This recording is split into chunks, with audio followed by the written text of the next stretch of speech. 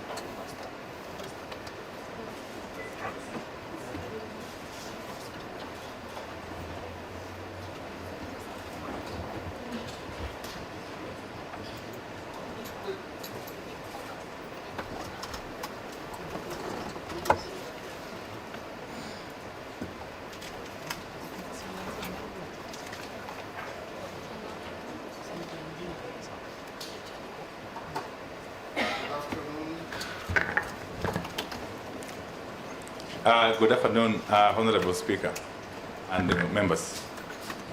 For the record, you are the Honorable James Opiyo Wandayi, EGH. Yes, Honorable Speaker. My name is James Opiyo Wandayi. You are welcome to this committee on appointments. We know you are still a member of the House. These are your colleagues. You are appearing here pursuant to your nomination for consideration for appointment as the Cabinet Secretary for Energy and Petroleum. This committee is going to conduct what in some jurisdictions they call confirmation hearings, what here is called vetting. We're going to engage you as a committee. We have already engaged one of your colleagues in the House, and members are advised not to be prejudiced by the fact that you are the colleague in the House, but to ask questions that add value to the process of your confirmation on your suitability to hold the office for which you have been nominated. For the record, I'm the chairman of this committee, the Speaker of the National Assembly. On my right is the Deputy Speaker, Gladys Bose. We have Jeremiah Ndombi, the Deputy Clerk, sitting in for the clerk, and I'll invite the members to introduce themselves. Naisula Lesuda, MP Samburu West. Kimani Shongo. Junet Mohammed. Nelson Koech. Kosing David. Yes. Turn to your right. Masemeri, Teso South. George Gitonga Mrugara Tharaka. Owen Baya Kilifi North. Robert Mbui Kadhiani. Stephen Mule Matungulu. Dido Raso Saku. Abdi Shurie. Mishi Mboko Likoni. Rehab Mukami Nyeri. Caleb Amisi Saboti. Engagement will be with you taking an oath before you answer any questions. We have the Holy Bible, the Holy Quran, and the Holy, is it called Gita? Yes, the Hindu Holy Book. Which Holy Book do you swear by? I will use the Bible. The Bible. Take it in your right hand and recite the oath. I, James Opiyo Wandayi, do swear that the evidence I shall give before this committee on the matter under its consideration shall be the truth, the whole truth, and nothing but the truth. So help me God. Thank you. You may sign on the oath.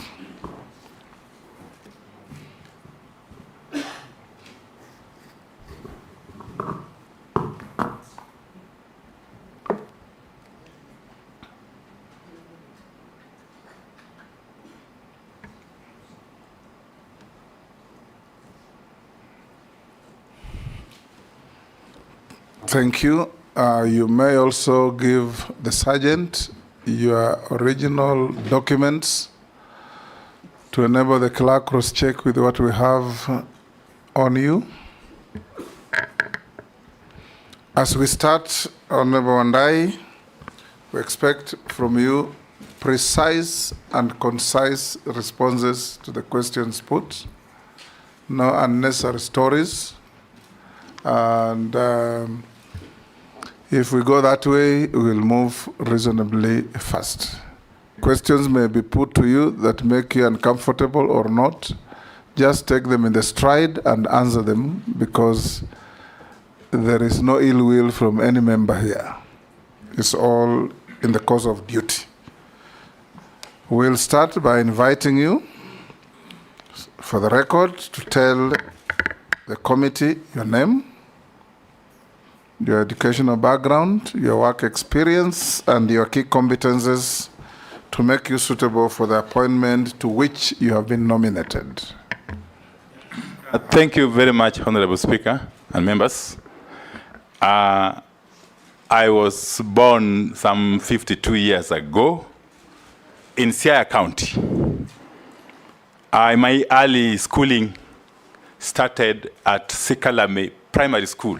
That's a rural school in Ugunja sub-county, which I joined in 1979 and went ahead to do my KCPE exams in 1986. Thereafter, I proceeded to Sawagongo High School in the present-day Gemiala sub-county for my O-levels. And I was there until the year 1990, when I did my KCSE,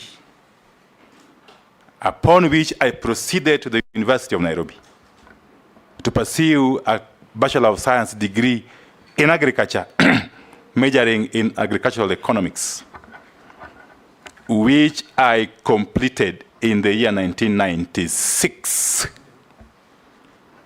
Later on, I undertook a diploma course in business management at the Kenya Institute of Management. Thereafter, I also did an MBA at Jomo Kenyatta University of Agriculture and Technology. I later on again enrolled for a Bachelor of Laws degree at Daystar University, which I completed last year, I think, yeah. Honorable Speaker, my professional background or job background, I basically worked in the private sector, in the corporate world, all the time before I joined Parliament. As a matter of fact, I joined the British American Tobacco Company in the year 1998 and worked for a whole 14 years before I resigned in early 2013 to join Parliament. During my stint at British American Tobacco, first I started as a fairly junior officer dealing with the extension services within the tobacco growing regions of Korea, Migori, Bungoma, Teso, Dhaka, finally Nairobi, and eventually Uganda. But I rose steadily through the ranks, Honorable Speaker, from an field extension officer to an area manager. Later on, I became the regional manager for Western Kenya, based in Malakisi, a place called Malakisi in Bungoma, between Bungoma and Teso, I think. It's in Bungoma, actually, yes. And specifically in Sirisia constituency. I stayed in Malakisi for 7 years as the regional manager for BAT, where I was basically undertaking the business work for the company in charge of managing the contract farming business. Later on, was promoted to handle the operations for the whole country, the leaf growing operations for the whole country, based in Thika from the year 2007 all the way to 2011.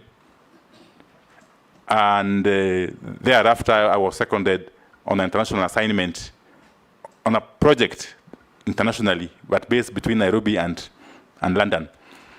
But finally, I went on international secondment in Kampala.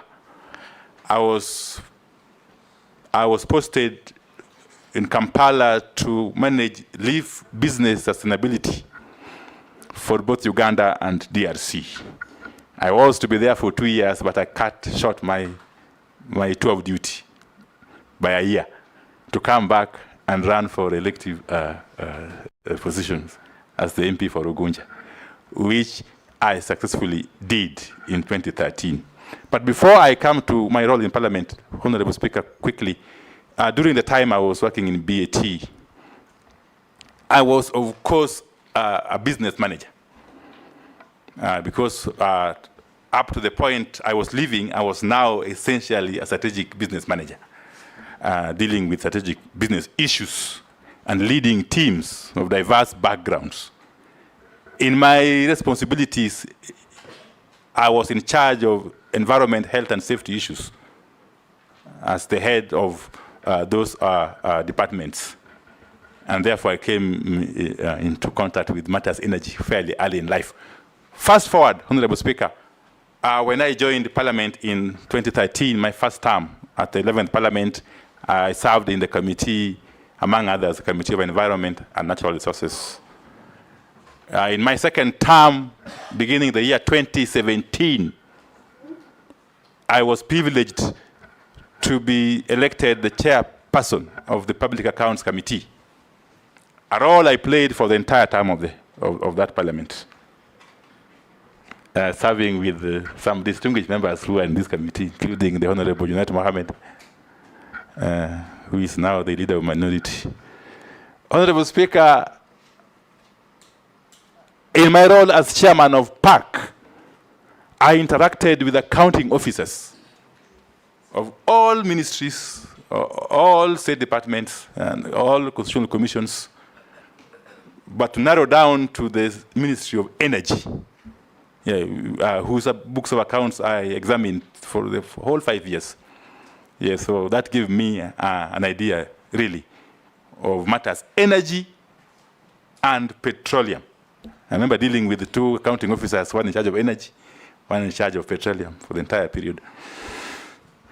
And fast forward again to my third term, the 13th Parliament. Again, when I came in, I was privileged to be elected the leader of minority, alongside my colleagues, Deputy Honorable Robert Mbui, the distinguished member for Kathiani, Honorable Junet Mohammed again, who was then my chief whip, among others.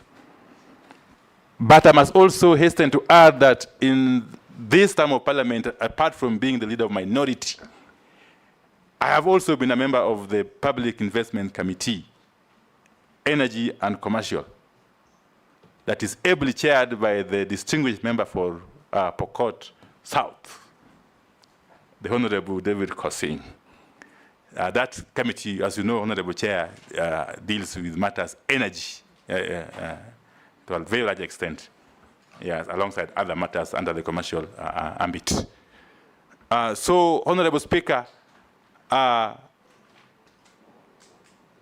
come before you confident, truly confident, that with the nomination by His Excellency, the President, for me to be the Cabinet Secretary for Energy and Petroleum, I come with the competencies, the necessary competencies that are required to handle the docket. Yes, I'm extremely confident that this docket I can be able to manage, given my background, both academic and professional, and ultimately, again, parliamentary. That will Thank do. you. Yeah. That will do. Nominee. For purposes of proceedings, all members will address you as nominee. No causing around. It's just a nominee. So nominee, I'll invite the Deputy Speaker to be the first to ask a question. Honorable Wandayi, my first question to you, my question is where you're coming from and where you're going. So where you're coming from, as leader of minority party in the National Assembly, it has been your duty to hold government to account. On many occasions, you opposed government proposals. What shift in ideology will allow you to satisfactorily serve as cabinet secretary in government, and how will you demonstrate your commitment to the bottom-up economic transformation agenda? My second question is about where you're going, something topical that Kenyans are asking. On the 14th of July, 2024, IPRA, the Energy and Petroleum Regulatory Authority, announced a marginal increase in fuel prices. However, once people made an analysis, it revealed a notable increase in the road maintenance levy from 8 shillings to 25 shillings per litre, despite the public rejected that increment. What are your thoughts about the surge in the road maintenance levy? Do you propose to address, how do you propose to address it? Should you be approved as Cabinet Secretary for Energy and Petroleum? Thank you. Honorable Speaker, first and foremost, when I was sitting in the House, indeed I still sit in the House before I eventually resign if you agreed to approve my nomination. Honorable Speaker, I was simply playing my role. And it must be understood clearly that under the Article 94, 95, and 96 of the Constitution, Parliament, regardless of which side you are sitting, has got a collective duty to oversight the executive, okay, to legislate and also to represent our electors. It only follows that I happen to have come from the party to which the president and his executive do not belong. And let me say this, Honorable Speaker, because there's a misnomer here. People tend to think that it follows, it goes without saying that the president and his team must come from the majority side. In America, for instance, you know very well, yeah, that despite President Joe Biden being a Democrat, the leader of majority in the House of Reps is a Republican. Okay? When you go to the Senate, it's the vice versa. But therefore, I was simply playing my role first and foremost as a member of Parliament under Article 95 of the Constitution. Okay? But above all, I was the leader of the minority, and therefore I was leading my troops in putting the government or the executive to check without any prejudice. Secondly, Honorable Speaker, there is no contradiction whatsoever in what I believed in then and what I believe in now. I simply believe that I've been called to perform a national duty. And as a patriotic Kenyan, I have responded positively to the call, Honorable Speaker. And therefore, I will be open to scrutiny. So, scrutiny. Honorable Wandayi, that's exactly what you wanted to hear, because the Kenyan public Yes. wanted to hear and have that assurance. Thank you very much. So I think you've explained it well. Thank you very much. It was not to put you on the defense. It was just for the country to understand the shift. Secondly, Go to the next question. the issue of fuel prices is a very emotive matter, extremely emotive. But I will come to it perhaps later. For now, let me just say this, that the road maintenance levy is one of the levies and taxes that constitute the ultimate pump price of fuel. Unfortunately, it doesn't fall within the remit of my ministry if I get approved. The road maintenance levy is a levy which is proposed by the Ministry of Transport and Roads. And it goes through the normal process of parliamentary approval, I believe. Thank you. Majority Leader. Thank you, Honorable Speaker. CS nominee, you have said that nothing changes in the things you believe in. And I want to believe if nothing changes, your publicly known stand on the fight against corruption will continue being so even when you join the ministry, if you are approved. And in view of that, you do know the problems that pervade the power sector, especially in regards to the cost of generation of power and what is offloaded to the Kenya Power and Lighting Company. That independent power producers in this country, over the years, since the early 60s and 70s, to date, continue to sell very expensive power to KPLC, while that power that we generate from Kengen, including the green power in Olkaria and Marsabit Twin Power, the solar farms in northern Kenya, are much cheaper. Will Kenyans, or can Kenyans trust you that when you take office, should you be approved, that you will literally do what they call biting the bullet and fight the power cartels in power generation and sale with the PPA agreements that are there, to make sure that Kenyans eventually can enjoy lower costs of power? Because there is power that is cheaper and it's there. But we are still on thermal energy. When we have cheaper geothermal energy, we have cheaper wind energy, we have cheaper solar energy. Can we get that assurance from you that you can bite the bullet, relook at many of those contracts, of course within the law, that were procured corruptly to the great detriment of the people of Kenya? You hold. We'll take another one. Janet. Thank you, Mr. Speaker. Mr. Speaker, I want to put to the nominee that, Mr. Speaker, the nominee is somebody known to me very well, having been his whip for now 2-3 years in Parliament.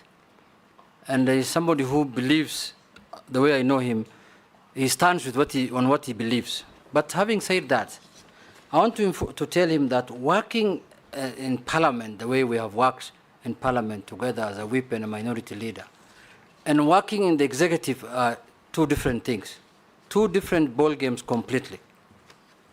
Having said that, I want to ask him that there are issues that are of energy in nature that require immediate attention.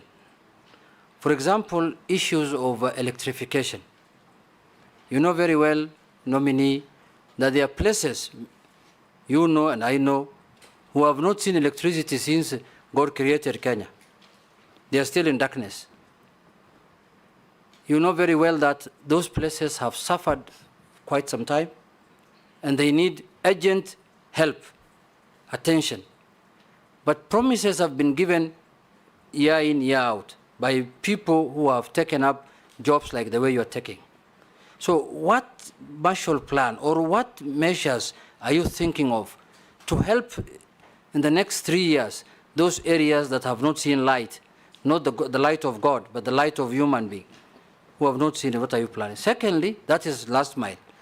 My final question is, this country, the way it is now, and your predecessor, the nominee that was holding your docket, has come here to be vetted on for another docket. He has said that the networks and the systems of the electricity has gone down because of non-repair or something like that for many years. So it requires a lot of money to be upgraded. And I asked him about these shutdowns that happen in the country that affect airports, that affect even hospitals sometimes. I am praying that it does not happen when you are the minister, if you are approved. But what are you thinking? What are you planning to do about that matter? Because Kenyans are sick and tired of missing electricity without any notice. Thank you very much. You can answer those. Yes, Honorable Speaker. Let me start with the Honorable Majority Leader's question about corruption within the energy sector and whether I am prepared to deal with it. Honorable Speaker, my stand on corruption also remains unchanged. I may not be an angel, but I can tell you, Honorable Speaker, throughout my life, yes, I have fought very, very seriously against corruption in all its manifestations. Honorable Speaker, there are two problems with the matter of the IPPs from where I sit.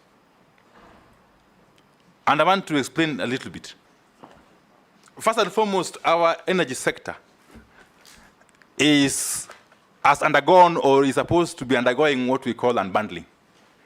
Unlike many other jurisdictions which have got a vertical integration kind of structure, our sector has been unbundled, and therefore we have got agencies or entities that do the drilling of the wells if it comes to geothermal. There are entities that do the generation of power itself, entities that transmit, ultimately entities that distribute to the consumers. Honorable Speaker, we have these IPPs largely at the generation level, where they compete with state entities such as KenGen and to some extent even GDC. And I'll come to that later again. Honorable Speaker, when it comes to the point of generation, I have noticed a problem that I will have to tackle head on.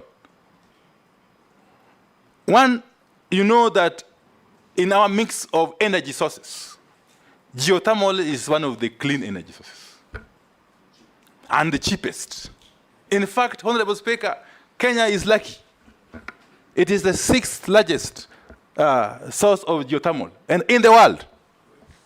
In the world, Honorable Speaker. We are lucky because if you had a look at a satellite image or picture of the Earth, we fall within what you call the ring of fire.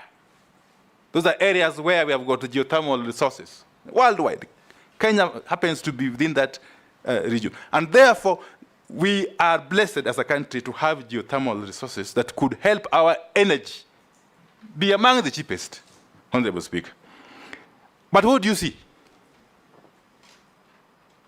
GDC, which is supposed to do what we call de-risking, yes, because not every private player can do the drilling of the wells. So GDC is supported by taxpayers' money to do the drilling and therefore allow the sites to be commercially utilized by other players, including KenGen. But now you find that GDC has dug the wells. They have identified, they have got the sites which are ready for development commercially. And you find that licenses for a number of those sites have been given to private entities, these so-called IPPs, a number of whom are not utilizing the sites. They have kept them for purposes of speculation.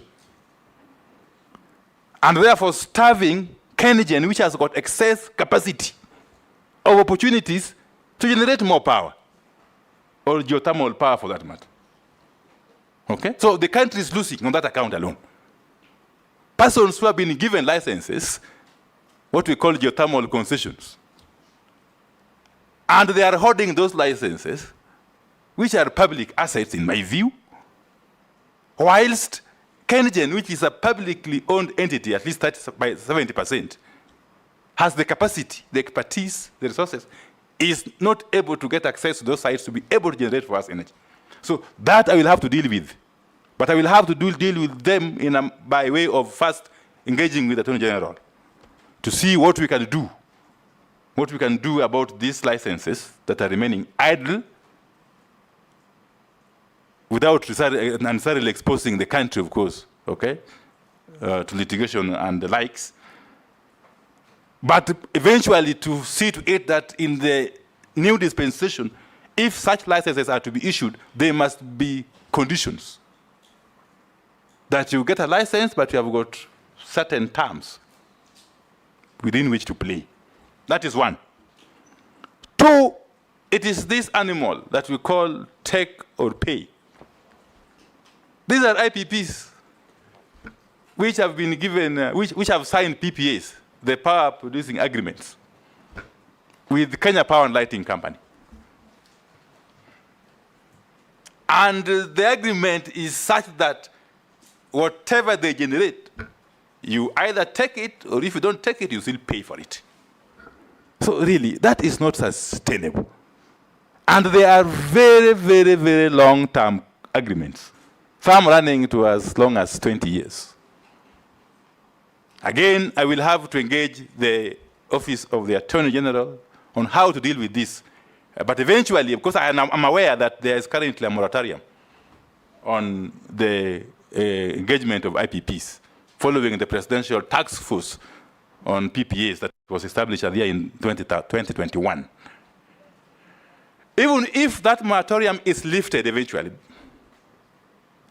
we shall have to ensure that whatever PPAs we get into do not put us in that or in such a situation.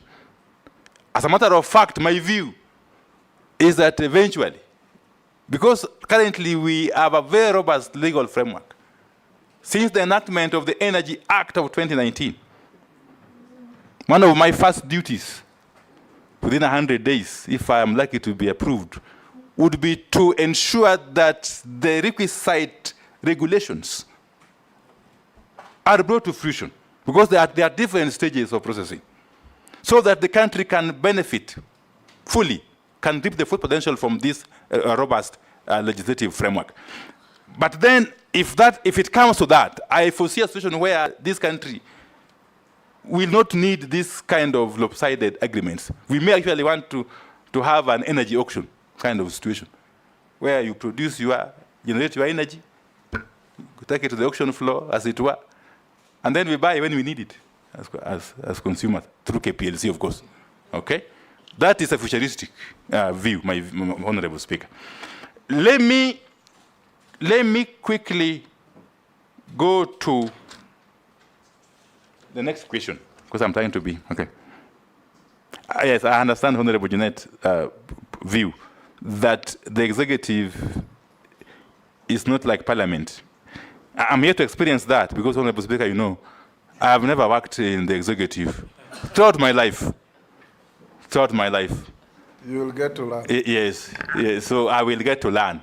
And I'm a first learner, I believe, Honorable Speaker. So I don't have any qualms that I will be able to fit in fairly well. Honorable Speaker, the immediate issues, which are of concern to nearly all members of the National Assembly, I being one of them, at least for now. The issue of rural electrification, the issue of last mile. Honorable Speaker, I said from the outset that our energy sector is supposed to have been unbundled. But I must add that that unbundling is not yet complete. Why do I say so? You still find Kenya Power and Lighting Company competing with REREC in last mile connections. Honorable Speaker, Kenya Power and Lighting Company is a publicly listed company. It's supposed to be running commercially. It's supposed to be profit motivated, if you ask me. And therefore, it cannot be able to do what NEREC was envisaged to do. That is to extend power. Nominee. Yes. I want to guide you. Yes. You have been nominated to be the CS Energy and Petroleum. Instead of pontificating on what they are, tell us, if you are confirmed, what do you want to do with them? That will be your vision, and that will be your message to the country. Because when you engage in a complaining type of narrative, it doesn't give hope to the country. Let me endeavor to give hope now to the country. Honorable Speaker, therefore Mr. Speaker, Mr. Yes. Speaker, the nominee is trying to shed off the opposition leadership slowly. So he said doing what the energy called load shedding. He's shedding. He said he's a very fast learner. So now he's learned already. Thank you for the guidance, Honorable Speaker. Let me say this. Even those parastatals you're talking about, they're going to be under your watch. Okay, so let me say tell this. us what you want them to be. As a policy direction, yes. I would endeavor, first and foremost, to separate or to reduce the overlap, okay, in the functions of KPLC and REREC, okay? And to empower REREC fully to be able to undertake the mandate of last mile connections, okay? So that KPLC can concentrate, can focus on this commercial function, business. Is that better, Honorable Speaker? You are trying. Okay. Yes. Finally, Honorable Speaker, on Honorable Jeanette's question, it is indeed true that we have got fairly dilapidated infrastructure, especially for transmission. Again, you must also understand that these are legacy problems. Before the coming into being of KETRACO, it was the sole duty of or mandate of KPLC to do the whole business from generation to distribution. Some of this infrastructure was inherited, and some improvements have been done, but there's still room for further improvement, especially if we have to take electricity, optimally to those who need it. Honorable Speaker, we have situations where we are not able to evacuate power from the generators, okay, to the end user because of lack of transmission capacity. That's something I'll be working closely with the agencies in my docket to be able to fast track the modernization of the infrastructure. And especially when it comes to the last mile connectivity, we are going to work closely with REREC together with KPLC again, by way of engaging with the development partners to be able to finance this process. I'm aware, Honorable Speaker, before I conclude, that there was a proposal in the now defunct Finance Act 2024 for some money for each constituency. But as a matter of fact, 50 million shillings. In the budget, yes. In the budget, yes. Now that has been removed in the wake of the withdrawal of the Finance Bill 2024. But let me assure my colleague members and the public generally that even with that, all is not lost. We are going to work very systematically with the REREC and KPLC to engage the development partners to help us finance this function. Indeed, even as we speak, there is a project going on which is being funded by the World Bank, okay, in terms of extending powers to those areas where the national grid has not reached, what we call the off-grids. And they have been very helpful, Honorable Speaker. I must commend the management of both KPLC and REREC, because as we speak, there are islands on Lake Victoria which previously had no power. And since the national grid cannot be extended to those areas economically, they have resorted to the off-grid power production, which is really helping those areas. We want to extend this to other areas, especially the far-flung areas of northeastern, okay? Yes, to use solar power to be able to light up those areas. Thank you. Yes. Naisula? To the nominee, there has been talk about breaking Kenya Power's monopoly. I want to hear your view. This is a conversation that Kenyans have had for a very long time. Shouldn't Kenya have a choice, depending on your, the costs, the operational efficiency, and all that, whether people should be able to have a choice? The second question is that the Auditor General revealed issues related to meters, specifically the absence of check meters, malfunctioning check meters, and inconsistencies between check meters and the main meters. And that is why people get a different bill. It doesn't match. And so I wanted to ask, these are the cartels we have discussed for the last 2 days, people, you know, who don't want this country to move forward. And how do you intend to deal with these electricity cartels and address this irregularity in the metering? Yes, Nelson, we'll take a bundle before you unbundle. Honorable Wandayi, you are heavily opposed to the G2G deal. Now, if this House approves you, you are literally going to oversight the same G2G arrangement because it's still on progress. Has your position shifted, or will your position shift if this committee approves you? Posing, take the third one as well. Yeah, thank you, Speaker. Honorable Wandayi, it's a big problem in the entire Western Kenya in terms of clean power, blackouts. The entire northern Kenya, I mean Western Kenya, that is from Nyanza, South Rift and North Rift. Should you get the favor of the House, how will you tackle that very fundamental issue that is almost historic? Number two, Honorable Wandayi, where is tallow oil in Turkana? Go and find out where that animal is. Should have actually produced oil in Kenya. Should be oil producing country. But disappeared. There's a lot of money that has been sunk and nothing is going on. Where is tallow oil? Thank you, Speaker. Okay, let me endeavor to answer these three. Very short, we can take the next Ikaria. Wow, a mouthful. Those are 4, and they're all very short. You should answer them with brevity the same way they are asked. Thank you, Speaker.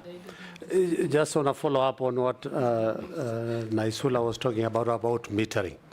This is just maybe having been in the energy sector for a while, maybe you need to consider REREC going to the point of even metering a customer, because what happens is that REREC is given the option to take that drop of a wire to a customer, but now they leave the metering to KKPLC, who never take it, and we have over like 3 years. You take 3 years before you're metered. I think it is important for you to look at the metering being done by REREC, and then REREC can be able to inform KPLC for purposes of them now starting to do the charging.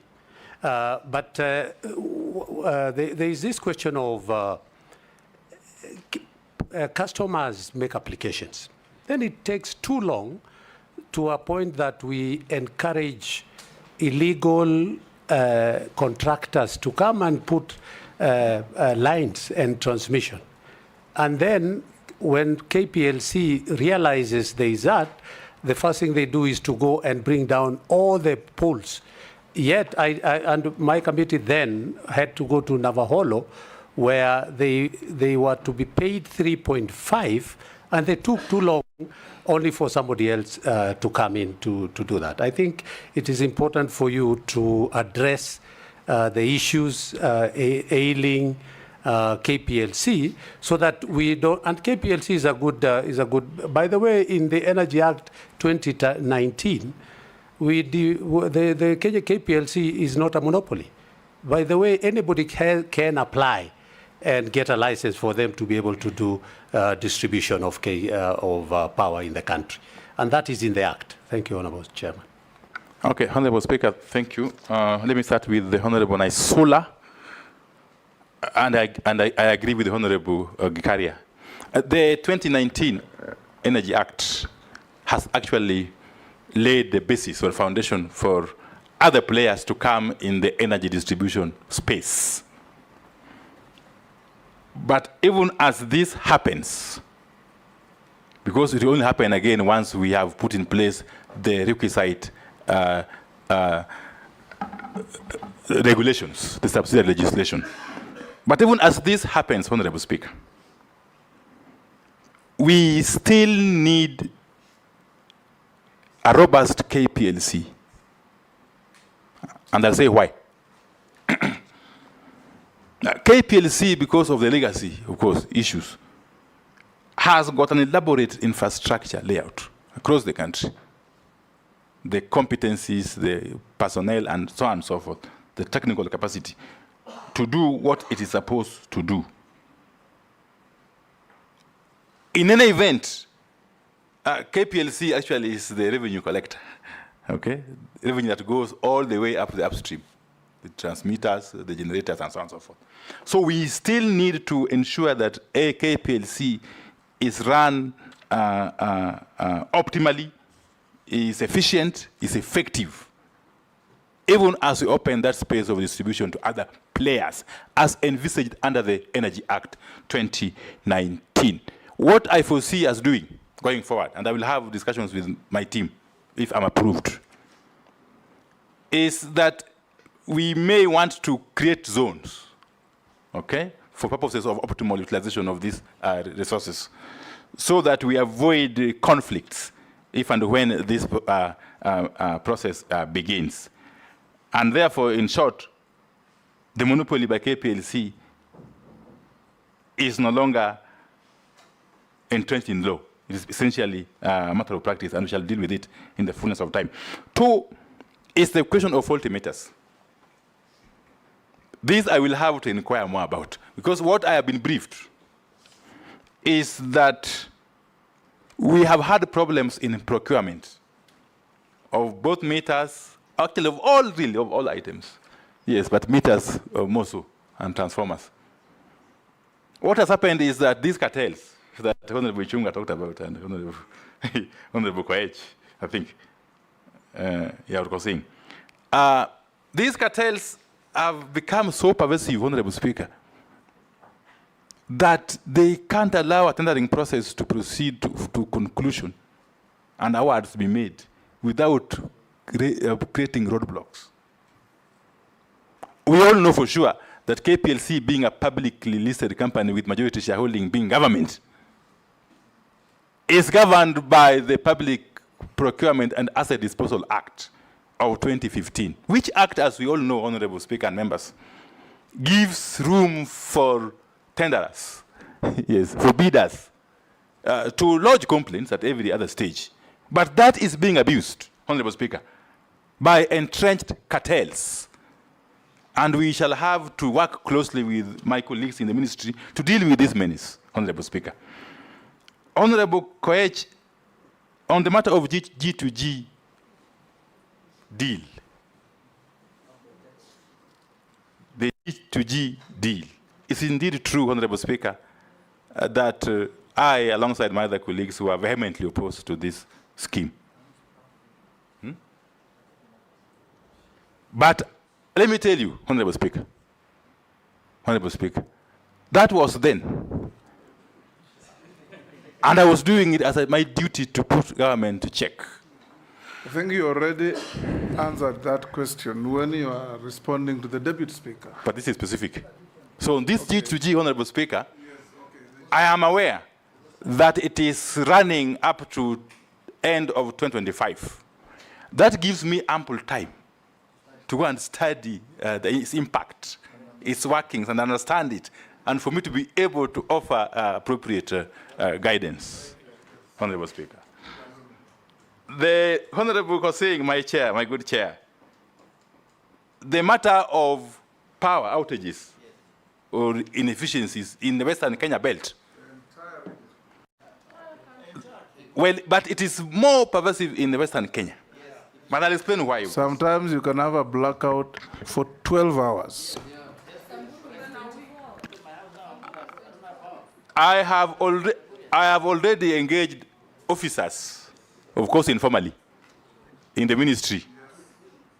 And if I am approved, if I'm eventually appointed as CS Energy, I am going to fast track the development of transmission lines, okay, with the requisite capacity to evacuate power and take to the consumers, not only in Western Kenya, but across the country.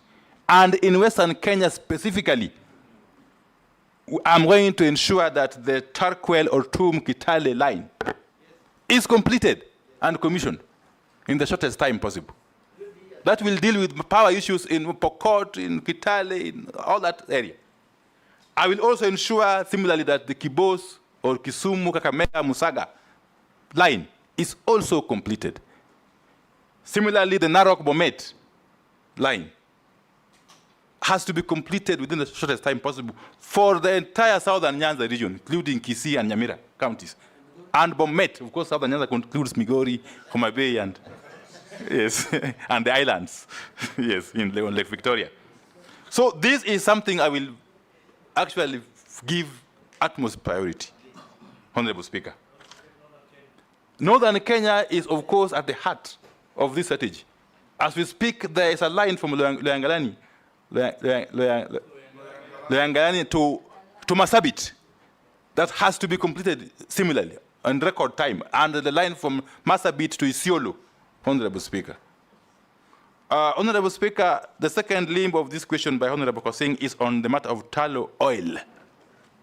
Honorable Speaker, this project is not dead.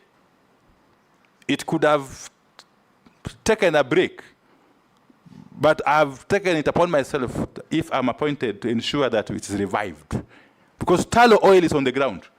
What it lacks is the requisite financial capacity to be able to commercially develop the oil reserves in the lower Lokichar, in the South Lokichar basin, Honorable Speaker.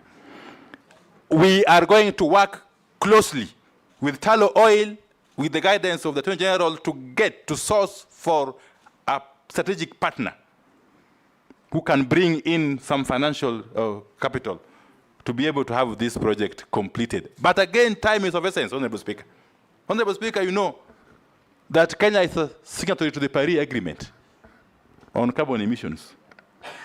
Kenya is a signatory to the Paris Agreement on carbon emissions. And if you recall, the outcome of the conference, the UN conference on climate change, COP27, in Egypt in 2022, if we don't move with speed and extract this oil in Turkana, we may be time-barred because we will face serious restrictions, including even restrictions from potential financiers, because the world is moving steadily from fossil fuels to clean energy, Honorable Speaker.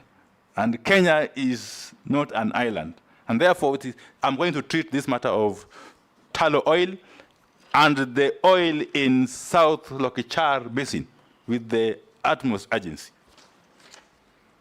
Honorable Gikaria, my good friend, member for Nakuru East, I agree with him totally. Nothing stops CREREC from putting in place meters. They can actually do the last mile up to the point of metering. Okay? And then a framework is established for handover to KPLC for purposes of billing, Honorable Speaker. This will create synergy and enhance efficiency and contribute to customer satisfaction, Honorable Speaker. Again, the matter of applications taking too long, I have discussed. And I've been made aware of the bottlenecks that the utility companies have been facing. This, again, we shall work on. The question of illegal connections is not necessarily a matter of delayed in processing applications. The matter of illegal connections will still be there even if the applications are processed on time. And we have to deal with it separately or differently. And my proposal, and it's a crime, you know that. It's a crime, of course. Yes. It is a crime, but we must also live with the reality that some of these areas where this practice is rampant are not easy to access, even by the officers of Kenya Power and Lighting. Yes. Yes. So we are going to work on a proposal, of course, together with Parliament and the Attorney General, to pursue an option of bulk metering. Okay? In those kind of situations, the Kenya Power and Lighting can be empowered to identify one entity or one person who will then be billed, and then he distributes the power to the rest of the law already consumers. allows them to do that. Why don't they? Yes, that's why I said from the outset, Honorable Speaker, that I will... Anyway, you are not the minister, so I will need to address it when you... fast track the issue of the regulations, yeah. We'll go to the next batch. We'll start with Robert. Thank you, Mr. Speaker. To the nominee, you know, when Jubilee came into power in 2013, they marketed the last mile connectivity very, very well. In fact, citizens were of the opinion that they would all be connected within like a month or so. And so that has brought a lot of pressure on members of parliament, because whenever people are not connected, they have this belief that the member of parliament is seeking to only power some areas in their constituencies and not others. I would like you to, from your opinion, you know, having of course studied the situation, to tell us what will you do to ensure that this pressure is taken out of members of parliament, because members, you know, the public thinks it's our issue. Now, the other issue is an issue of public confidence, Honorable Wandayi, in that office, and considering that you have been also with us in the minority, you know, and I'm saying this because you know what Kenyans out there have said, and it will be important for you to address them from this point. What can you tell those Kenyans that believe that you took advantage of the young Kenyan demonstrators, some of whom died while they were demonstrating, so that you could negotiate your way into government?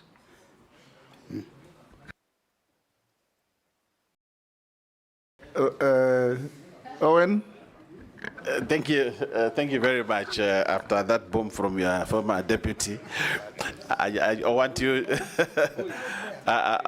from your former deputy, I just want you to focus on cost of power, Honorable Wandayi. Order, Bossing? Yeah? It has expired. I would like to get full attention. Honorable Wandayi, the cost of power in this country is such that it is over the roof.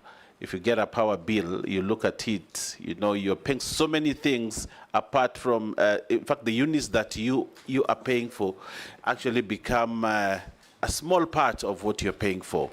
For this country to rise or fall in terms of manufacturing, in terms of production, the cost of living and the prices of items, it all falls and all rises on the sword of power cost, for which, in your statements, you have said this country, in Parliament, many times in Parliament, you've said that the cost of living in this country is very, very high.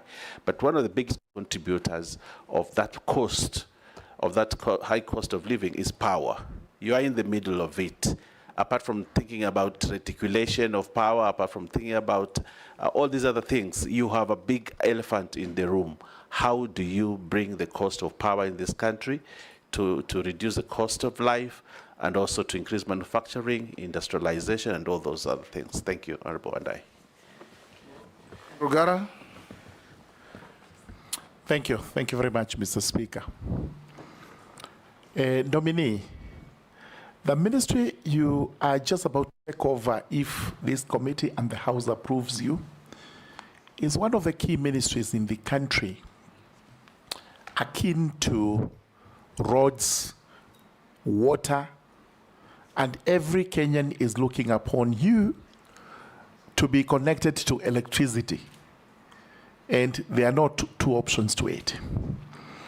Even before I ask you the question, it's good to know that there are historical injustices in terms of power supply in the country, such that, take the case of the year 2017, the Raka constituency was at 9.5% connectivity to the national grid. At the same time, Gatundu South constituency was at 100%. These are all equal Kenyans. There really should not be that disparity. Number two, we have schools. Schools where electricity is just but mandatory. Yet, those areas are not connected to the national grid, and the children are supposed to compete competitively in national exams, which are standard. My question to you is, would you be subscribing to a form of affirmative action in terms of electricity supply to constituencies which have lagged behind? And it's just not Tharaka. You go to Mwingi North, you go to Mbalambala, which is also my neighbor, Bere North, Bere South. These actually have been discriminated against. And therefore, would you be prepared to take affirmative action in respect of those constituencies? Thank you, Mr. Speaker. To Honorable Opiyo Wandayi, the nominee. My colleagues have talked about electricity, you have talked about the transformers. Do you see we need to move away from oil-based transformers, because every other day you will hear people removing the oil from the transformers, and we have got transformers which do not work sometimes, or we have got a shortage of transformers. So do you see, will you do research? Because I've done, if you go to the Western world, you do not see any transformer, and I know you've been there. So you do not see transformers there.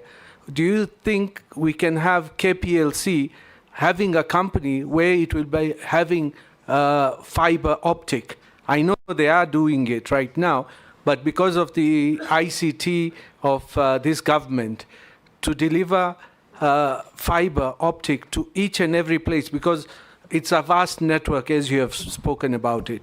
The last one is about the Kenya Pipeline Refinery. Your predecessor, if you are confirmed, who was here, Davis Chirchir, he said they were looking at it once the oil, which Honorable Posing has talked about, the Tolo oil and all that, once it's done. But I believe if that refinery was there, we could even get cheaper fuel and refine it the way it used to be. So do you think it is possible under your watch if you are confirmed? Thank you. Okay, thank you very much, Honorables. You can answer those. Honorable Speaker. Yes, indeed it is true. That is, with respect to Honorable Mbui's question, that members of parliament are facing serious pressure from the public on the matter of last mile connectivity in the respective constituencies. Because again, it has been taken for granted that this is the work of the MPs, okay? Which they have been doing, of course, very diligently in collaboration with the REREC. Honorable Speaker, what we need to do, in my view, is to properly resource REREC. Properly resource REREC as we work on the efficiencies for this rural electrification to be fast-tracked. As we speak, the data I have is that we are at about 76% penetration. That, of course, is theoretical. Because, you know, in some areas, it's as low as 10%, while in others, it is over 100%. Yes. So I'm very much alive to that fact. In fact, we need also to bring on board the counties, county governments. Honorable Speaker, under Schedule 4 of the Constitution, the counties have a role also in energy, more so in street lights. Okay? What has happened in the past is that REREC has been able to build street lights, which street lights go off soon after they are commissioned for lack of payment of bills and maintenance, which they presume is the mandate of the counties, Honorable Speaker. So my view, this state of affairs is not tenable. We must make a decision, and I'll be coming back to Parliament.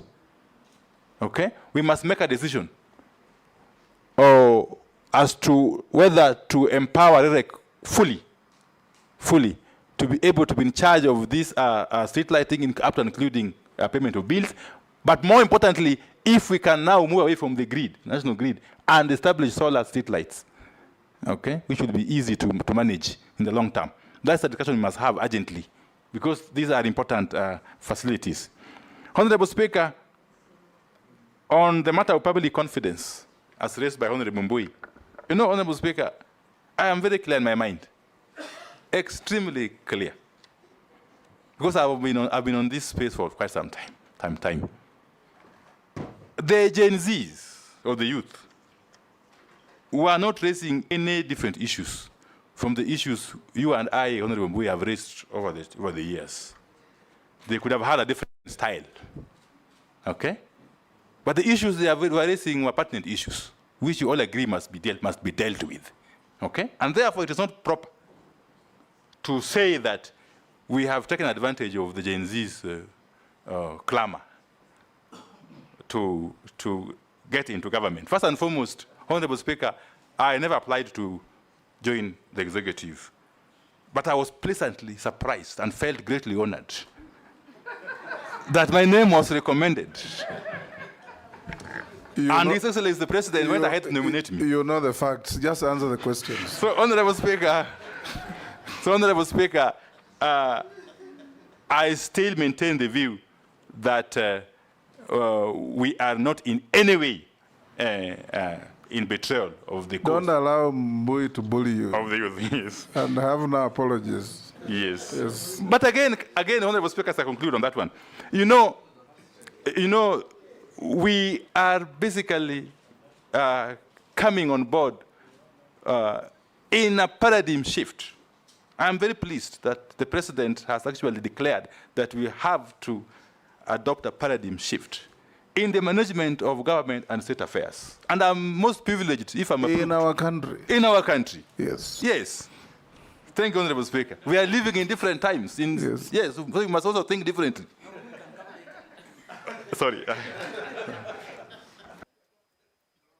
Honorable Speaker, Honorable Baya, you are right.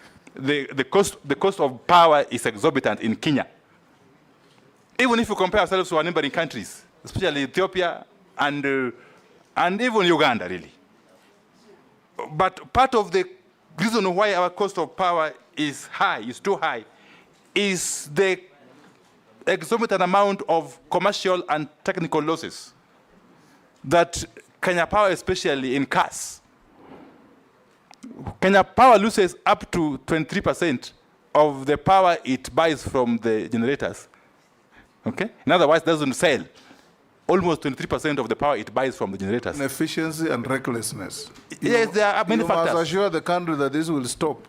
This is going to be managed. I can't say it will stop, Honorable Speaker, because in any scientific process, there can be losses. But they have to be reasonable losses, Honorable Speaker. Yes. So we are going to work closely with the KPLC, and I'm happy, Honorable Speaker, by the work the KPLC management is doing currently. As a matter of fact, I'm privy to the information that they have done some turnaround. I'm not allowed by the rules of the CMA to get into details. But they have done some turnaround, and they may post some good figures in the coming... Don't be prejudiced by briefs you have received. You'll get there and learn.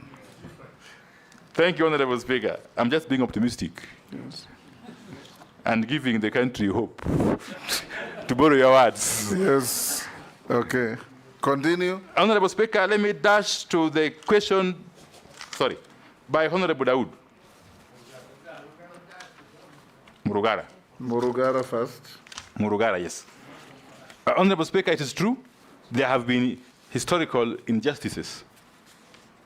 Okay?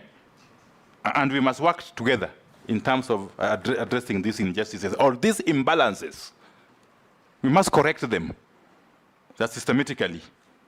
But I must also throw a challenge to my colleagues in the National Assembly, because I'm aware that this lopsided allocation of resources, especially on energy and electricity, is also coming from us in Parliament at the budget time. The agencies, the ministries, are receiving printed estimates with figures which they cannot change, they can't touch, which figures are scary, Honorable Speaker. You find one constituency being allocated upwards of 400 million Kenya shillings while another one is getting a paltry 10 million Kenya shillings in the same financial year. So we must also actually do some introspection as a house to help us in the ministry, if and when I am approved, to deal with this issue. You know, once you bring printed estimates, the ministry, the agencies have got no leg room. They have no room to maneuver. Okay? So these imbalances, these injustices may continue as we watch, Honorable Speaker. There is also the issue of solars for schools. There is currently a very robust project being undertaken by REREC, the solar for schools. We want to follow through this project to ensure that at least every school in this country is able to benefit. Point of order. No. Point of order. George? Point of order. Solar has been tried from time immemorial. It works only for 1 month, 2 months, it just dies. And those schools will remain in the books of KPLC or whoever that they are connected through solar when actually it is not working. So it doesn't make sense whatsoever for Kenya Power or for RELEC to introduce or to go back to that solar business. Let us get connection to the national grid so that we also assured of constant electricity supply. Point of order, Chairman, on the same. Yes. And you know, this was done mostly from the regions I come from. It is so that if you do electricity, the households around the school also are connected to power. But now if you give us solars, you're just giving to the schools, they're vandalized, they're not working, and you continue to marginalize us on issues to do with electricity. We don't want the solars. Point of order, Speaker. Point of order. And it is vendor-driven, the solars. Yeah, point of order, Chair. I just want to urge my colleagues that, you know, the nominee is actually a nominee.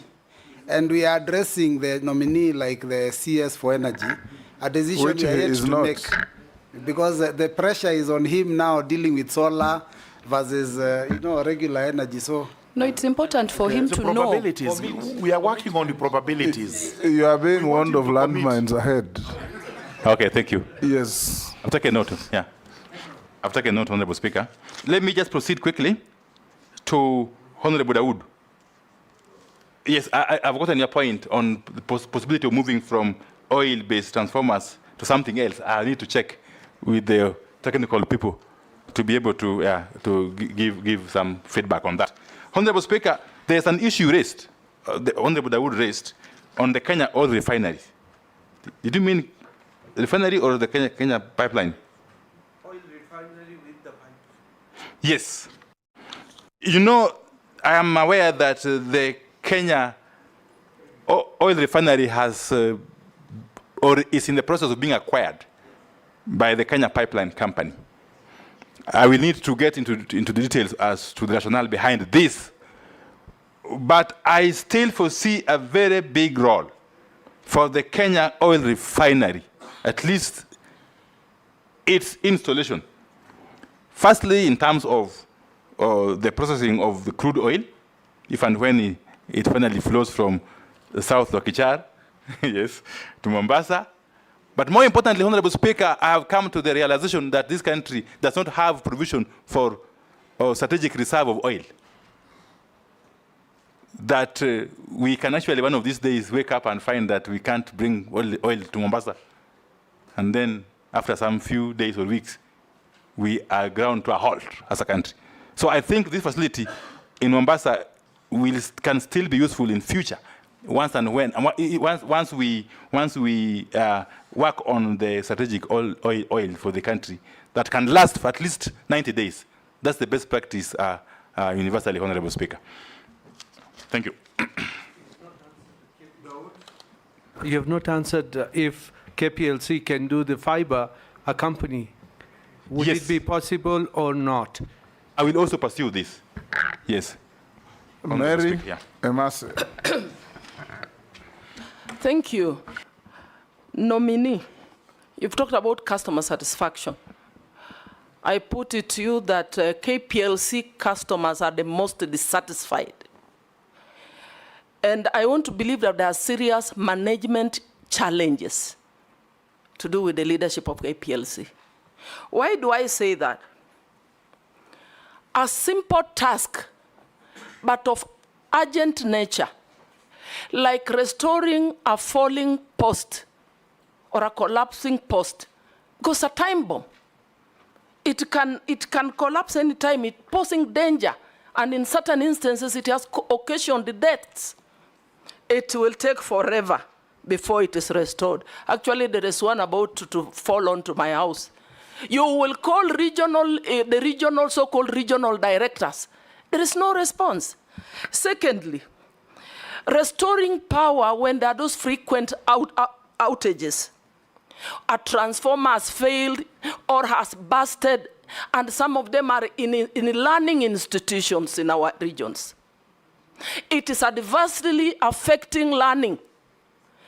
In my constituency, some of them have taken more than 6 months, and it's not only in my constituency, it cuts across the country.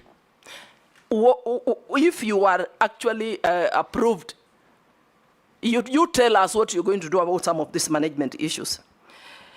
Meter acquisition, you have applied for meters. And I'm told even these meters are already being adulterated by the cartels in the industry. You will wait forever. Kenyans have to bribe to get meters. Now, knowing the Wandayi that we know, I want to believe you're going to fight corruption in the energy sector. Sometimes, villagers have had to come together there's a chama for power, so that they put money together to procure an independent electrician to restore power. This is the Kenya we are living in, Honorable Wandayi. And finally, you've talked about making sure that all the power lines, the projects that are incomplete or ongoing, that you will make sure they are completed in the shortest time possible. And I'm asking myself, Honorable Wandayi, where are you going to get the money from? Because after rationalization of the budget and the collapse of the finance bill, which you strongly objected to, reject the bill, can you tell us where you're going to get resources to finance all those projects? Because I want to believe the reason they are incomplete is because of funding. Thank you. Thank you, Honorable Speaker. Nominee, there are some key transmission lines that are yet to be constructed. And with the shrinking revenue and reduced headroom to borrow, what are you going to do to ensure that they are done, since the country needs them? Honorable Mishimbo. Yeah, thank you, Honorable Chairman. Honorable Chairman, my first question is on environmental concerns. And I'm talking about the proposed Lamu coal power plant. I know there have been some opposition from environmental groups concerned about the impact on the local ecosystem. So my question is, how will you balance energy needs with environmental protection? My second question, it is on the issue of the project dubbed the Lake Turkana Wind Power Project. I know you are once the chair of PAC, and I was also in the committee of PIC, and this matter kept on coming and coming each and every time. This project was at a tune of 70 billion, and so many billions had been already utilized. So I just want to ask you, do you see that the taxpayers' money had some value to where we are right now in regards to that Lake Turkana wind? I know you are not yet the Minister for that energy. Maybe you are going to be approved. I want you to check on this, because a lot of money have really been utilized, and yet we don't see any tangible results from that. My last question, it is in reference on what happened in Embakasi on the 2nd of February, where there was the explosion, and so many Kenyans were killed and some were injured. Again, there was an explosion by the petroleum tanker in Sashangwani about 11 years back, the other one at Molo. So my concern is, what safe standard measures are you going to put in place to ensure that we save Kenyans from such fatal accidents and any other times? I thank you, Honorable Chairman. Sharia. Thank you, Honorable Speaker. Mheshimiwa Wandayi, And as my colleague Murugada said, Balambala is connected to the national grid. And when we have power outages, you can imagine in my constituency, just to repair some lines took 7 months, and the people of Balambala were in the dark for 7 months. I appreciate KPLC. I've been trying to call them to fix, which finally they said they will this week. Kindly, can you, if approved, could you look into the turnaround or how fast they can attend to faults within the line? Because you can imagine a whole constituency which produces almost 54 megawatts and adds it to the national grid through solar, being in the dark for 7 months. How will I explain that to my constituents? So kindly look into that. I thank you, Honorable Speaker. It doesn't require kindness, it requires responsibility. You know, he was my leader, so sometimes I have to treat him with the same respect that I did when he was my leader. It requires responsibility. Nominee, can you answer those? Okay, I'll try to be brief. And again, Honorable Mase is spot on. Yeah, the matter of customer satisfaction is known to all of us in terms of services by KPLC. What I think, without really going into details, because I'm here to assume the office, Honorable Speaker, what I think KPLC requires, and it's a giant company, actually employing over 10,000 people. What I think KPLC requires is an urgent, what we call business process reengineering, to look at the totality, okay, of the architecture of the management of KPLC processes and functions. Honorable Speaker. 2 is the question of transmission lines that are yet to be completed. Honorable Speaker, some of the lines, actually nearly all of the lines that I mentioned earlier on, that I will try to fast track their completion, have got funding. Okay? They have got funding as we speak. And most of the funding coming from development partners. So my work will be to work closely with the agencies responsible to have these projects completed within the timelines that are stipulated. The Honorable Mukami, again, is basically speaks to the question that has been raised by Honorable Masi. Yes. And I will work closely with you if I get the honor of being approved, yeah, to see to it that this is done, the matter of completion of these transmission lines. Honorable Mishi, yes. The question of carbon emissions is very serious.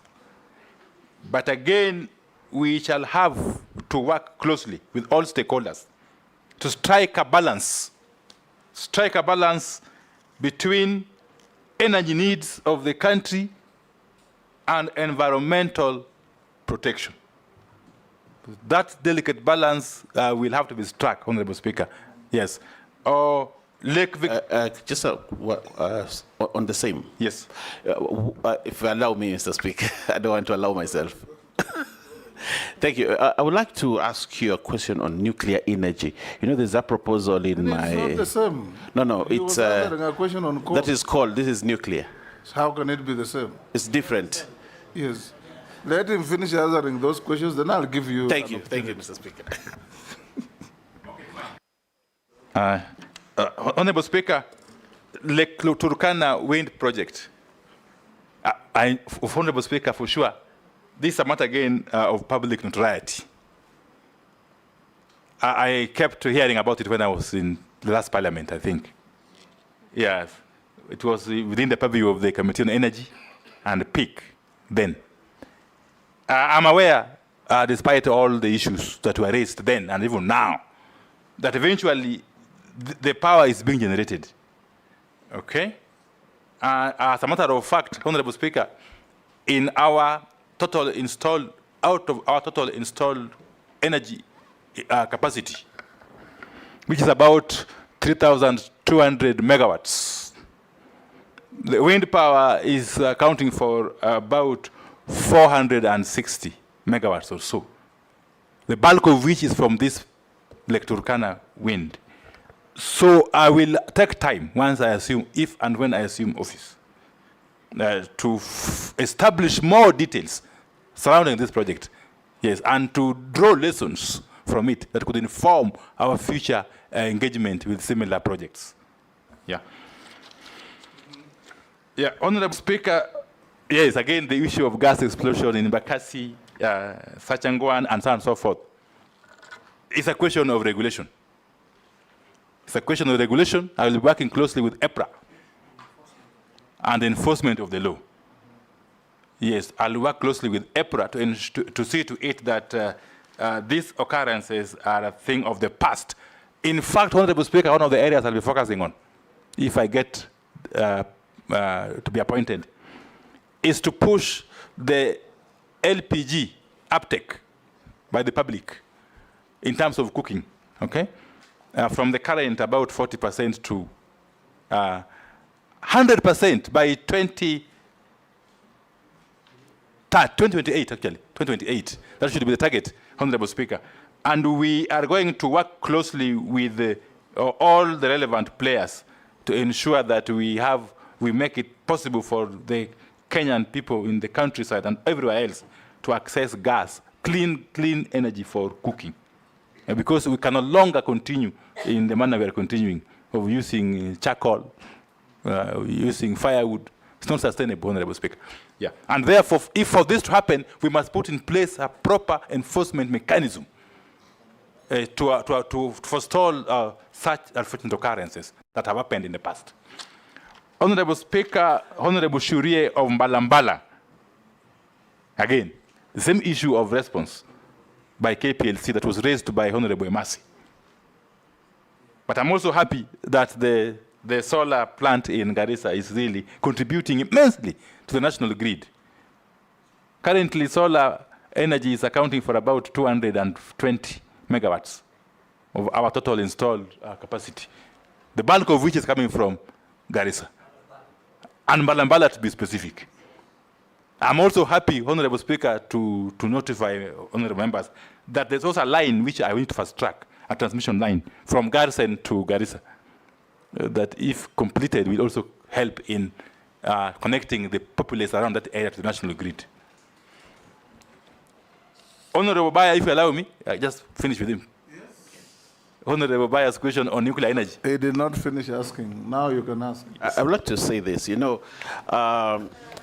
yes, we must generate electricity through other means, including safe energy like nuclear. There is a proposal to set up a nuclear plant in a place called Uyombo in Kilifi North constituency. And this has elicited a lot of reactions. It's not just about environment, it's just about human beings and preparedness of this country in venturing into nuclear energy and nuclear waste and all that whole realm about nuclear. But the people of Uyombo have said no, they have refused.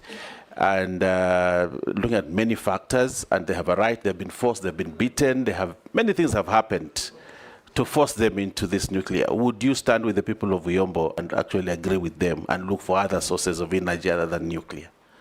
Honorable Speaker, let me just take some 2 minutes to explain something. First and foremost, Kenya is a member state of the International Atomic Energy Agency that regulates matters nuclear across the world. And Kenya has adopted the International Atomic Agency's milestone approach in terms of establishing a nuclear energy plant. In this approach, there are phases that we have to go through. I am informed that the first phase, which involves public participation, among other things, has been undertaken. But more importantly, Honorable Speaker, we have even gone further and identified a site, an alternative site, as is required under the framework of the IEA. And the site, Honorable Speaker, is in Kwale County. The alternate site is in Kilifi County. The alternate site is in Kwale County, Honorable Speaker. What I want to assure honorable members, even though I haven't assumed the office, is that once I assume the office, if I do so, I will revisit the matter. Not as a way of stopping it, but as a way of encouraging more holistic involvement of all stakeholders as we move forward. Because this country, Honorable Speaker, my view, that is my personal view now, needs nuclear energy. It is not only clean, but very cheap. Correct. It will only rival geothermal energy in terms of contributing to our base load. Honorable Speaker. Thank you. Russell. Thank you very much, Honorable Speaker. Honorable Wandayi, I think for your information, Lake Turkana Wind Power evacuates 360 megawatts to the national grid. But Marsabit, the main town in the area, is on power, on diesel generators.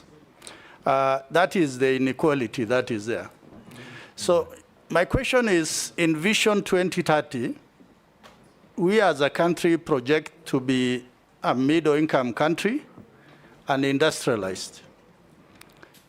But that cannot happen without having power, because 3.3, gigawatts is not enough power to seriously run industries.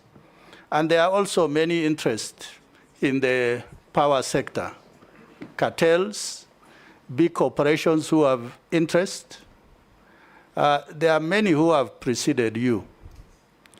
I really want to hear from you, what is it different that you are likely to do? Honorable Mbuya said something, Juneta said something, and you come from some other corner. Maybe you bring a new type of thinking to all this. Maybe you will share with us. Thank you, Honorable Speaker. Thank you very much, Speaker.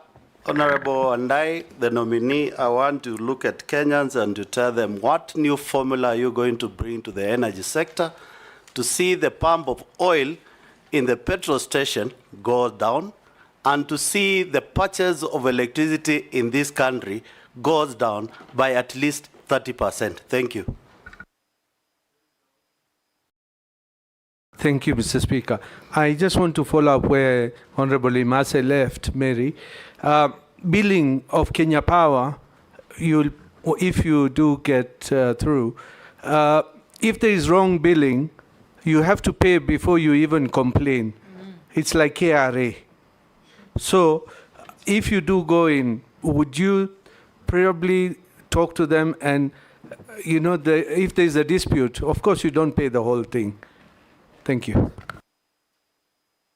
Honorable Speaker, beginning with the Honorable Russell's question, yes, it's indeed true that the Turkana power, wind power, the energy from it is not going to Marsabit.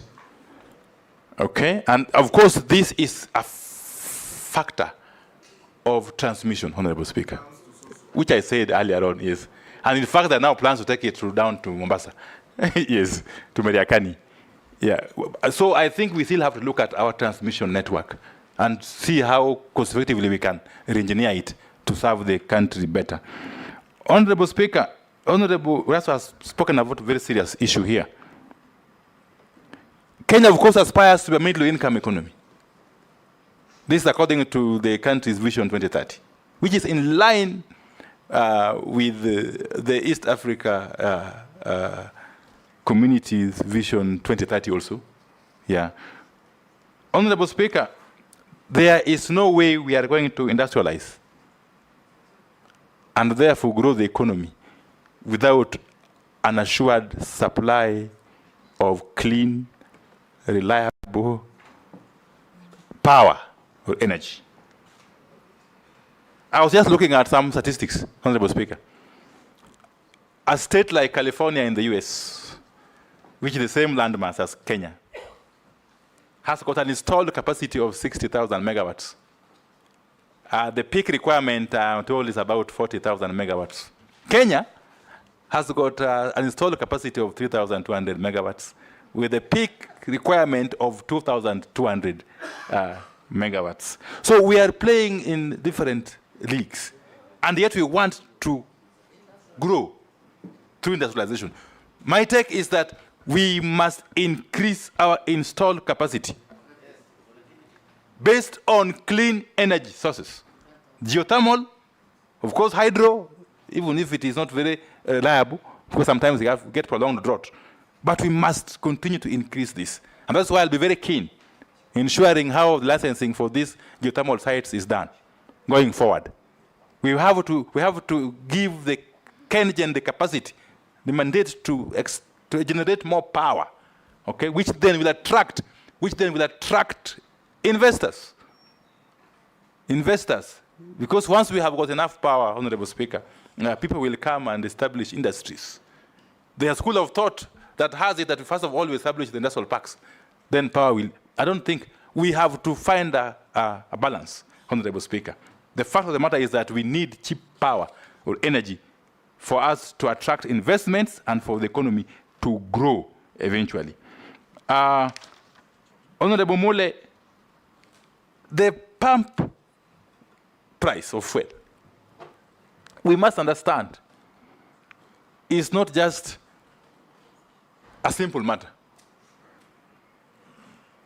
What contributes to eventual pump price of fuel, I think, are threefold. One is the landed cost. Landed cost at Mombasa, of course, will vary from time to time based on other factors globally, including the war in Ukraine. Now, the other day you saw the Hamas leader was killed. It creates shocks in the oil market. Correct. All those factors will contribute to the landed price, landed cost at Mombasa. That's one factor. And we have no control over that as a country. The second factor is taxes and levies, which to a large extent is determined by the House, the National Assembly and the Senate, I believe. So I'll be working closely with you if I get appointed to address that. But the third factor, Honorable Speaker, which we as a ministry may have more control over, is the question of storage and transportation of fuel, the logistics. And on this score, I will be working closely with the Kenya Pipeline Company to enhance efficiencies. I'm happy to note that there are opportunities for the Kenya Pipeline Company to extend its pipeline, which is currently about 1,340 kilometers, from Mombasa to Kisumu and Eldoret. There are opportunities to extend that pipeline to Kampala and eventually to Kigali, and possibly to DRC, Honorable Speaker.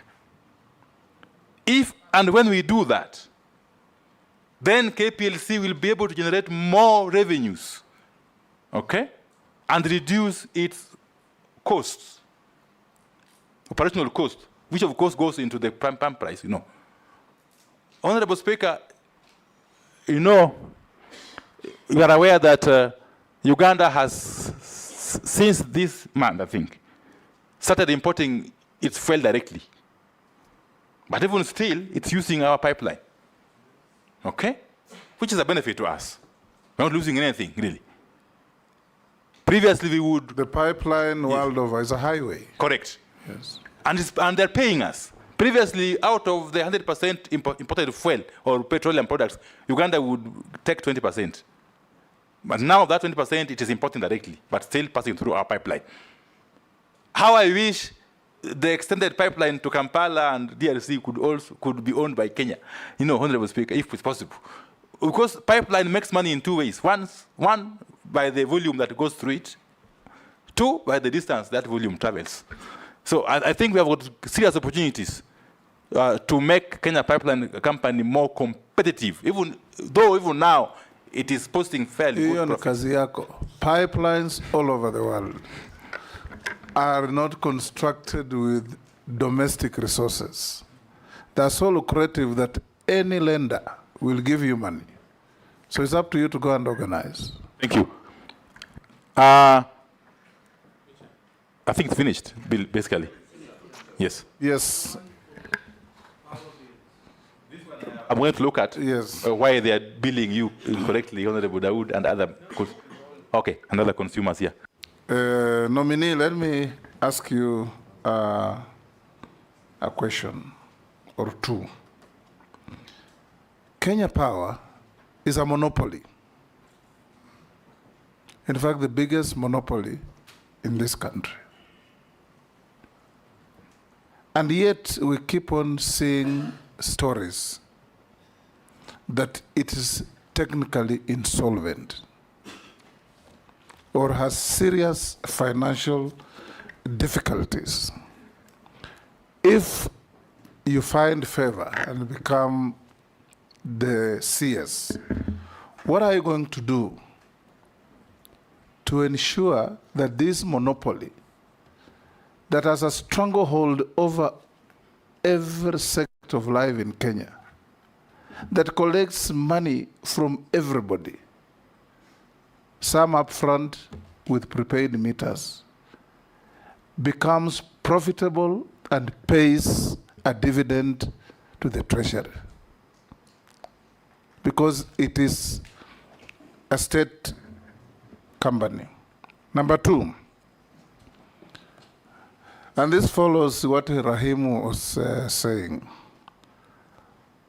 there is a lot of erratic billing by Kenya Power. Yours truly here has been a regular victim. They give you one bill of 28,000 in 1 month, the next month they give you 89,000. And it's the same consumption in the house. There is one time they gave me a bill, nominee, of 550,000 for a month. And they came and disconnected my power from the pole. And they're the only supplier, so you have to pay. What are you going to do about this? Then you had Mbalambala MP. A breakdown has taken 7 months without fixing. Will you consider, if you are confirmed, to sit with KPLC and give them strict timelines and schedules within which to respond to public needs? If there's a breakdown, it should not take more than a day, time allowing or not allowing 2 days, but 7 months is unacceptable. If you are confirmed, you know, we are giving, and the government has done very well for the last over 10 years. Schools have been connected with power in many parts of the country. But if you go to these schools, if you turn up as an MP, the first thing you are told is, we have not paid our electricity bill. Please help us to pay. Would you consider having an arrangement where schools and public institutions are charged subsidized rates so that they do not pay commercial rates like industries, factories, and other households? So that in some schools you go, there is power connection, but the only thing it's used is teachers charging their phones, nothing else. They cannot afford to use it for anything else. So if you can consider that. Lastly, if you are confirmed, you know, I was the first electricity regulator in this country, you remember?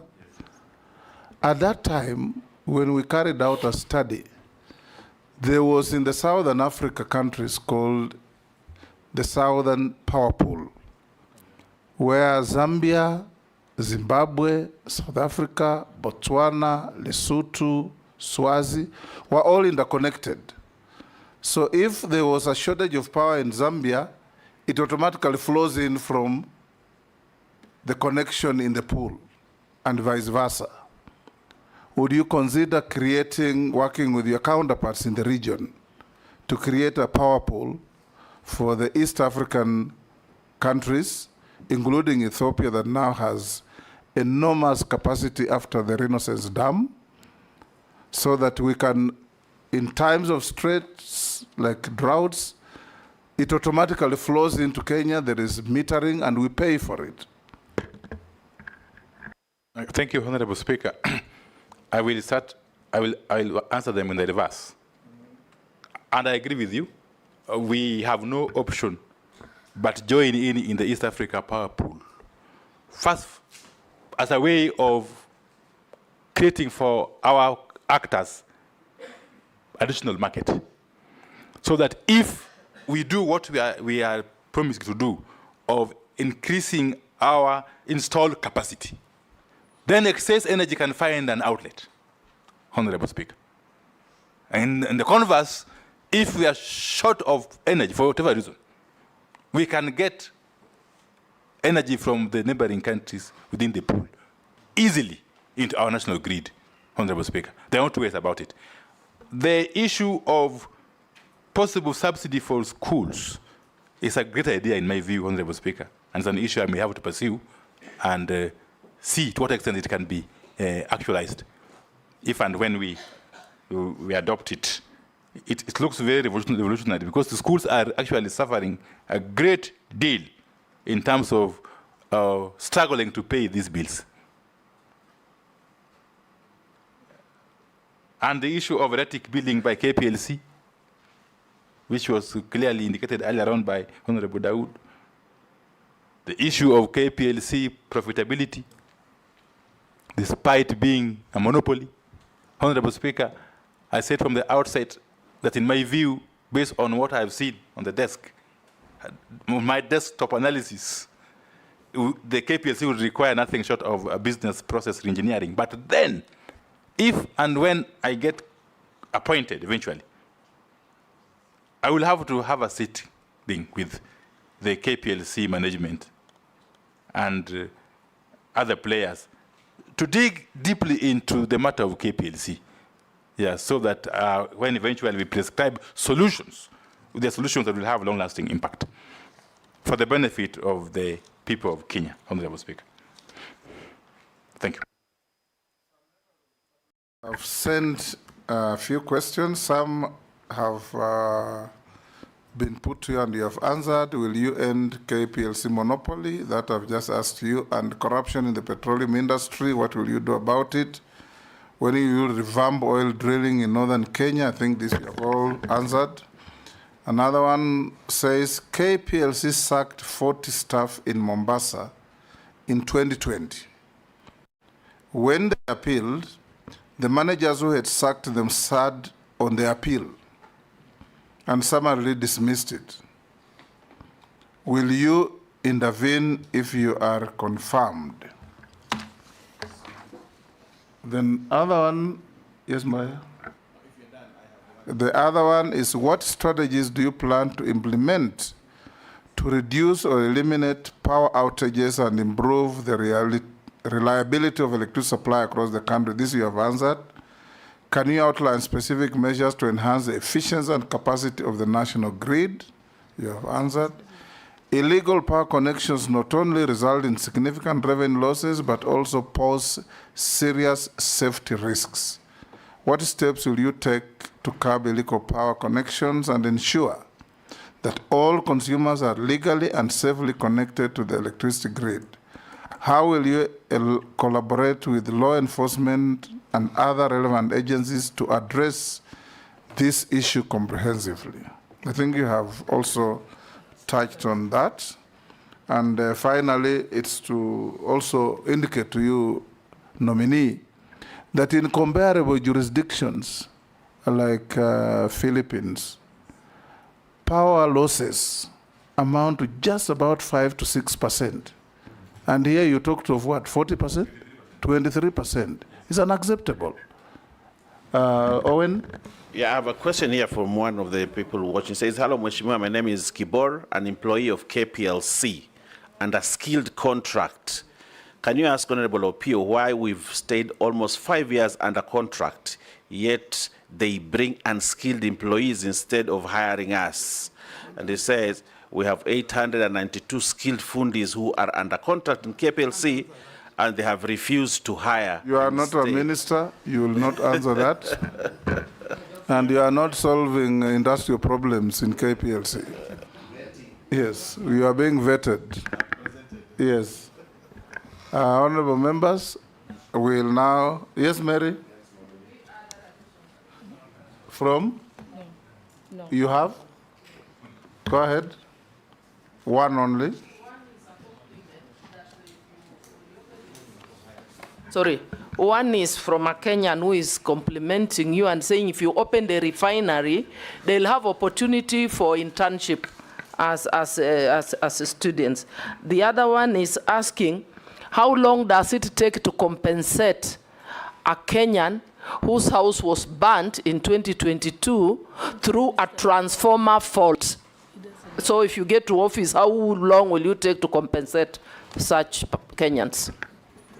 Honorable Speaker, I think if I am lucky to be appointed, I will take up these issues with the relevant persons in KPLC here. Yes, nominee, can you answer the following questions? Have you been adversely mentioned in any integrity-related report? Not at all. Not at all. Yeah. Do you hold any leadership position in any political party within Kenya? No, I'd resigned last week from both ODM and Azimio La Umoja coalition party. What is your net worth? My net worth is about 530 million Kenya shillings. 530. Made of? Well, it's largely cash, a little bit of cash, real estate, a lot of interest in real estate, developed, and also farms. I have farms all over, Honorable Speaker, in Siaya. In Siaya. You've been buying out your neighbors? Not really. I also have a farm in Narok, Honorable Speaker. I've got some plots in Kitengela. Yes. In Migori, yes. In Honorable Junior's constituency. In Bungoma? Bungoma, no. I have got some residential houses in Migori. Yes. Yeah, in Nairobi here, on Kangundo Road. Yes. That is unsolicited information. Nominee, unless you are otherwise lawfully held, we received how many? 13 memoranda on you. You responded to all of them satisfactorily. Your documents have been checked with what we have, and they have been found to be in order. You are therefore released to go about your duties. You know, you are a member of this committee. Ordinarily, you are a member of this committee. Yes, I know, Honorable Speaker. Yes. Yeah, thank you very much. You are not allowed to participate in any of the proceedings in this regard. Most obliged. Thank you. Actually, we have not discharged him from the committee. Once he leaves Parliament. Yes, once you need to discharge him now. Honorable Speaker, thank you very much. And I want to thank you for the manner in which you have conducted this process up to now. And can only look forward to your favorable consideration when you retreat to do your report, Honorable Speaker. Thank you, Honorable Wandayi. I'm delighted that for a change, you can plead.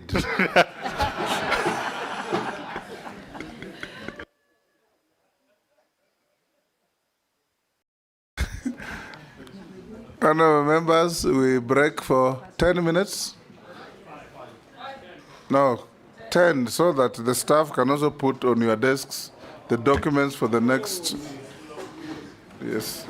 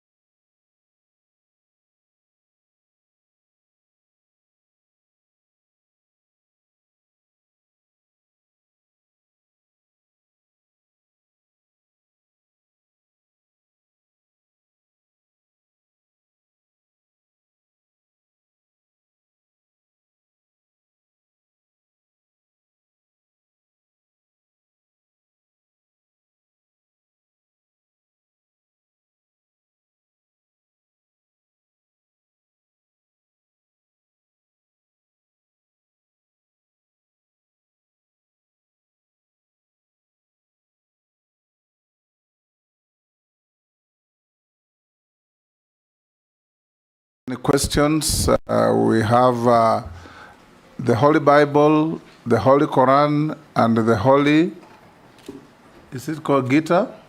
Yes, the Hindu holy book. Which holy book do you swear by? I will use the Bible. The Bible. Take it in your right hand and recite the oath. I, James Opiyo Wandayi, do swear that the evidence I shall give before this committee on the matter under its consideration shall be the truth, the whole truth, and nothing but the truth. So help me God. Thank you. You may sign on the oath.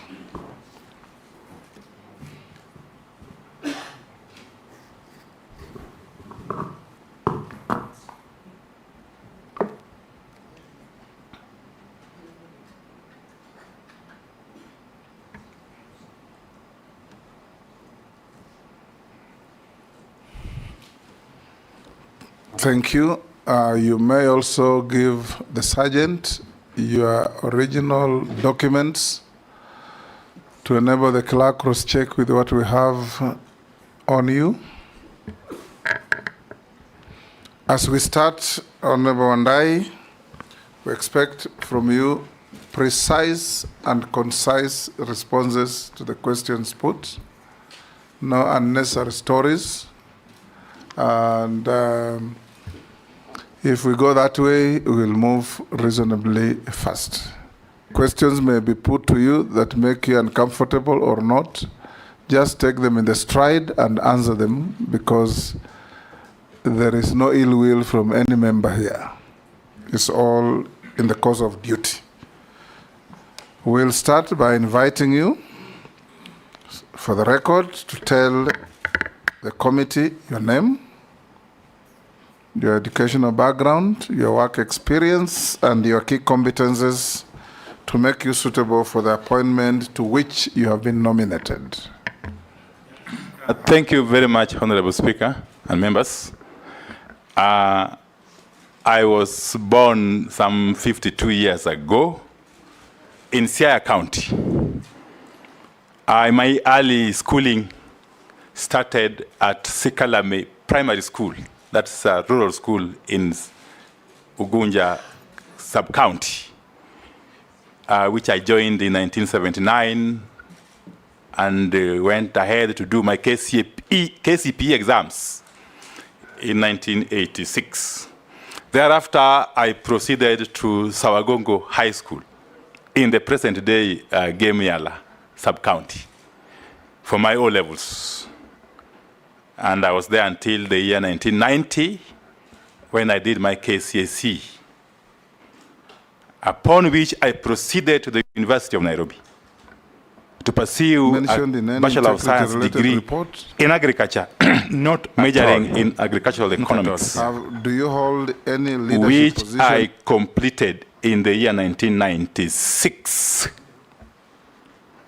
Later on, I undertook a diploma course in business management at the Kenya Institute of Management. Thereafter, I also did an MBA at Jomo Kenyatta University of Agriculture and Technology.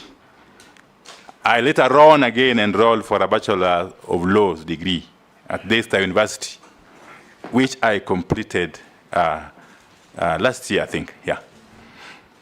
Honorable Speaker, my professional background or job background, I basically worked in the private sector, in the corporate world, all the time before I joined Parliament. As a matter of fact, I joined the British American Tobacco Company in the year 1998 and worked for a whole 14 years before I resigned in early 2013 to join Parliament. During my stint at British American Tobacco, first I started as a fairly junior officer dealing with the extension services. within the tobacco growing regions of Korea, Migori, Bungoma, Teso, Dhaka, finally Nairobi, and eventually Uganda. But I rose steadily through the ranks, Honorable Speaker, from an field extension officer to an area manager. Later on, I became the regional manager for Western Kenya, based in Malakisi, a place called Malakisi in Bungoma, between Bungoma and Teso, I think. It's in Bungoma, actually, yes. And specifically in Sirisia constituency. I stayed in Malakisi for 7 years as the regional manager for BAT, where I was basically undertaking the business work for the company in charge of managing the contract farming business. Later on, was promoted to handle the operations for the whole country, the leaf growing operations for the whole country, based in Thika from the year 2007 all the way to 2011. And thereafter, I was seconded on an international assignment on a project internationally, but based between Nairobi and London. And finally, I went on international secondment in Kampala. I was posted in Kampala to manage leaf business sustainability for both Uganda and DRC.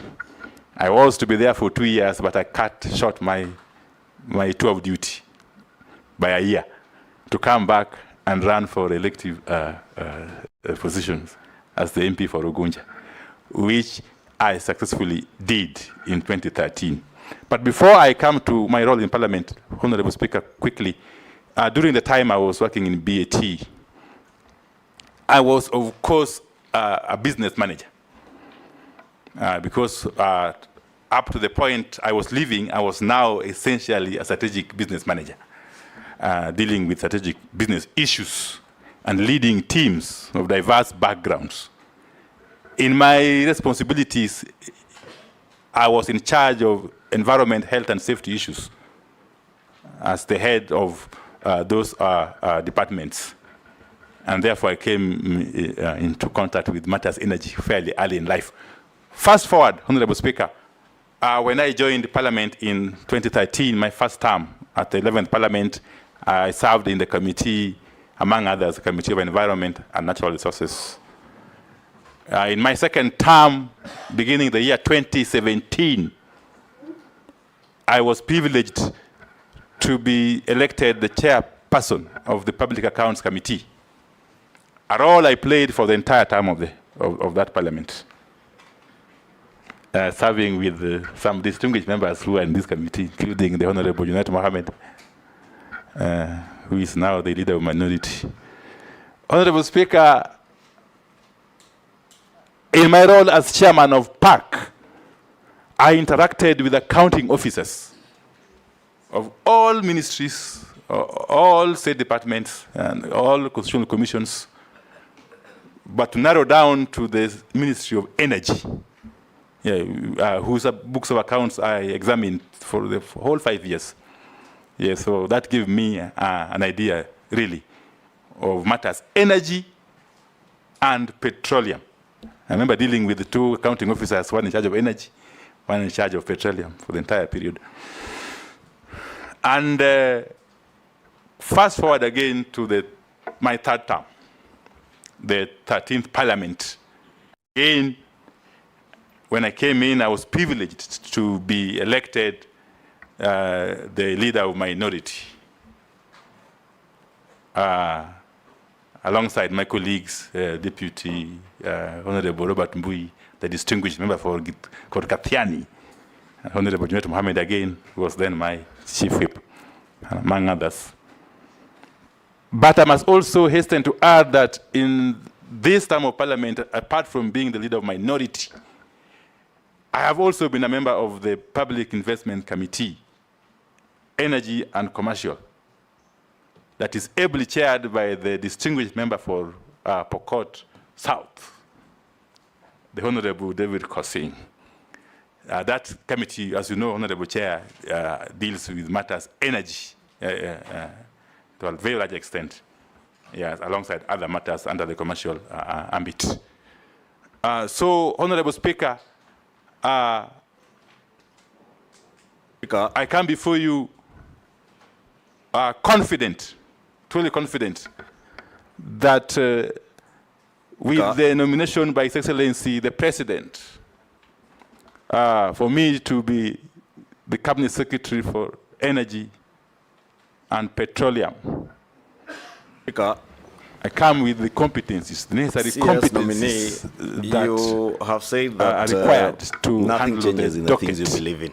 Yes, I'm extremely confident that this docket I can be able to manage, given my background, both academic and professional, and ultimately, again, parliamentary.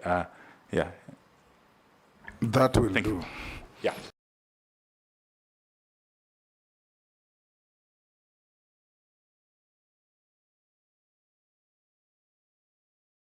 And I want to believe if nothing changes, your publicly known stand on the fight against corruption will continue being so even when you join the ministry, if you are approved.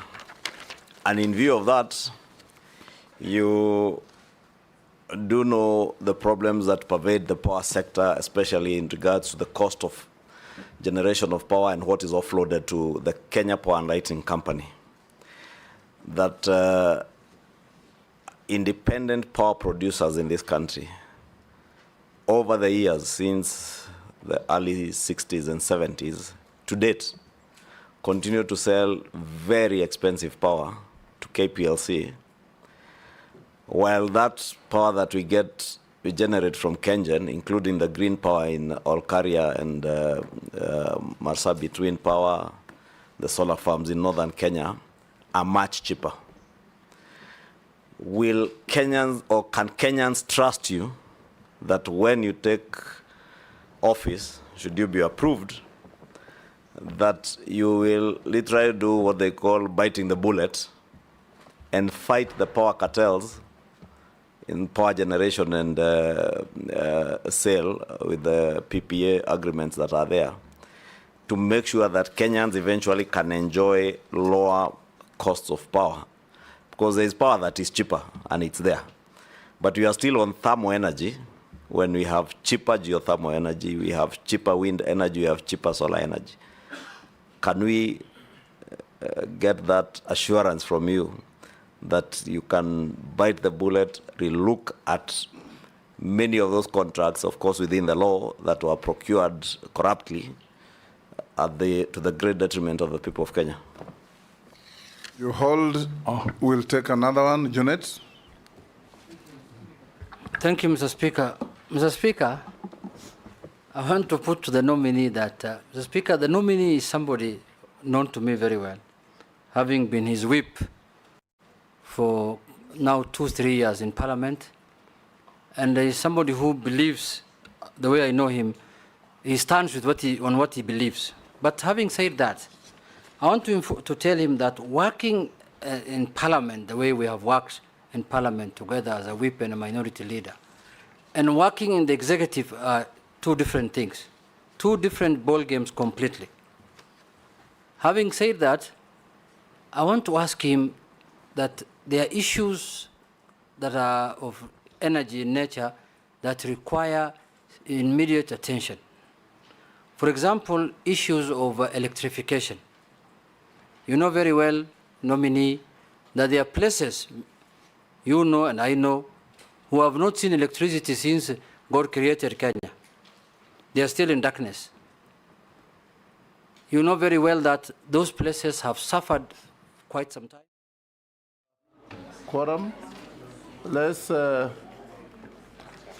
is the front row on my right? Anyway, we have quorum.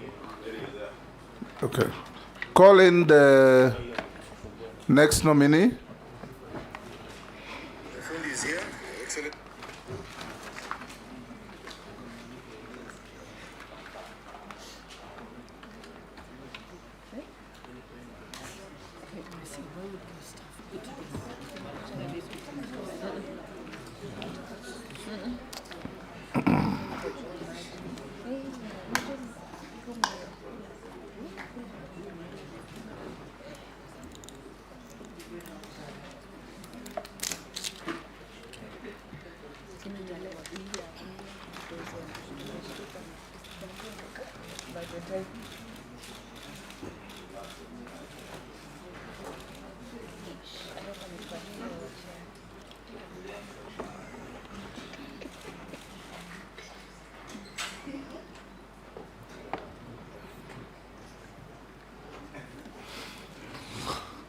Good evening. Good evening, Mr. Speaker. Welcome to the Appointments Committee of the House. We are conducting confirmation hearings or vetting, as is commonly known, of persons that have been nominated by His Excellency the President to be checked to see if they are suitable to hold office as cabinet secretaries.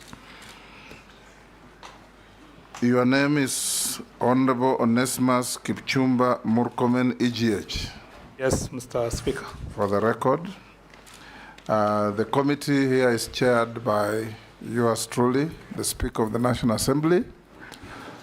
On my right is the Deputy Speaker, Honorable Gladys Bose. Jeremiah Ndombi on my left is the Deputy Clerk. I'll invite all the members to introduce themselves, starting with Naisula, for the record. Naisula Lesuda, MP Samburu West. Kimani Shongo. Junet Mohammed. Nelson Koech. Kosing David. Gikaria David.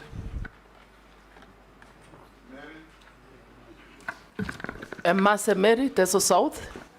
Abdul Rahim Daoud, Nodimenti. Owen Bayer, Kilifi North. Robert Mbui, Kadhiani. Stephen Mule, Matungulu. Didoraso Saku. Abdishurie Balambala. Mishimboko Likoni. Rehab Mukami, Nyeri. Kitonga Murugara, Tharaka. Thank you, Honorable Murkomen. You will, of course, be asked questions to answer them on oath. We have the holy books there. We have the Bible, we have the Hindu holy book, and the Quran. Depending on your faith, which one do you swear by? The Holy Bible. Take it in your right hand and recite the oath. I, Onesimus Kipchumba Murkomen, do swear that the evidence I shall give before this committee of the matter under its consideration shall be the truth, the whole truth, and nothing but the truth. So help me God. I'm told the mic is not.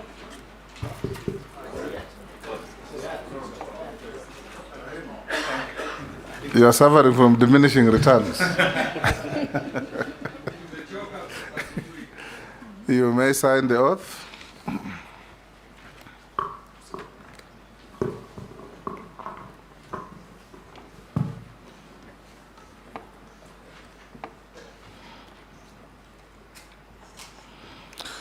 Honorable Murkomen, you are one of the few who have got the luck to be vetted twice within 2 years.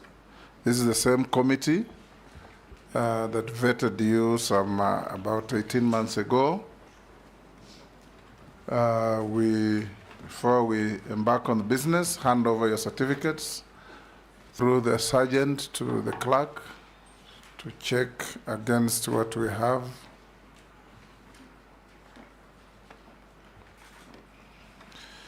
You've also been a colleague of all these members in Parliament for the last 2 terms. In fact, 2.5 terms, or 2 terms and some fraction. So these are your colleagues. I have directed them in cases where we have met former colleagues like Wandayi, like Badi, to ask questions without fear or favor, with dignity and respect to each other. And we want precise and concise answers to punguze story mingi. And I've also requested the members that avoid unnecessary preambles to your questions. You just ask your questions so that they can be responded to. So to start in earnest, Honorable Murkomen, give us a short, no more than 5-minute opening statement, telling us your name, your educational background, your work experience, your key competences that make you suitable for the appointment to which you have been nominated as Cabinet Secretary. Thank you very much, Mr. Speaker, and thank you for this opportunity. First, let me start by appreciating His Excellency the President for nominating me for a second time to serve this Republic. And should I be approved by this House, I will do it with dignity and vigor. Mr. Speaker, I am born and brought up in the eastern slopes of Cherangani Hills, a place called Embobut, where I went to school, and thereafter went both to St. Joseph's High School, Kitale, and St. Patrick's High School, Iten. Both schools are sports giants. As a matter of fact, St. Joseph's Kitale did exceptionally well this year in the football matches, but St. Patrick's High School has always been known to be the athletics powerhouse. I brushed shoulders with world champions and gold medalists, some of whom were my classmates, but I didn't run. Instead, I was a footballer, Mr. Speaker, and I did fairly well based on the standards then in the district. Mr. Speaker, thereafter I joined the University of Nairobi to study law at the University of Nairobi School of Law, and graduated in 2004. Thereafter, I was awarded a scholarship to study for a postgraduate degree in law at the University of Pretoria, where I did a master's degree in trade and investment law in Africa. And thereafter, I also went to the American University Washington College of Law, where I did another degree, a master's degree in international law. Mr. Speaker, I was in between. Before the master's program, I did my privilege and was admitted to, I actually was awarded a diploma in law and thereafter admitted to the bar. Mr. Speaker, upon return from the United States in 2007, I was employed to teach at the Catholic University of Nairobi, where I am very proud of the first cohort of my students in my time, one of whom is the president of the Law Society of Kenya. Thereafter, Mr. Speaker, I joined Moi University as also, I taught in Moi University until the time I resigned in 2012 to join politics. In between, I was an adjunct lecturer at the University of Nairobi, Kenyatta University, and a few other colleges and institutions. And Honorable Junaid Mohammed was a beneficiary of that knowledge, Mr. Speaker, in the legal profession.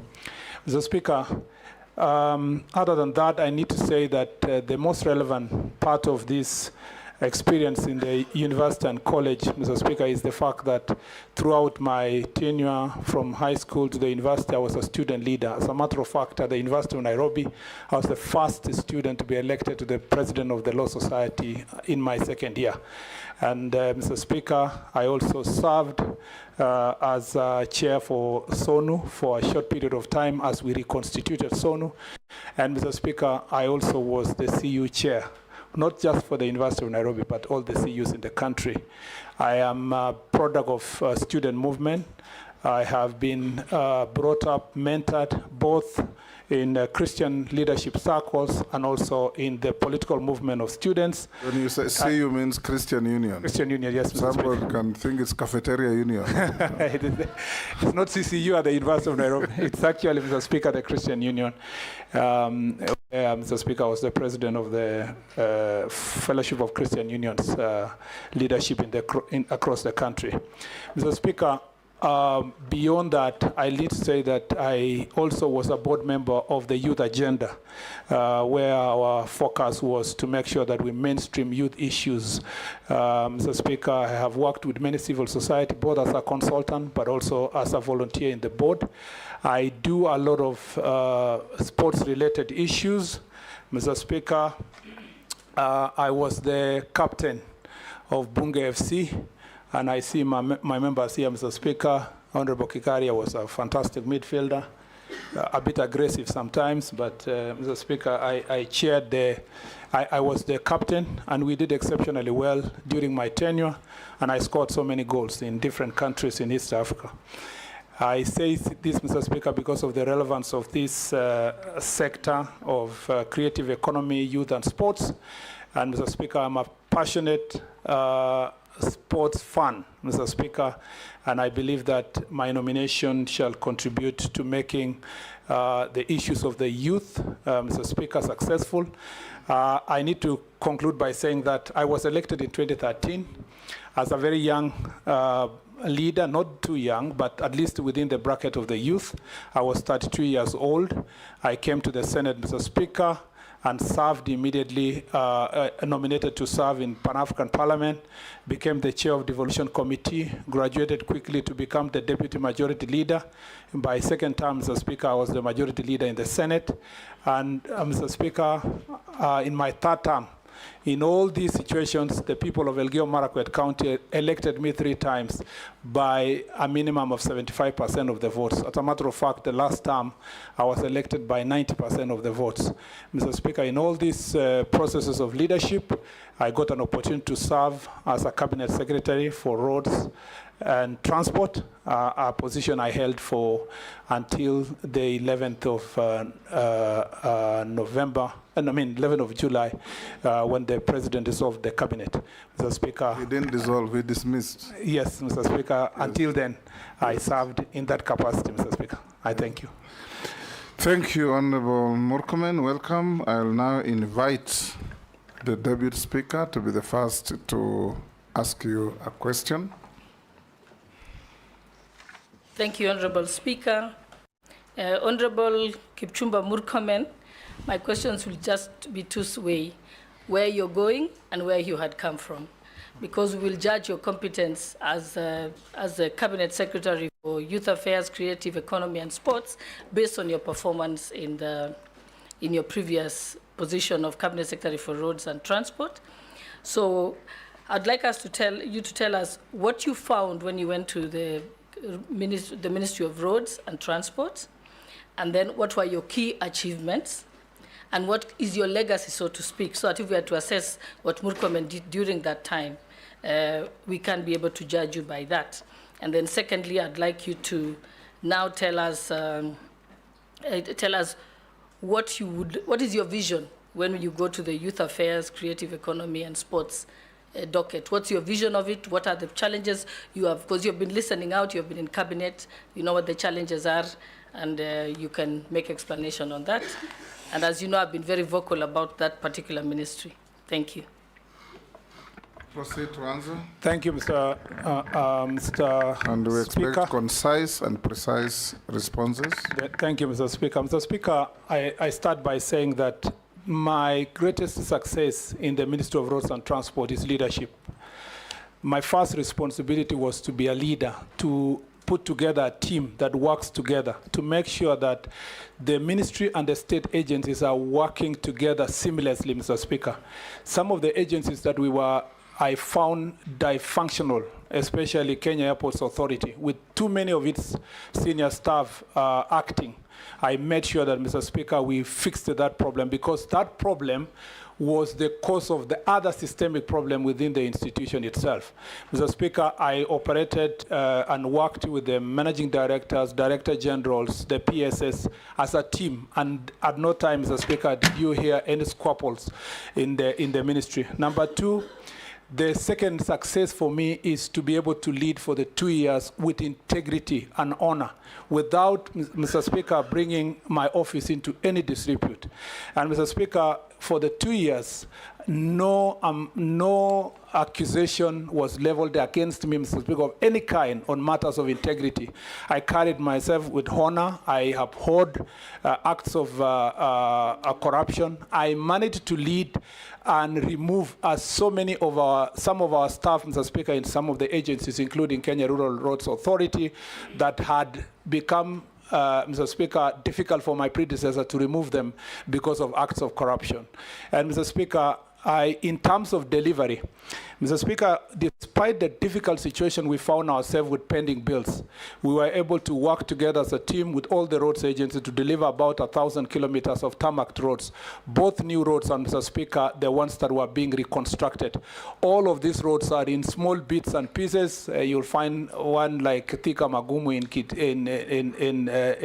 in Kiambu, or the road from Mtwapa to Kilifi, or the road from Kwanjumbu, Mariakani, or Masera Sori in Homa Bay, or the towns of Embu, Kericho, Bungoma, and other towns in the country. Cumulatively, Mr. Speaker, we did about 1,000 kilometers of roads, despite the difficulties we had with the budget. Mr. Speaker, on the part of development funds, I reorganized, Mr. Speaker, and pushed for the contracts that had been delayed for construction of the roads from Isiolo to Wajir to Mandera. And now, Mr. Speaker, all the contracts have been awarded under the African Development Bank and World Bank funding projects, Mr. Speaker. Mr. Speaker, I also led the process of ensuring that, Mr. Speaker, we get funds for our roads. Remember, when I came here, we had a huge pending bill, and it was very difficult for us to solve that issue. His Excellency, the President, gave me the opportunity to travel to China to work with our development partners, and through my efforts, Mr. Speaker, and collective efforts of the team in government, I managed to raise 37 billion shillings from the China Development Bank to support about 15 roads that, Mr. Speaker, gladly, unfortunately, I didn't live to see its completion, but they are commencing, Mr. Speaker, from the month of August. Mr. Speaker, beside that, I also pushed for the resources to construct the intelligent traffic system. I promised when I came for vetting here. Now the intelligent traffic system has been advertised. 221 junctions are going to be fixed in the Nairobi city, Mr. Speaker, for that technology. I led the process also of PPPs. For the road from Mombasa to Nairobi, the American government, American investor, Mr. Speaker, has made a proposal, and that proposal is ongoing because we have facilitated them. Mr. Speaker, we had a problem with the Rironi Mau Summit, one of the most popular cases. There was an existing contract that I took a step of courage, Mr. Speaker, to mutually terminate. And Mr. Speaker, we should be able, as the President promised, also to advertise after September, when the mutual termination period is over, so that we get a contractor by January next year. Mr. Speaker, in the road sector also, I'd like to say that, Mr. Speaker, we have done a commendable job to raise resources. My last act in that office, Mr. Speaker, was to make sure that we get resources for maintaining our roads. When I came to Parliament several times, because these questions were asked, I appraised the country that we have what we call orphaned roads. And these roads are, especially in Kenya, rural roads, and they needed significant resources. Our demand per year for maintaining the roads is 150 billion, Mr. Speaker, yet we only raised 84 billion. This year, I took the significant step, did the public participation, and eventually we were able to increase the road maintenance levy by 7 shillings, working together with the petroleum sector to make sure that that increase did not make the cost of petroleum higher than it is. If there's something significant I'm leaving back in this ministry for the benefit of the honorable members who are here, we shall be having now constituency roads management having at least 100 million shillings in every constituency, up from 62 million in the last financial year. And we should be able to fix the problems that we have in our roads. That needed leadership, needed boldness, Mr. Speaker, to make that significant contribution. Mr. Speaker, it wasn't just the road sector that I superintended upon. There was also the transport sector. We did a lot in the port. Mr. Speaker, we were able to increase the efficiency of the port by 12%. We handled 1.6 TEU TEUs of 1.6 million TEUs of cargo, up from 1.4. And this year, Mr. Speaker, we are going to handle 2 million TEUs. In the also that sector, Mr. Speaker, we have increased investment, especially in Lake Victoria. Now the oil transport that I saw Honorable Wandayi speaking about, now fuel is being transported across Lake Victoria. You don't need to burden the roads across to Uganda. Mr. Speaker, we are also building piers in Kisumu and also getting a ferry from Fangano Island. Some of those investments, Mr. Speaker, were based on the things we did. In the Lapsset corridor, for the first time, the Lamu port was able to handle significant cargo, 60 million metric tons of fertilizer destined towards Ethiopia. Based on our diplomatic work within the Lapsset corridor, now Lapsset corridor is functioning. The road from Lamu to Ijara, Mr. Speaker, which was a Maram road, we made sure that we fixed that problem. Now a tarmac road is being constructed, it's on the way. We have up to February next year to make sure that that tarmac road is delivered to Ijara, and the road from Ijara to Isiolo is also ongoing, Mr. Speaker. I look forward within next year that the Lapsset corridor will be completed, Mr. Speaker. Mr. Speaker, I also did some work at the airport. You remember that when I arrived, the Jomo Kenyatta International Airport was a place of shame. All the airports do not have a maintenance policy. Mr. Speaker, after fixing the human resource, we made sure also we fixes the maintenance policy. Now we've been able to fix Jomo Kenyatta International Airport drainage system. We've also been dealt with the roofing, and Mr. Speaker, there is a progress in that direction. We've also fixed, Mr. Speaker, many of the other airports. There was a lighting problem in Eldoret. Wilson Airport, for many of us who are here who've used the Wilson Airport, you know that it's full of potholes and bumps, Mr. Speaker. Now we have awarded the contract to make sure that the aprons and the runway is redone afresh, because Wilson Airport is among the busiest airports in the continent, Mr. Speaker. Even as we did that, we completed also contracts that were pending for our airstrips in Anyuki, airstrip in Nakuru now are ongoing. We finished the Matulo airstrip, Mr. Speaker. We opened new routes for airlines to go to Kabundo in Homa Bay. We did in Migori, Mr. Speaker. We did also new route to Kakamega. Mr. Speaker, now our airspace is booming. I opened doors, Mr. Speaker, for new airlines. We have Fly Dubai now flying to Mombasa.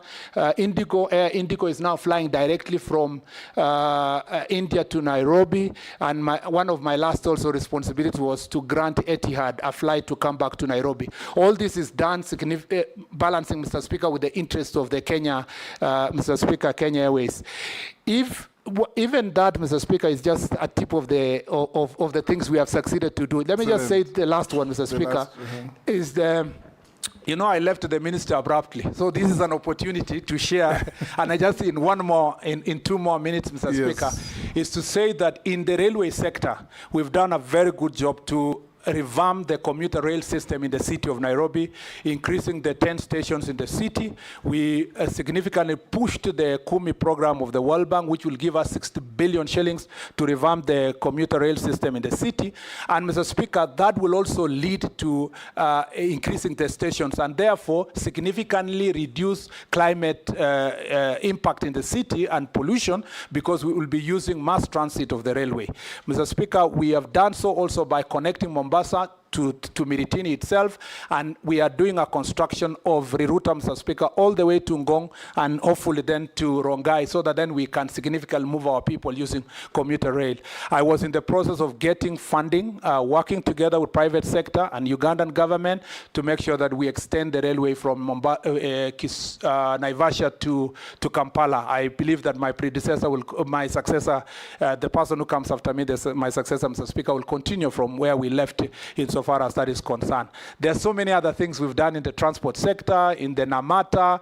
All these will be now factors of history, and we shall have the time to be able to share. So I just want to say this, Mr. Speaker, that even as we accuse the government, and there is a general accusation across board that we've not done the communication, unfortunately, Mr. Speaker, no matter how much we try to publicize these great things we have done, it is trounced by criticism and predetermined programming, Mr. Speaker, to label certain people as a failure. I have worked passionately, committed to deliver my work, working sometimes up to midnight, Mr. Speaker, and this is a job I look back and say the last 2 years have been exciting for me, and I look forward to also taking the same energy and vigor to the next ministry. Mr. Speaker, the vision I have for the young people of this republic, there are many people who have asked themselves that, why Murkomen? Why is he being put here? I believe that, Mr. Speaker, the president carefully chose me because of my energy, my commitment, my passion, and my history with young people.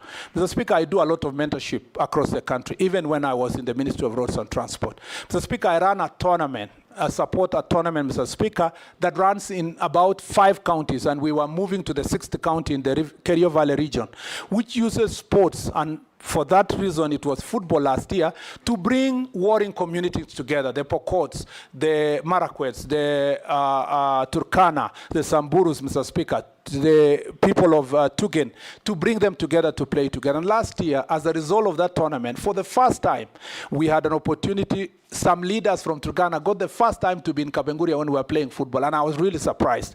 And that way, sports, Mr. Speaker, is also one way of bringing people together. I have a passion for the young people, and I believe that that passion is going to be translated to action, Mr. Speaker, once I assume office. And that passion is to sort the problems that are bedeviling our young people. The problem of unemployment, Mr. Speaker. The problem of our sports sector, the way it's mismanaged, Mr. Speaker. And many other issues that I hope we will delve into. That will because my teacher, Honorable Gladys Boshole, has asked a very wide question. If I'm left to answer, Mr. Speaker, I want to narrow you down now to yes, I thank you, Mr. Speaker. the much you have said and said it well. Majority Leader? Thank you, Honorable Speaker. Going forward now, we answer questions directly. Honorable Speaker, allow me to start with a question on FIFA.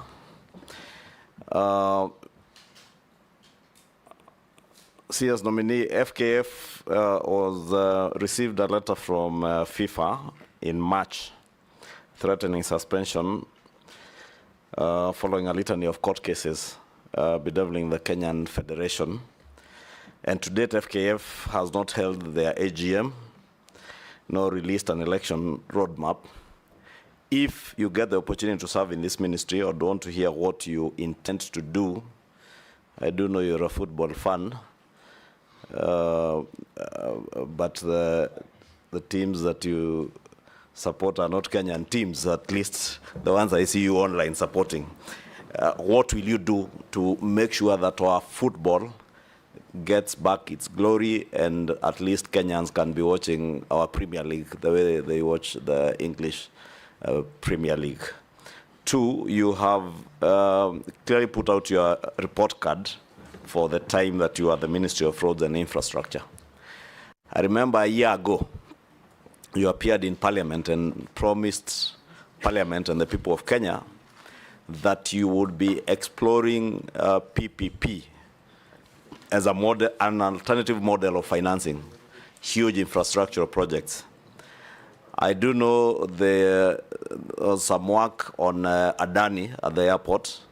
Would want to hear whether this is a Kipchumba Murkomen who has been accused on social media of selling, in quotes, our airport. Did you or did you not sell our airport? And who did you sell to? Take Junet as well. The Speaker.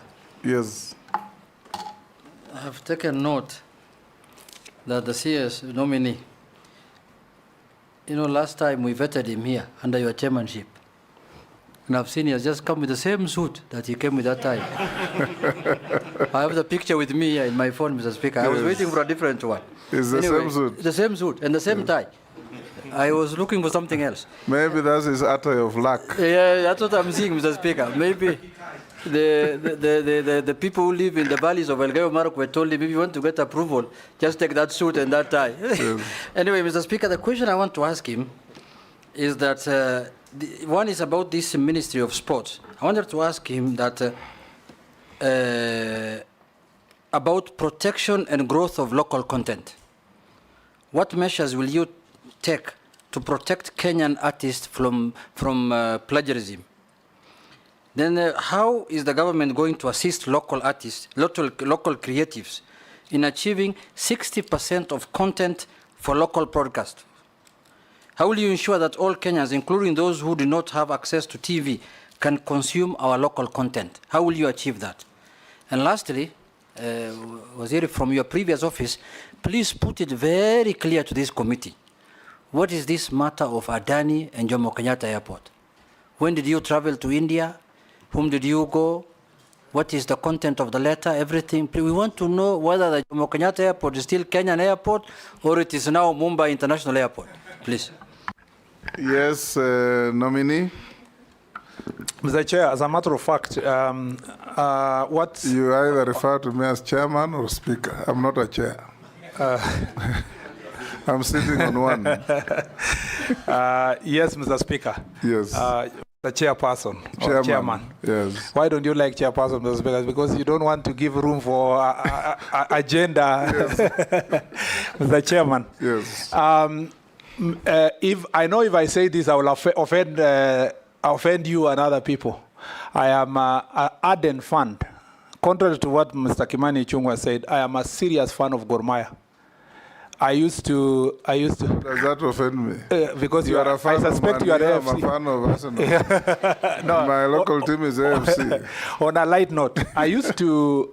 On Saturdays in the St. Patrick's High School, we used to be allowed to get out of school. So we used to sneak from Iten all the way to Eldoret to watch Gor Mahia play KCC. And I was really used to be thrilled. So I've been a Gor Mahia fan for a long period of time. Besides that, in UK, I support Manchester, and in Spain, I support Real Madrid. Mr. Speaker, sports is for fun. And Mr. Speaker, I agree with Honorable Kimani Ichung'wah. Those days when we used to support Gor Mahia, AFC, and all the other teams, Shabana, among others, KCC, we even used to know all the players, up to the reserve team. Now, Mr. Speaker, I don't even know our Gor Mahia players, who they are, even when they change. Why? Because the standard of football has gone down over time. It is a paradox because access to media has increased. Meanwhile, the accessing sports and publicity of sports and standard of sports has gone down.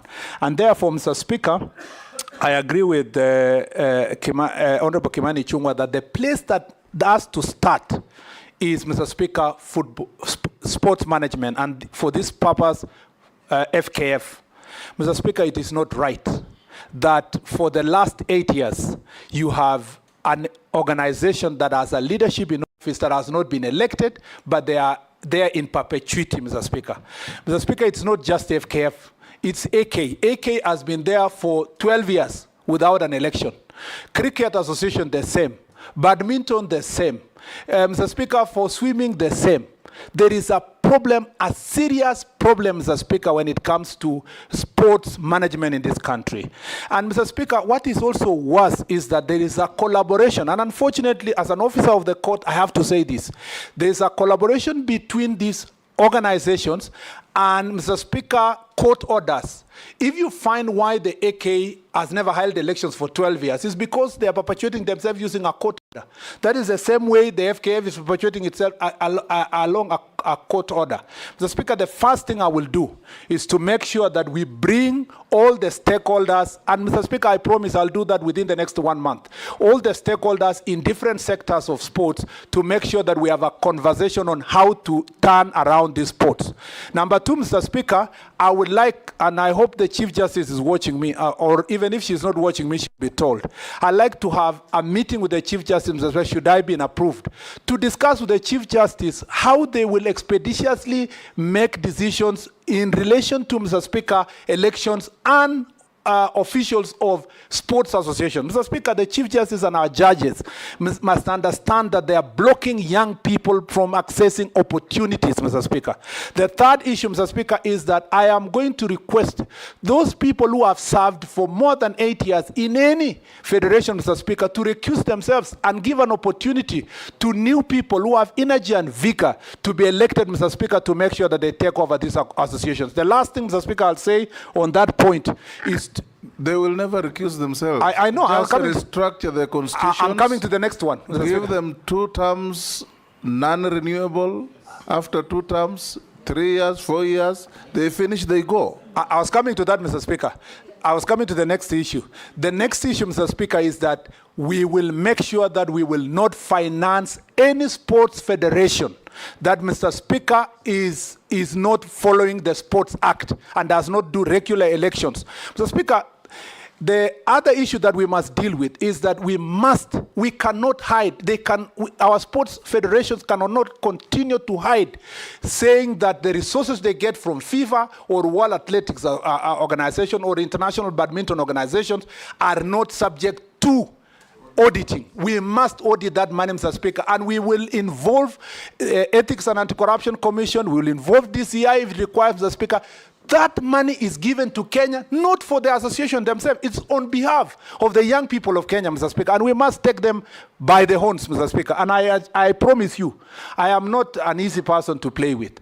I am going to go straight to these federations. I'm going to deal with these federations. And if they accept, if they want to, Mr. Speaker, to continue operating, they must accept to work with us. Lastly, Mr. Speaker, I'd like to say that to return our football and to return our sports, Mr. Speaker, back, we must also make sure that football management is done well. But on the other side, we must also support the private sector. For example, Safaricom with Chapadimba, they're doing a very good job in identifying talent. We need to encourage other associations, other companies, Mr. Speaker, with tax rebates that are paid on time and transparently to make sure that we return private sector to be able to support our sports teams, Mr. Speaker.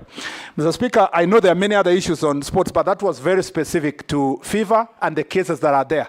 Mr. Speaker, as a matter of fact, Mr. Mwenda is my friend, Mwendwa, and Tuei is a person I know. I want these people to just believe in the people of Kenya and give a chance. You are confirmed. Yes. You are not be confirmed to go and work with friends. You are going confirmed to go and work for the people of Kenya. That's why I'm saying, Mr. Speaker, yes, they are my friends, but they need to know, Mr. Speaker, that time is up. The people of Kenya would like to have an organization that is being run in a proper manner and in an accountable manner. And they need to know one thing. Murkomen is not alone. Now I have an army behind me of young people. Mr. Speaker, they either voluntarily exit these positions and accept the changes that we need, or we greet them or occupy them, Mr. Speaker. This is that will be unlawful. Mr. Speaker. And we encourage you not to go that route. No, Mr. Speaker. If you are confirmed. No, not illegally. We will do it, Mr. Speaker, in a peaceful manner. Because, Mr. Speaker, we will follow Article 37 very carefully, Mr. Speaker, to make sure that this is achieved. Mr. Speaker, I want to say that on the PPP issue of the airport, PPP is a very important concept of developing our infrastructure. You know that, Mr. Speaker, as I said earlier, on the road of Rironi-Mau Summit, already the previous government had committed itself on the PPP. Unfortunately, the contractor they worked with was not willing to ensure that there is no transfer of guarantee to the people of Kenya. That is the reason why we are terminating the contract. Otherwise, the road would have started if they had accepted not to transfer that burden to the people of Kenya. We are redoing that PPP because of that. Mr. Speaker, for the airport, I want to be very clear, Mr. Speaker, to the people of Kenya. I have not, and I do not have the capacity to enter into any PPP as a person, as a cabinet secretary. And I have not in any way sold the airport. Mr. Speaker, the truth of the matter is this. The president has said this publicly. The PCS has said this publicly. PPP, the people of Kenya need to be taken through the process of PPP. A PIIP proposal, which is the case of Jomo Kenyatta International Airport, that is privately initiated proposal. Mr. Speaker, which is part of PPP. Mr. Speaker, is not the first one. The first PIP, Mr. Speaker, in this country was the expressway. The expressway was through a PIP. The government evaluated it. They found a proper contractor. Now we have expressway with a contract period of 30 years, transferable back to the people of Kenya once the road is used and maintained. Mr. Speaker, the difference between the expressway and the airport is that there was a proposal. And this is not just one proposal. People keep coming with proposals. Some are serious, some are not serious. Some you invite them to come for meetings, they don't come.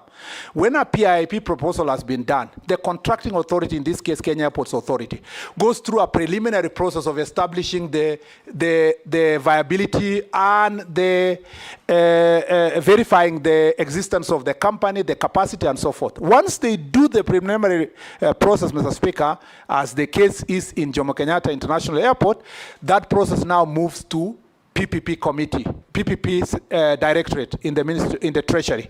That process has not even reached the treasury yet. What Kenya Airports Authority was to do is to first establish the relationship with the proponent.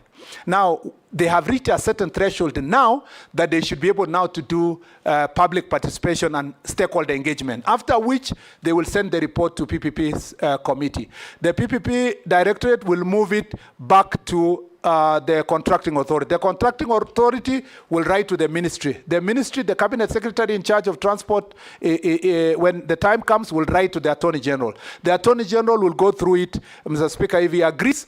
Also, it is forwarded to the treasury minister. The minister, if he agrees, you do a CAB memo. And you know, Mr. Speaker, you have worked in government. A CAB memo will be circulated to among the parties. It's tabled in the cabinet. And if the cabinet agrees, they pass it.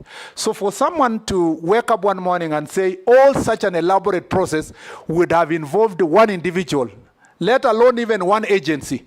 A PPP process is a collective process of government. And I want to assure the people of Kenya that your assets are safe.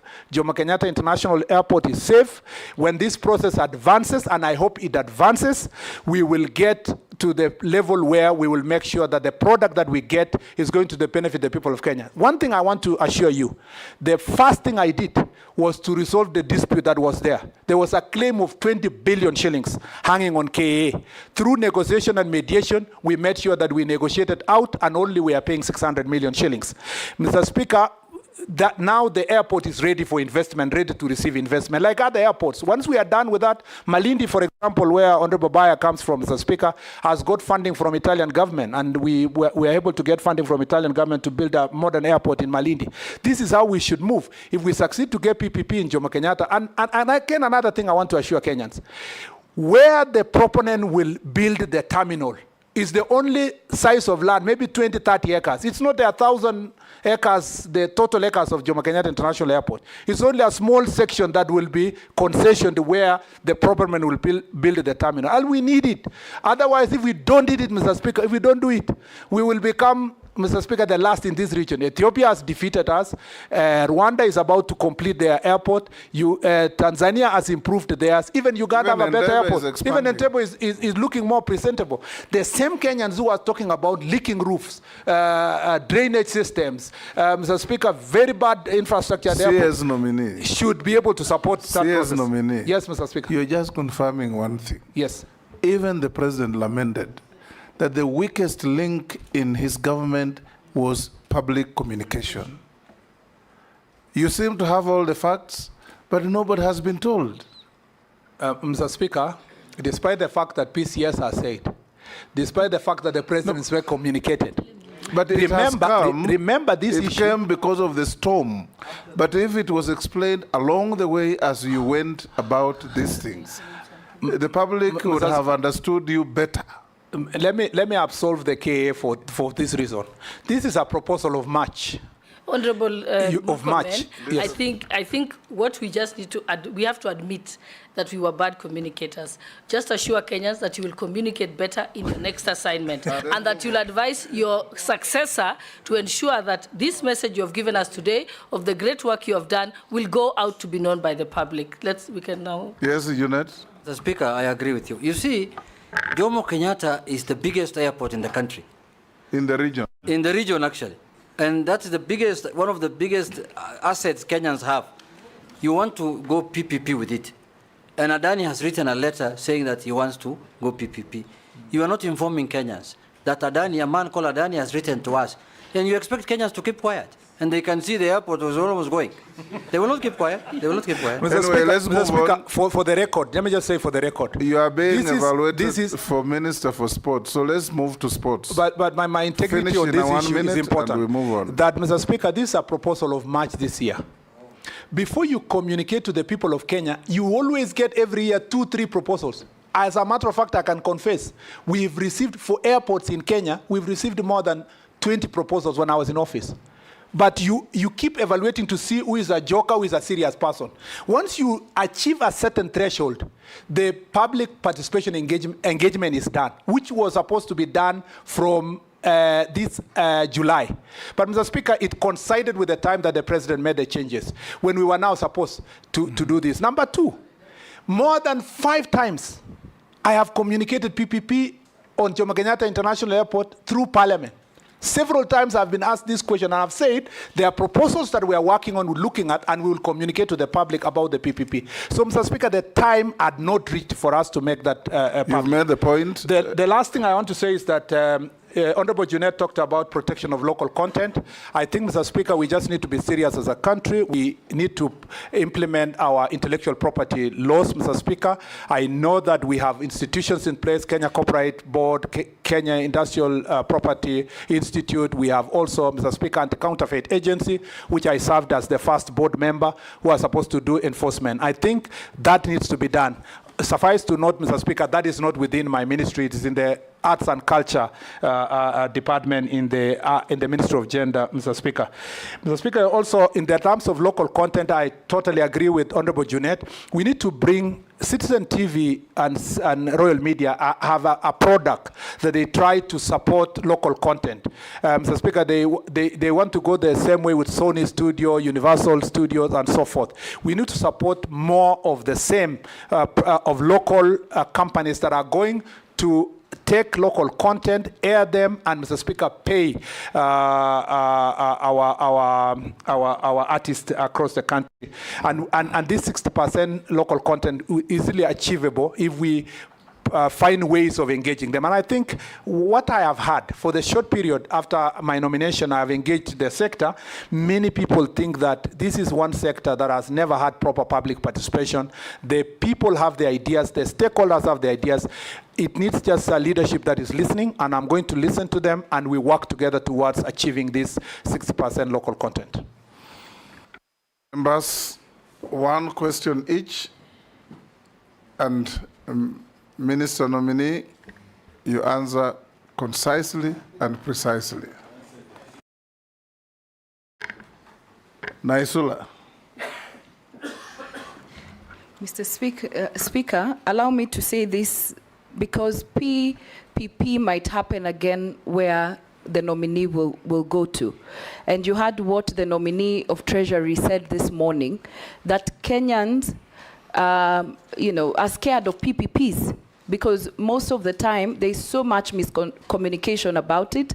We hope as a committee you will do better in your communication and also look at those PPPs that they serve the interest of the country more than the investors. That is what the nominee of Treasury said. But to my question, that is just a comment. You will it's not a comment. Don't answer to it. Yeah. So I have a comment. Kenya is hosting the African Nations Championship 2025 next year and the AFCON in 2027. Do you have any ideas on how Kenya can deliver this to world-class standards? What will we do differently if we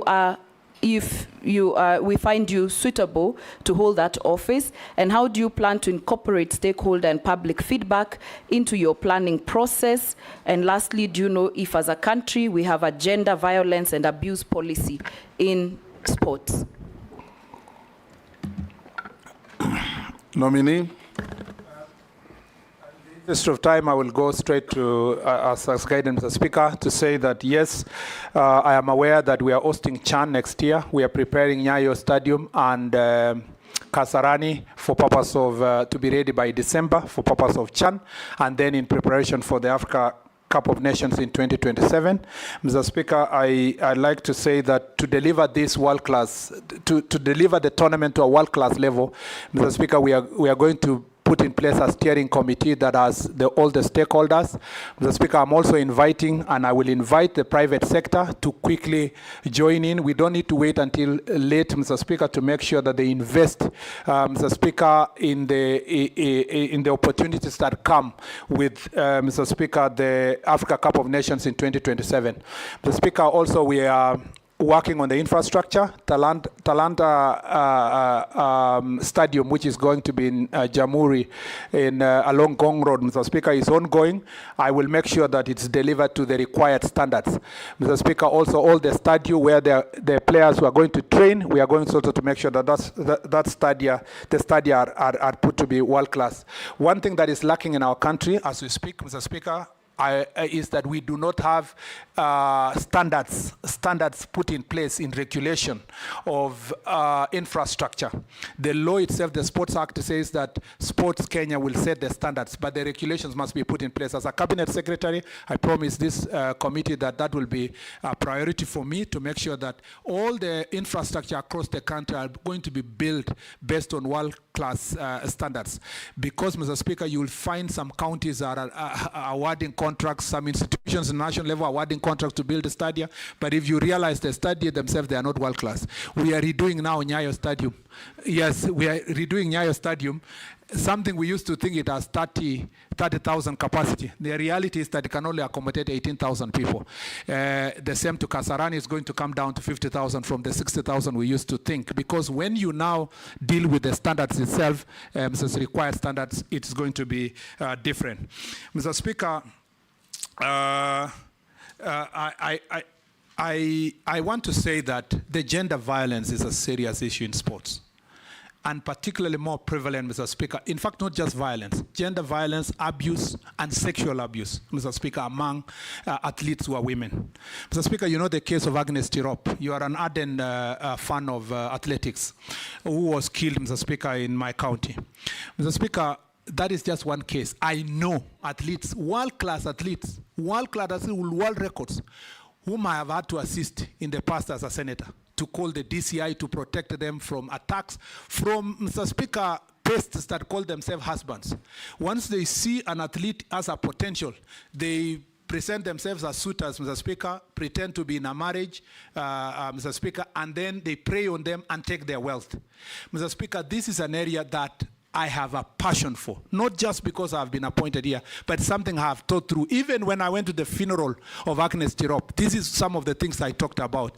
And as a result of what happened with the Agnes Tirop, there was a committee that was formed in the ministry that came up with a raft of proposals. One, Mr. Speaker, that all training camps must, if a lady is going to be in a training camp, we must have a female matron in the training camp. Mr. Speaker, for junior athletics, you match training camps with the neighboring institutions. We need to oversight also the managers and the coaches, Mr. Speaker. Not just enough to register them, but we must be able to oversight them to make sure that they are following certain procedures. We don't want our athletes. Some of them are the pests. Yes. Yes, if you don't evaluate them properly. Absolutely, some of them are the pests. Mr. Speaker, we will not allow as a ministry any of our teams to travel, women to travel for international assignments if they are not accompanied by a female matron. We will not allow them to travel with men alone. Mr. Speaker, this is an area with all those raft of proposals, we are going to make sure that those proposals are put into regulations and be part of also of the revised law, because we need to revise the Sports Act. The Sports Act, Mr. Speaker, does not recognize at all the institutions of county government, does not recognize so many things that are modern. We will make sure that these issues raised by honourable member, Mr. Speaker, are going to be incorporated in the sports updated sports policy. Let's take Nelson, Posing, and Gikaria, one question each in that row. Waziri, the Olympics are ongoing, and I like the fact that you've also raised the issue of athletes from the North Rift. There's a dire situation with our athletes. As much as they are doing Kenya proud, there's really nothing to show for in terms of infrastructure and support that the government has provided to athletes. What you see there is sweat and tears from athletes who've struggled without any support. Many of you have seen athletes, dodging motor vehicles and motorcycles on the road, training. That should not be the situation our athletes should be subjected to. Many of them actually have made it to the global stage just by sheer determination. Waziri, coming from that region, please tell the country what you will do different this time around. Your predecessor, when he was here, said the same thing. He said he was going to change. He actually said he was going to give them world-class treatment, but the situation is totally different today. Number two, the people of Kericho County have sent me. No, this is a comment. They can decide to answer or ignore, but just for the record, the people of Kericho County have sent me to you. I landed with you in Kericho County, in Kerenga Airstrip, and there was a contractor on site. Immediately we left, the contractor left. What really happened, Waziri? Thank you. They left together. Thank you, Honorable Speaker. Honorable Murkomen, many Kenyans think that you have actually been taken to the right place because you come from a county of home of champions, exactly. So I think many people are seeing that, including myself. But my question, Honorable Murkomen, is there is a gap. And again, people think the Minister for Sports is Minister of Nairobi, So they think that it's Minister of Nairobi. There's nothing on the ground. So if you get the favor of House and you become the Minister, Honorable Murkomen, what will you do to bring the nexus between the national office, your office at national level, and the county, so that people in sub-locations or locations can actually feel that the Minister for Sport is their minister? Is there any way where good people or good sport people, and particularly maybe football, can win in that sub-location or location and be taken through, so that at least they can also feel like they're also national people, so that they don't see the Minister for Sports as only Minister for Nairobi? Thank you. Vicaria. Thank you, Chairman. Mine is just to, I'm just hoping that the nominee will crack the whip at FKF. Honorable Chairman, yes, and he has to, Honorable Chairman. I remember one day, 142 million was paid to some English company to procure the broadcasting van, which never arrived in the country. And after paying, we were told that the company that was given that money went into insolvency. So I think it is important for us to crack. But my question is, the nominee, my friend Murkomen, one of the best strikers in the Bunge Football Club, is football and talent was created at the youth centers, at the location and sub-location, then districts at those days, either sponsored by, in collaboration with, partnership with either Germany, Netherlands, and England. I don't know whether there's a policy for you to bring back, because when you talk about football, people think of Harambee Stars and AFC and Gor Mahia, but these players come from some place. So what policy is there to revamp the youth centers' sports, not only for football, but sports in general? Thank you, Chairman. Can answer those three, nominee. Mr. Speaker, the Honorable Koech has talked about infrastructure. We have a number of pending stadia that needs to be completed. That includes, Mr. Speaker, Kapkatet Stadium in his county. It includes also, Mr. Speaker, the Wote Stadium in Makueni. It also includes the Kamarin, the famous Kamarin Stadium, Mr. Speaker, in Iten. In fact, I was so embarrassed. I'm sure most of you have seen this documentary in CNN, which has been running the last 2 weeks. Mm-hmm. And it's now Kamarin is a monument of shame, because the athletes there are complaining about the infrastructure, and the journalists are showing how the Kamarin has become what it is. The Speaker, I have been briefed already, Mr. Speaker, in the process of preparing myself for this confirmation hearing, that some of the processes are ongoing in terms of delivering the infrastructure.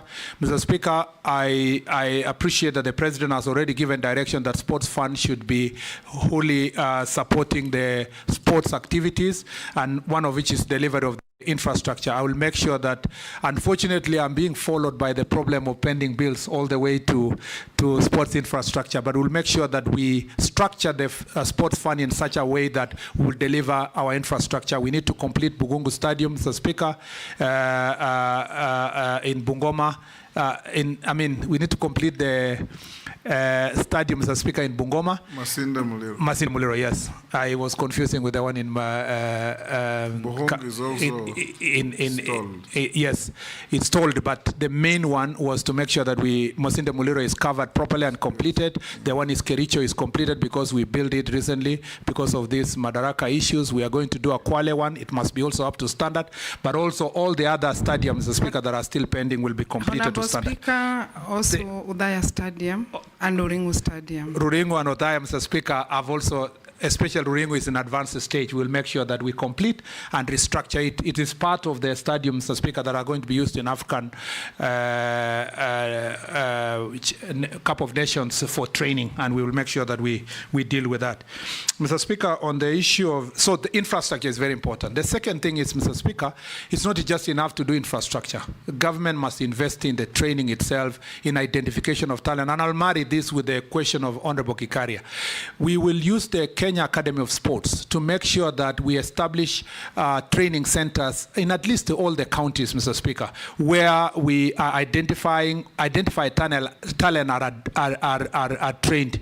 We will work also with the schools. Schools are better placed to help us to identify the talent. There's some of our footballers like Adrian, Mr. Speaker, who are picked last year to go to Spain, who are, as a result of sports championship in high school and in primary school. We will make sure that we work with them. In fact, one of the issues that I need to explore is to make sure that the Kenya Academy of Sports are going to train all the teachers who are coaches across the country. And not just training, they must also be certified, so that that certification is going to be recognized in their promotion, so that we need to use the teachers who are already in schools to make sure that we develop. That is really what is bottom up in terms of sports. Mr. Speaker, just to mention the Karenga Stadium in passing, as has been asked by Honorable Nelson, airstrip. It is true that we established and built Karenga airstrip for purpose at that point in time to facilitate the travel as insofar as the Madaraka Day was concerned.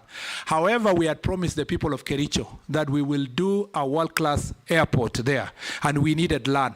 Even when we built the airstrip, the land did not belong to the government of Kenya. It's still being owned by the private company that owns the tea farm, and the negotiations are in advanced stage, Mr. Speaker. I believe we have that we will succeed to get. They had offered about 20 acres, but I said it will be useful to get at least 100 acres in that place so that we build an airstrip properly with a proper terminal, Mr. Speaker, to serve the people of Kericho. The money had already been set aside by Kenya Airports Authority. Some of the money that was allocated at that time, part of it has been used, part has been left to complete the negotiations.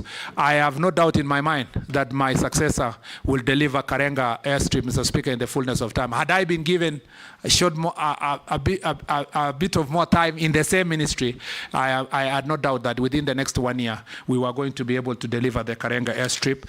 Not just Karenga airstrip, many other airstrips across the country that the people of Kenya are demanding, because we want to make travel become bottom-up, cheaper, and our country accessible, including the plans we had in Moyale and Marsabit County and a number of the airstrips, Mr. Speaker.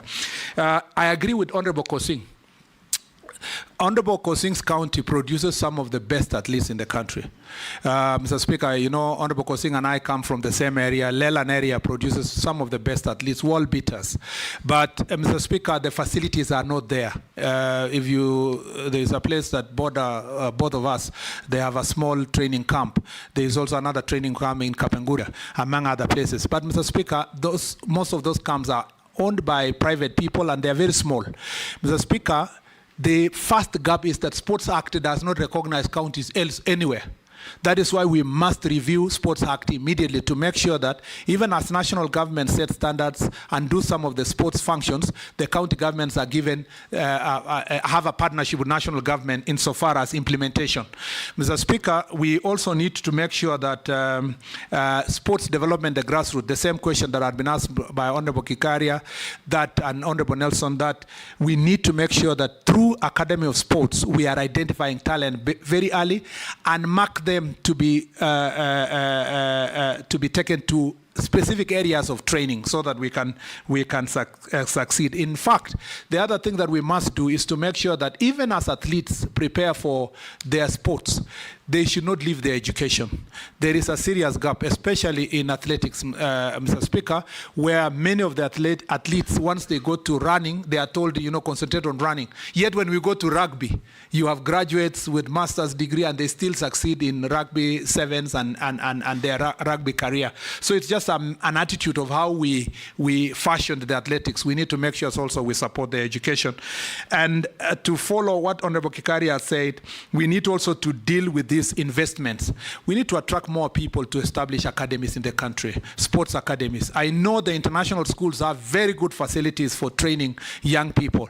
We need also that to be affordable to the people at the bottom of the pyramid by making sure that we support investors who can come from out of the country to do what used to be done in Mathare and other areas to using, Mr. Speaker, establishment of academies.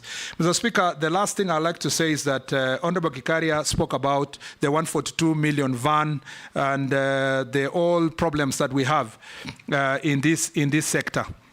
Mr. Speaker, corruption is a big issue in this. You already covered that. Yes, I'm just saying that, just as he said, we are going to be able to deal with the issue of corruption head on. A forensic audit.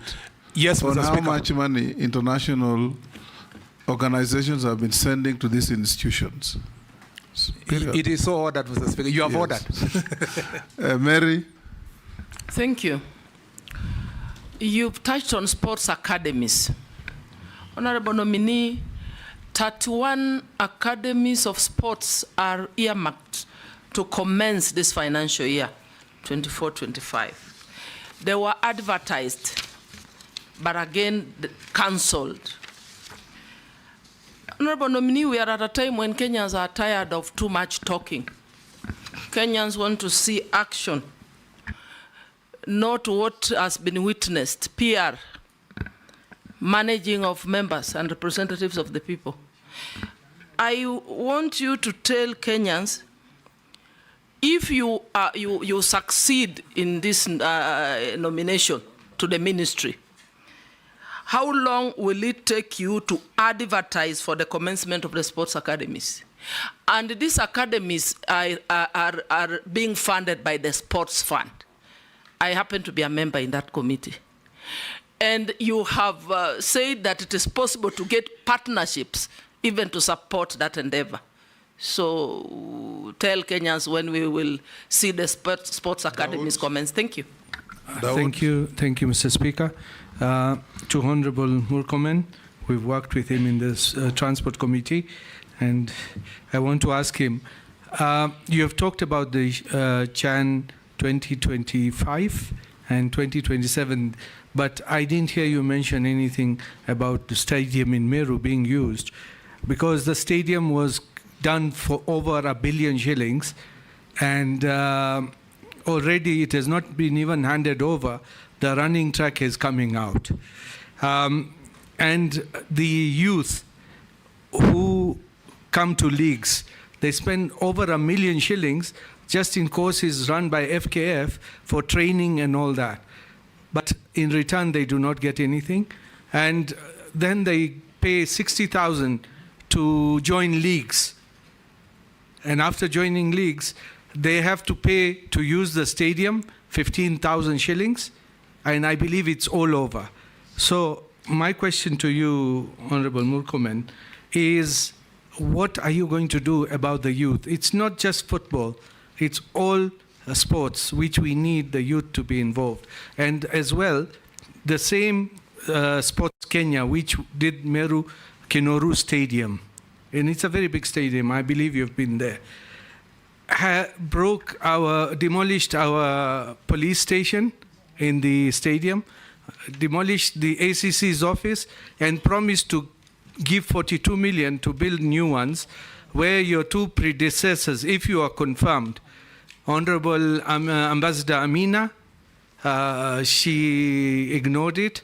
Honorable Ababu Mamba, when he came to Parliament, he says, yes, as soon as funds are available, he will give. So I want to know from you if that one for Kinoru, what you will do. And we've got even another stadium in Maua, which is waterlogged. We've got another one in Kobo. It's not there. And in Timau and many other places. You are making a speech.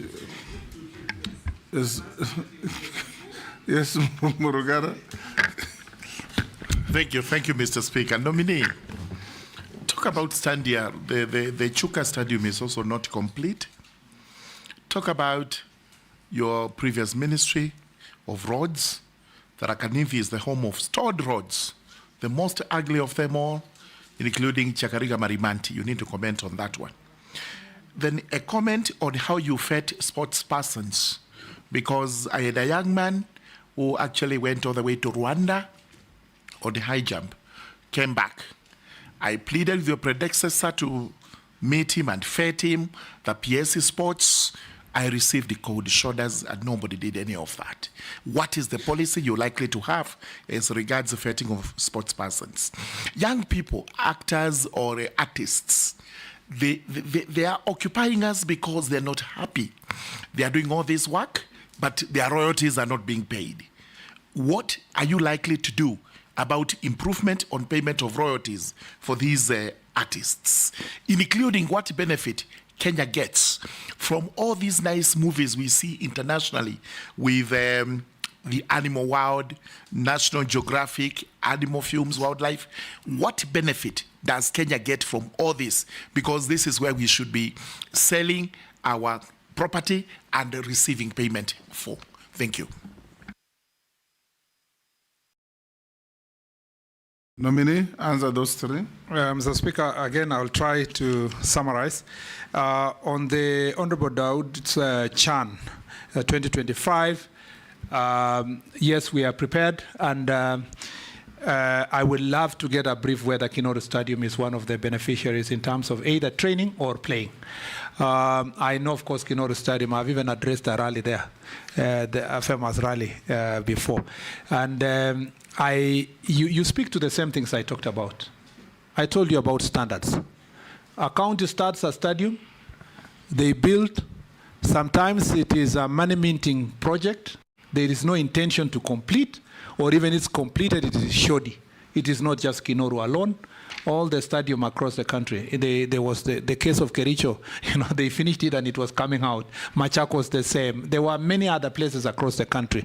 That is why it's important to put in place standards that you can measure against, so that if you don't achieve those standards, it is easy to even prosecute the contractor, because there is international standard adopted locally. And I promise you, that will be my greatest priority. And I hope I can do that within 3 months, because I have had a conversation and bring it to this house so that this parliament and parliament can be able to pass regulations that will make sure that standards of sports facilities are adhered to. I also want to say that on the question of your demolished DCC office and the chief's office, if I look at the money you're asking, that if we speak, if also Honorable Kindiki is approved, this government is one government. We can tell Interior, please find other resources, because we are straining insofar as completing the infrastructure, find other resources and build a DCC office. And Honorable Kindiki is not just your neighbor, is your friend. So we can be able to sort that issue, God willing. The third issue is that on the Chuka Stadium, I think also I was briefed that it's not yet complete.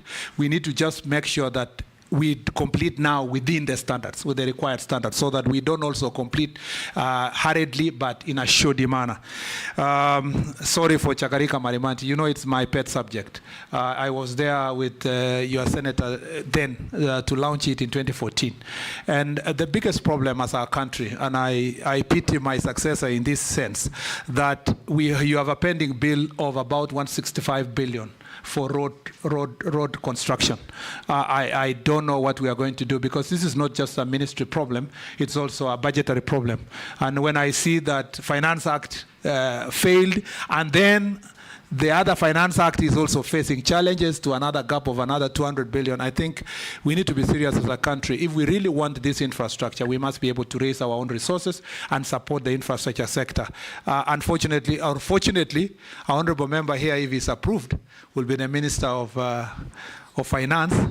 I hope he will be able to solve that problems, because he also has tolled roads in the Sori Road in Homa Bay. In Migori, in Homa Bay, sorry.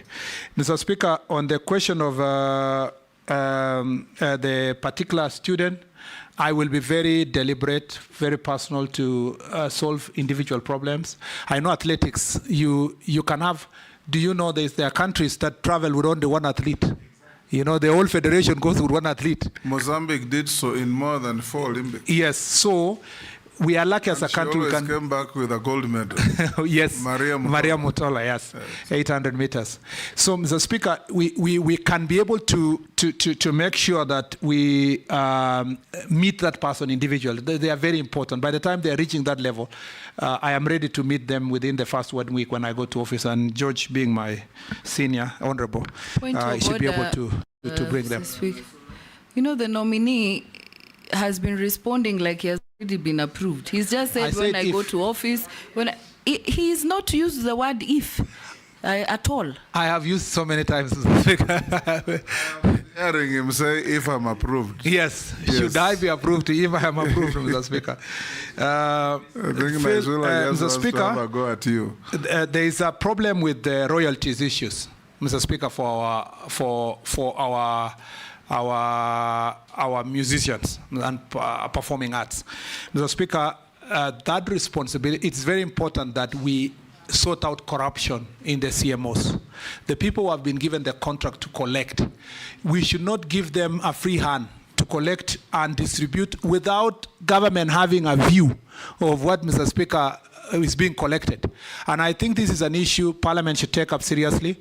I know it's not in it will not be in the ministry that I've been proposed to. It is in the arts and culture, in the gender ministry, but it is something that I have been following personally. And I hope that KECOBO, the Kenya Copyright Board, will be a bit more serious. There is a lot of corruption-related issues have been raised insofar as identification of the CMOs and, Mr. Speaker, distribution of those resources. People must be able to earn from their sweat, Mr. Speaker, and I hope they will be supported. On the film industry, I know it's part of creative industry in the ministry that I've been proposed to serve if I am approved. Mr. Speaker, I have been told that the law that governs this sector is a 1963 law. Mr. Speaker, the association itself and the policy is also an old policy. Again, I've received a representation by many people who say, if you are approved, please organize the first meeting. I am even told that insofar as filming our wildlife, the preference goes to foreign filming companies that come to film, and the local companies here do not get access to and they're getting billions of money, Mr. Speaker. There is no accountability or transparency as to how much they are able to live in our country. This is an area that we must register all the filmmakers when they come to our country, but we must also facilitate our own filmmakers to be able to benefit from our own animals, Mr. Speaker, in our national parks and game reserves. I thank you, Mr. Speaker. Owen. One question, followed by Robert, one question, Mule, one question, Raso, one question. My one question, Honorable Speaker. In that order. Kipchumba Murkomen, you're my good friend, but that notwithstanding. Causing with the nominee. Okay, I said notwithstanding. You've mentioned Stadia all over Kenya, but you've not mentioned any in the North Coast. Unfortunately, this government has never invested anything in the North Coast in terms of Stadia. And the coast in its own would be a very good place for sports. Even parliamentary games are coming to coast, but where will they play? Because we have no. So if you are given this opportunity, would you consider investing in Stadia in the lower coast to promote the youth there, where there's immense talent in terms of football and other things, but it has never been tapped because of lack of infrastructure? I thank you. Robert? Yeah, thank you, Mr. Speaker. Nominee, I just want to mention one thing that I've heard you mention here about growing talents from schools. Maybe one of the reasons that this fails is because the capitation given for activities in school is totally inadequate, and that is under the Ministry of Education. So maybe you can talk to your counterpart, if approved. Just one question. We've seen delegations going for sports activities, international sports activities, where the officials, that is government, officers, carry huge delegations and, are living lavishly. Whereas the athletes and players are actually sometimes even stranded at airports. Can you tell Kenyans what you will do so that this kind of situation that embarrasses this country does not recur? Mule? Thank you very much, Speaker. Nominee Murkomen, if you are approved by this House to be the seers of youth, creative economy, sports, I just want to look at the youth right now who are part and parcel of you, because I've seen your CV, you are part of Millennium. And then the army you have talked about cogency.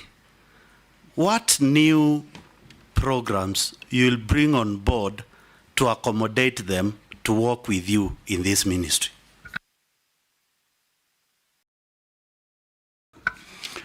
Thank you very much, Honorable Speaker. Honorable Murkomen, my issue is about land for sports. If you move around Kenya, you find a lot of development. And even when you go around our counties and constituencies, we want to grow the talent of youth in either athletics or even other sports, whether it's rugby, football, hockey. But there are no pitches. People build everything, and then the youth, sometimes they play on the road. So going forward, I want to ask you if you will come up with even a cabinet paper or a white paper to suggest that counties or even constituencies must put so much land available so that you can develop pitches, small stadia, not necessarily the big stadiums that will cost a lot of money. And finally, Marsabit and other projects that are actually by schedule have closed out youth because those stadiums cannot be used because they are under construction. Partially they are developed, and those structures, if they are going to be used, might collapse and cause unnecessary deaths. Maybe you can comment on that. Thank you, Honorable Speaker. Answer those, nominee. Mr. Speaker, starting with Honorable Owen, there is marginalization of a number of regions, especially the ASAL areas, when it comes to stadia. Mr. Speaker, I agree with Honorable Owen. Kilifi is not ASAL. It is. Part of Kilifi is ASAL, Mr. Speaker. Not ASAL. Okay. Yeah. Mr. Speaker, in the northern part of the coast, there was already a proposal that Shanzu should have a big stadium, and that proposal is ongoing. It was even meant to be part of the African Cup of Nations preparation, but Mr. Speaker will follow up. But also in Kilifi itself, we need to work together to make sure we achieve this. I think the key thing is let's have an updated sports policy that says what is the standard of a stadium you have in a county, and which other pitches, including community training grounds, can be established, so that then, and which are going to be done by counties and what can be done by national government. And even after they have been constructed, what is the maintenance policy? Who is going to maintain? I think that once we have that policy, we have a way of sustaining those facilities. And Mr. Speaker, I totally agree with Honorable Mbui that the capitation, the problem is that we consider physical education, sports, Mr. Speaker, as a luxury, as an additional activity which can be done or not be done, we forget that that can be the quickest way of developing our people. Mr. Speaker, I think we need to have a serious conversation with the Minister of Education to make sure that we support sports activities deliberately. Luckily, the Sports Fund has been supporting sports activities like the National Football Championship. Sports Fund has been chipping in, but we need a structured way. In fact, in some countries, the Ministry of Sports would be combined together with education as one ministry, with one department being the sports, for structured working relationship between the two departments. And I think even without that being structured to be one ministry, we need to work together with one government to see how sports is going to, how we are going to use our education institutions. By the way, I saw yesterday a number of Olympic winners, swimming and so forth, are in various schools in Europe. You know, they keep, the commentator is saying, oh, this one has gone to this school in Europe, that has gone to this school in Europe, this is a student in this university. This should be the case. Schools and the university should be the breeding ground for our talents, and that is where they should be located. Mr. Speaker, on the delegation going to international sports, I think that my ministry will take, if I am approved, Mr. Speaker, my office will take a serious, Mr. Speaker, concerned, and make sure that we follow through the list of the people who are traveling, so that essential people can only travel. And if there are extra people who want to travel at their own cost, there is no problem. I also very careful not to call people joyriders, because I saw a friend of mine was being accused of having gone to Paris with their daughter, only to find out that he didn't travel using public money and the daughter didn't travel using public money. So sometimes we must get the facts. Usually MPs... The most offensive one was when people called Kipchoge Keino a joyrider to Rio. It the is father of our athletics. In fact, if you are confirmed, you should guarantee this country to buy Keino a ticket to go to every Olympics until he gives up. Yes. Yes, Mr. Speaker. What people don't realize also is that some of the officials go to the Olympics not to just go and watch.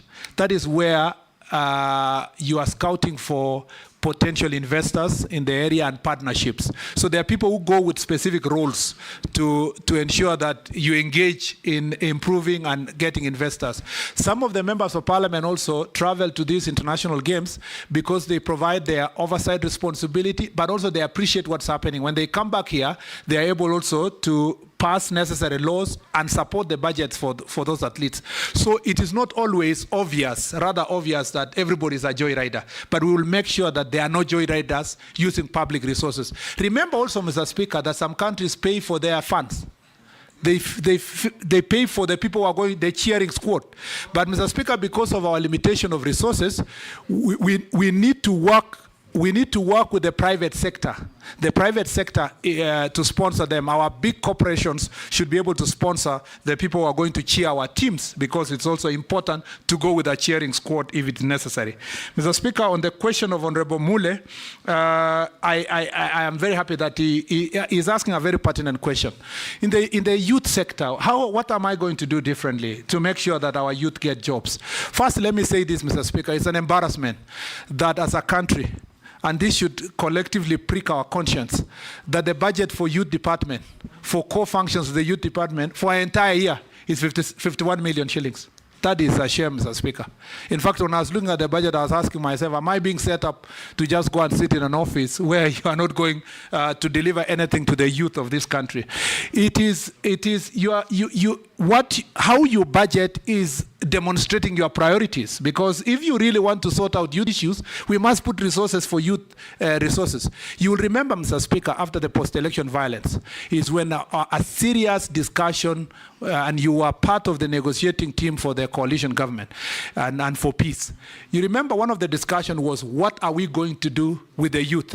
And that's how Mzee Kibaki's government came up with Youth Fund, and they came up also with National Youth Council, and they came up with all those youth initiatives. You remember, Mr. Speaker, the youth ministry at that time had about 10 billion for implementing projects. Now the youth department has 51 million shillings.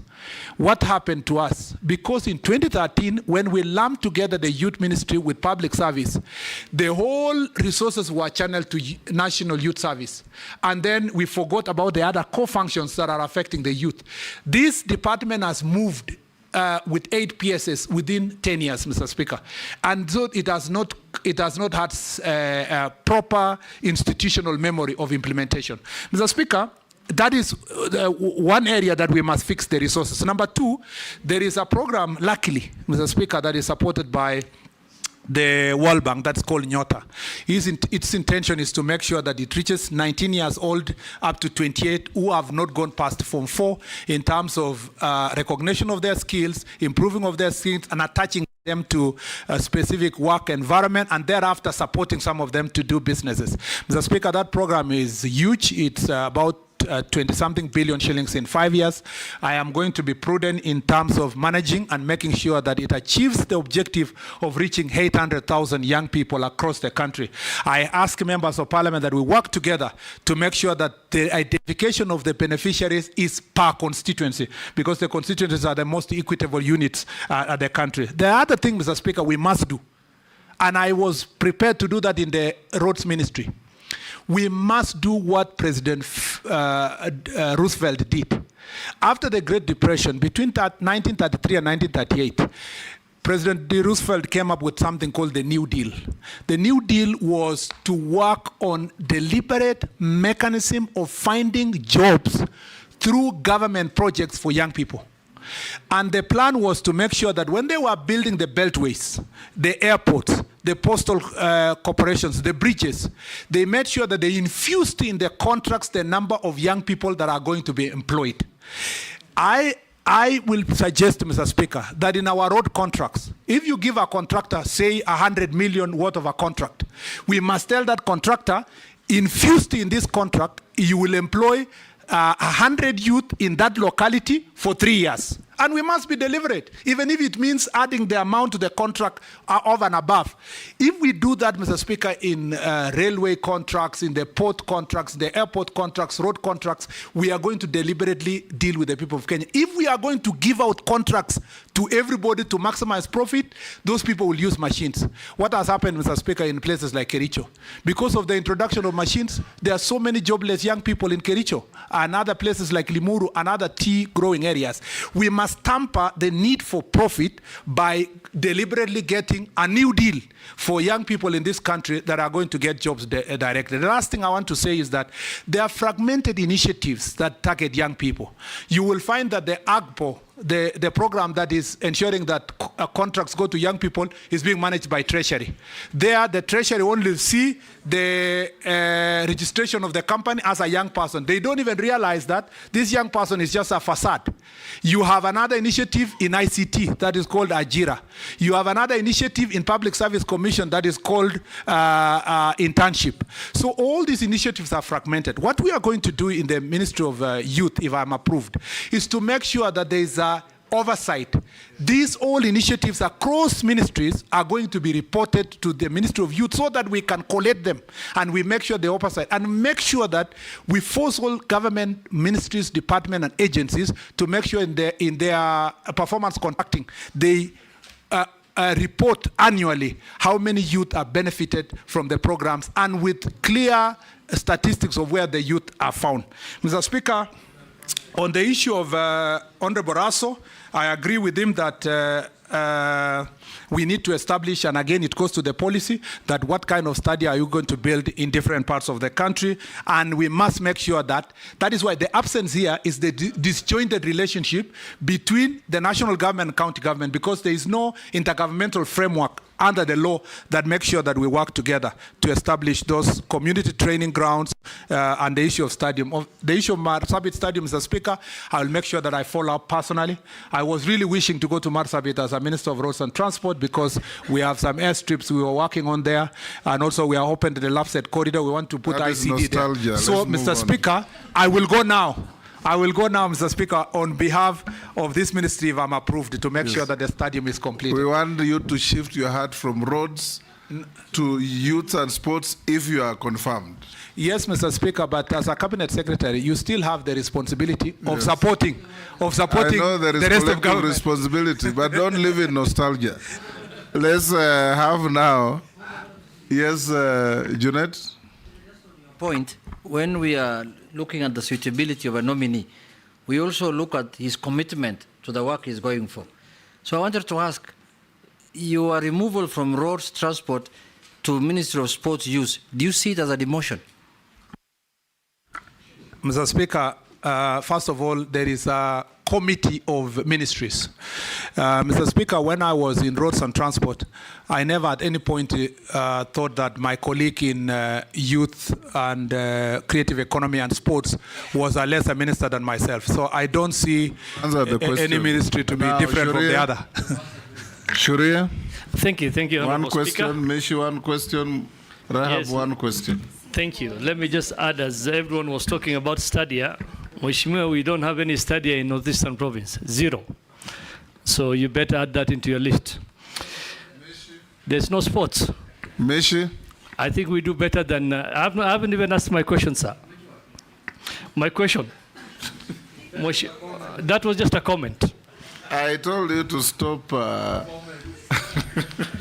preambles to questions. Mr. Speaker, if everybody spoke for their region and I don't say I'll be killed once I leave here. Go ahead. Thank you, Honorable Speaker. Yes. Mheshimiwa Murkomen, youth employment and job creation. Matrix requires concerted efforts, including mainstreaming of the issues in all ministry policies, rather than youth ministry as a standalone solution point. So what is your take and what measures will you champion to achieve this complete mainstreaming in all ministries to push the agenda of youth? I thank you, Honorable Speaker. Honorable Mishi. Asante Mheshimiwa Mwenyekiti. Mheshimiwa Mwenyekiti, nimemsikiza Mheshimiwa Murkomen ambaye pengine anaweza kuwa waziri wa vijana na michezo. Lakini nataka nimregeshe nyuma wakati akiwa waziri wa mambo ya barabara na uchukuzi. Sisi kama watu wa Likoni kupitia bunge niliuliza swala la kivuko cha Mtongwe na tukaweka pesa ambayo ilikuwa ijenge kivuko cha Mtongwe cha feri. Rampu hiyo ilijengwa kidogo tu, yani kama mbeni mfano tu wa kujenga. Baada ya kuweka mamilioni ya pesa. Mpaka leo ferry channel, kwa wale ambao hawajui Kiswahili, Mtongwe ferry channel. Mpaka leo kivuko kile hakifanyi kazi, wakazi wa Mtongwe wanataabika sana kuvuka kwenda katika ngambo ya pili. Vile vile ile floating bridge ambayo ilikuwa pale, iliyotengezwa kwa milioni 300, ilikuja ikakatizwa kwa ghafla bila kuita wananchi kuwaeleza kumeenda vipi ama kumekwenda vipi. Sasa mimi nauliza, umezungumza maneno matamu ya kumtoa nyoka pangoni, lakini kusema sio kutenda. Unaweza kusema na ikawa ni mkono mtupu au rambwi. Mimi nataka nimuulize waziri, utatutibishia vipi ya kwamba haya ulioyasema hazitakuwa ahadi za urongo kama zile ulizoahidi kupitia wizara yako kwa watu wa Likoni, na mpaka leo wanalia hakuna floating bridge, iliwekwa wakati wa regime ya nyuma, sasa hakuna tena, kivuko cha Mtongwe hakuna. Mwisho tupe tathmini ya talanta hela. Asante Mwenyekiti. Oka amekatalia pangoni.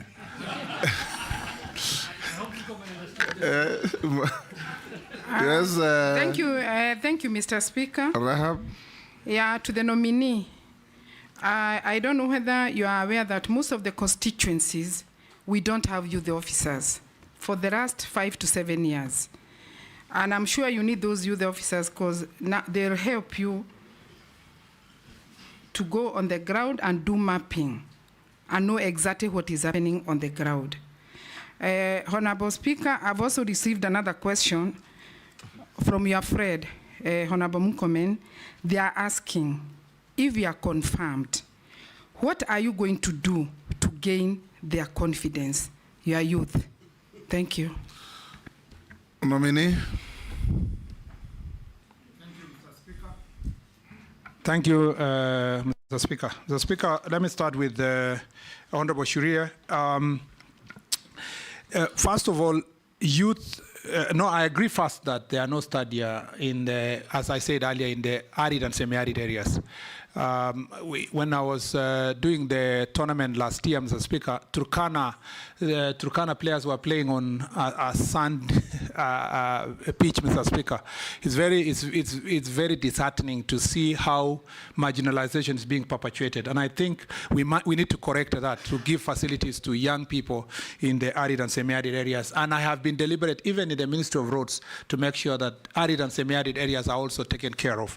Mr. Speaker, on the question of youth mainstreaming, I agree with Honorable Shuria also that we shouldn't talk about youth only to be confined to youth department or the youth ministry.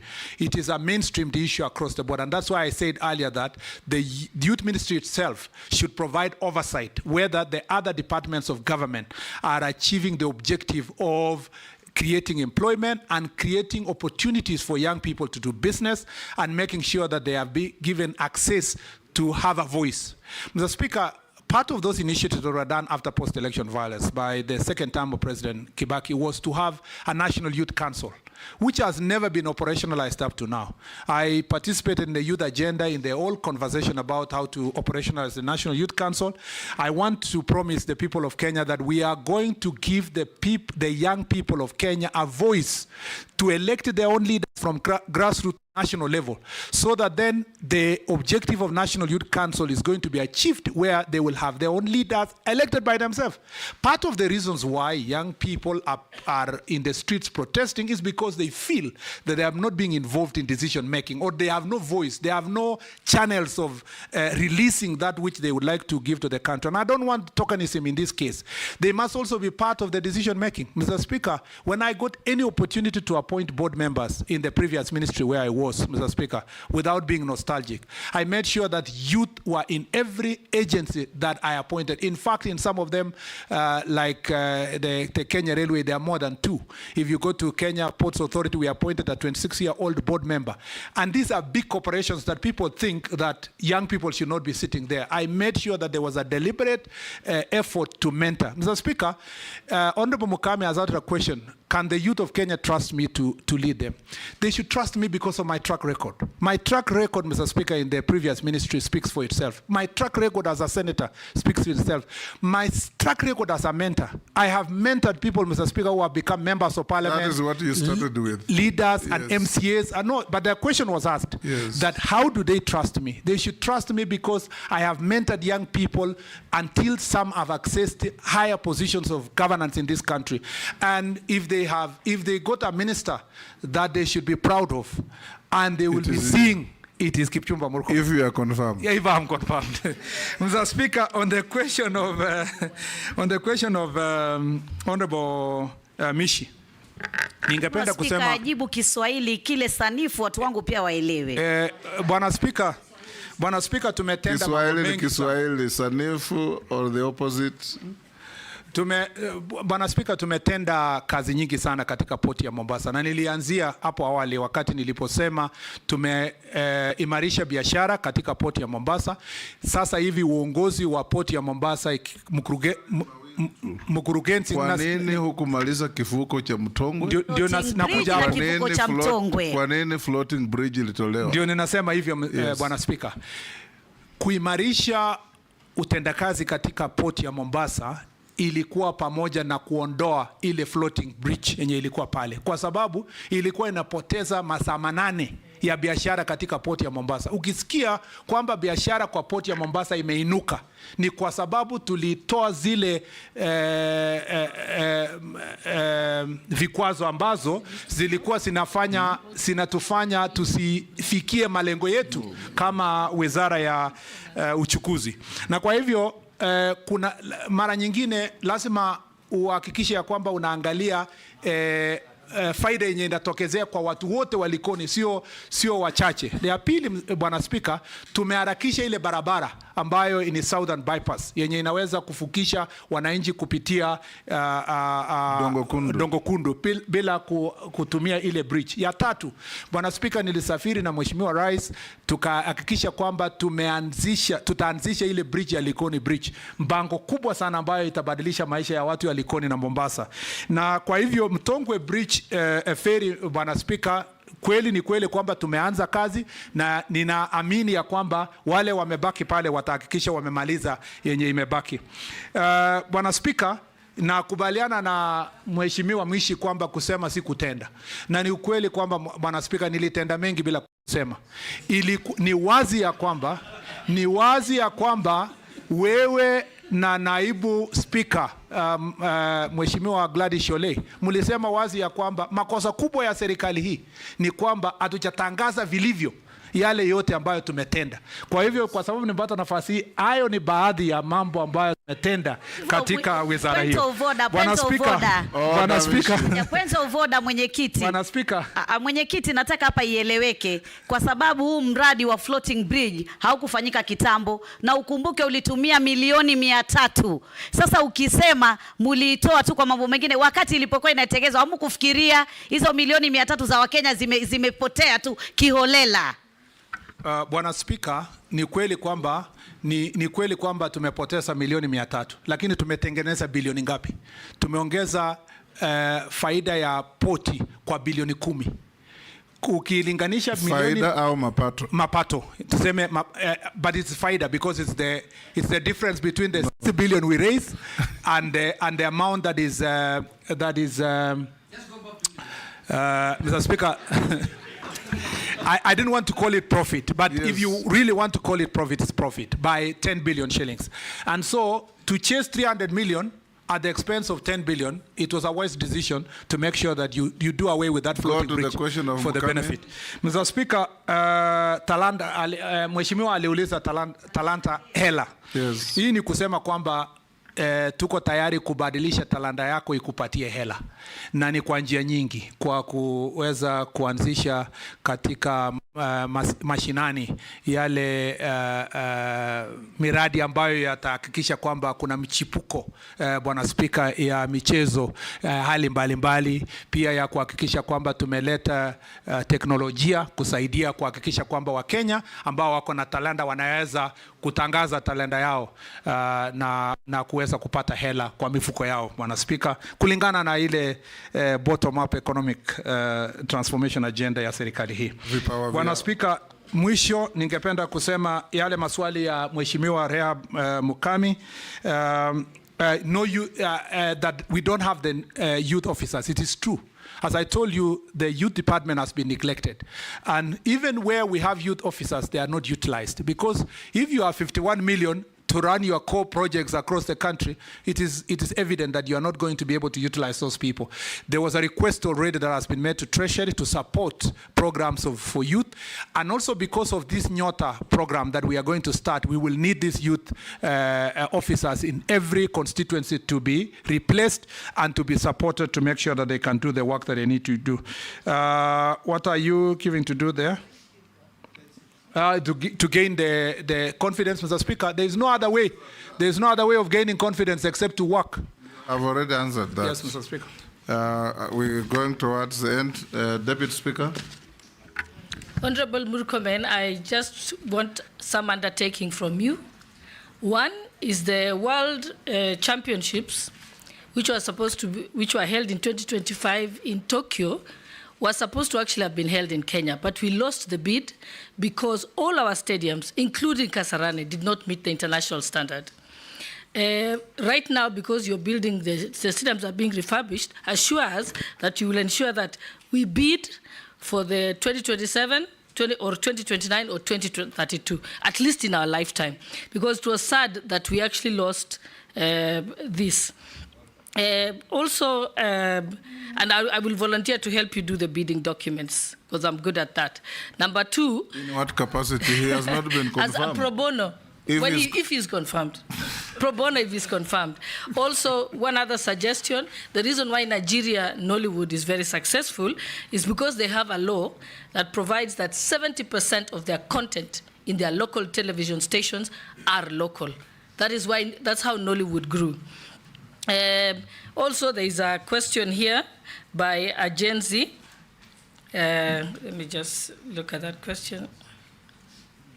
Okay, here. I have a message here that says, please ask the incoming Waziri, what is his plan on ensuring that there is no gap of miscommunication or disconnect between the government and the youth Gen Z and Gen Alpha? Does he plan to have an advisor who is this age group so that they can advise him? Asante. Yeah. Yes, Jeanette? I wanted to ask one last question. Mr. Speaker, I want to ask the nominee. One of the problems this government, we faced this government in the last 1 or 2 months, Mr. Speaker, emanated from what is called opulence, arrogance, show-off, and unfortunately or fortunately, you are put in the center of it. What is your reply to that? Or what do you say about that?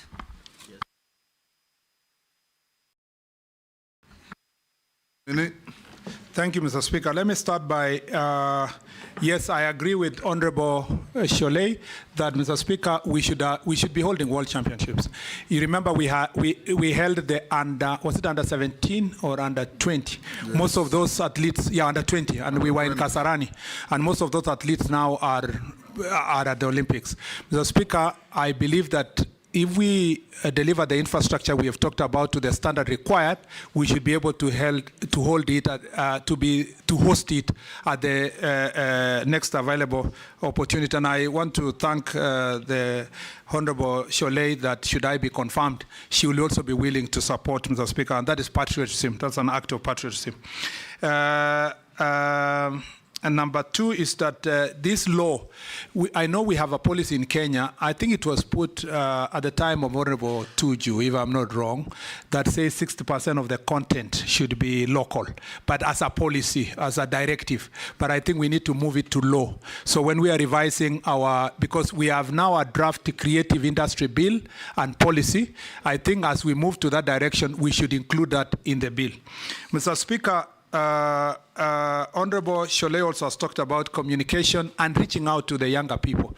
I want to confirm that, Mr. Speaker, I will make sure that I work with the young people, and I will, resources permitting, and it's my wish that I get somebody to work with me who is at the age of what is now called Gen Z or Gen Alpha. That group, Mr. Speaker, who are in their 20s to 30s, Mr. Speaker, I would like to have one of them work in my office, but also I'd like to make sure that the internship programs that we also have in the government, some of those who will intern within the ministry to intern in my office, so that they can also help me build my capacity among young people, so that I continue benefiting from the benefits working of these young people. By the way, I want to assure our young people that they should not fear anything about. I am very enthusiastic about sports and youth, and that, Mr. Speaker, is important to make that assurance. Mr. Speaker, Honorable Jeanette has asked a very pertinent question. I'm very happy to have this opportunity to say this. Mr. Speaker, I am not arrogant. In fact, Mr. Speaker, I am as gentle as a dove. For those who know me, who are my friends, they know that I cannot hurt a fly. Mr. Speaker, I have many friends in this parliament. They know me. And I have many friends who I've worked with. The problem with public service, and particularly if you have been a politician, you are always around here confronting challenges. And sometimes when you speak in a particular manner, it's concluded that that person is arrogant. Mr. Speaker, I am not. And as a Christian, I should not be containing arrogance.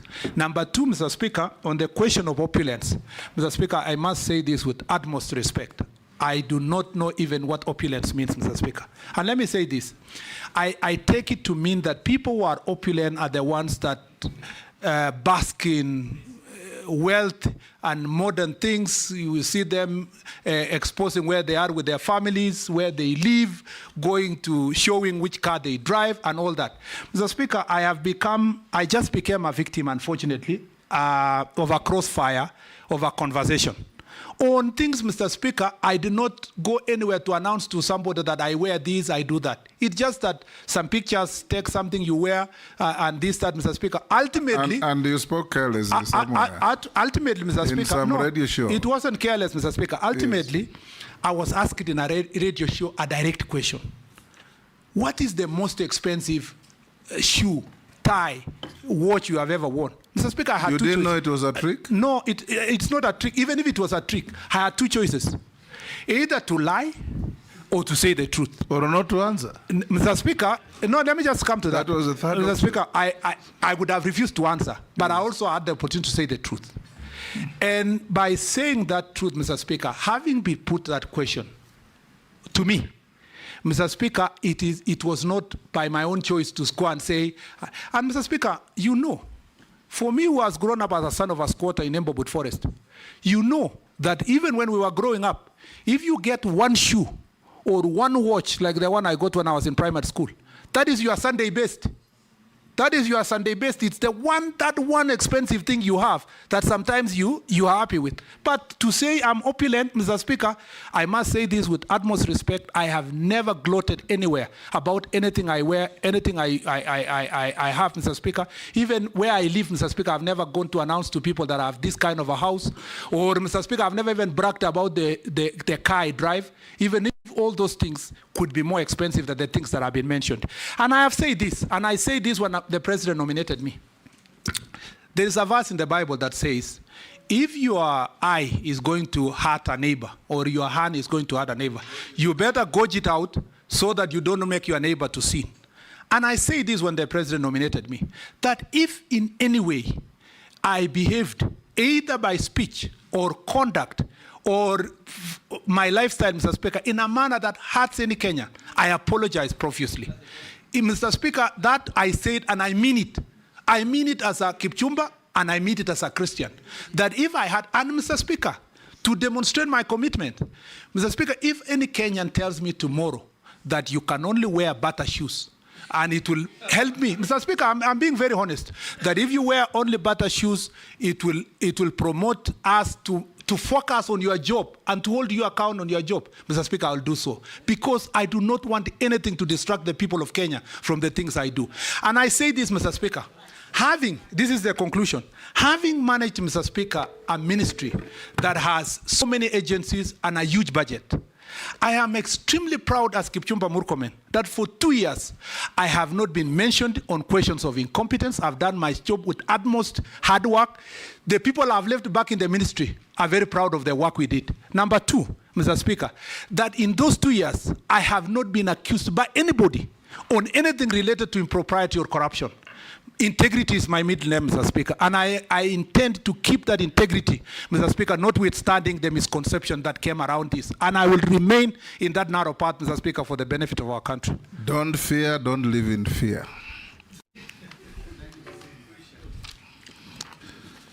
Honorable Murkomen, I'll ask you two short questions.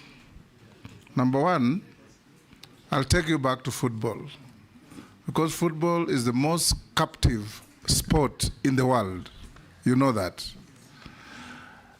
In this country, there was a time when our second president, out of probably misadvice, outlawed social football clubs.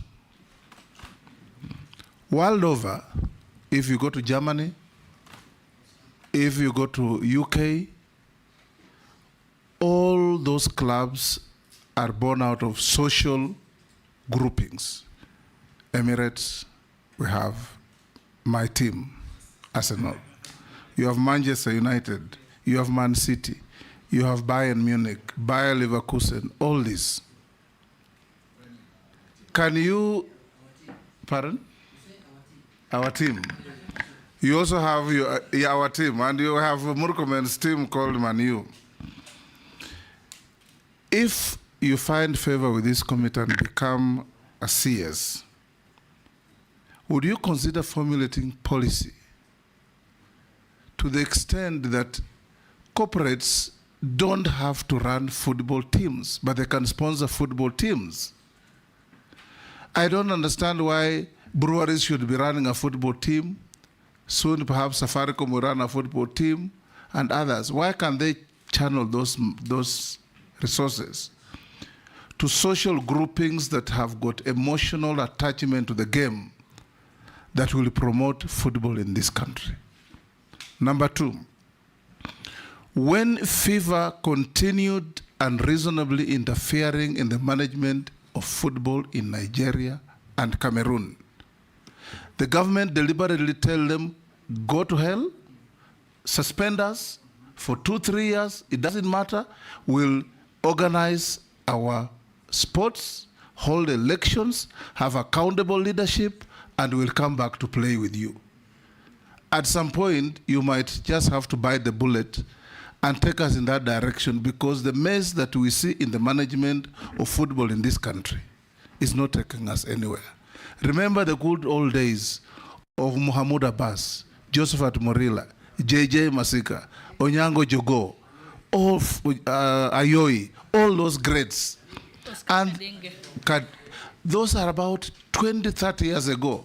We had better football in Kenya 30 years ago than now.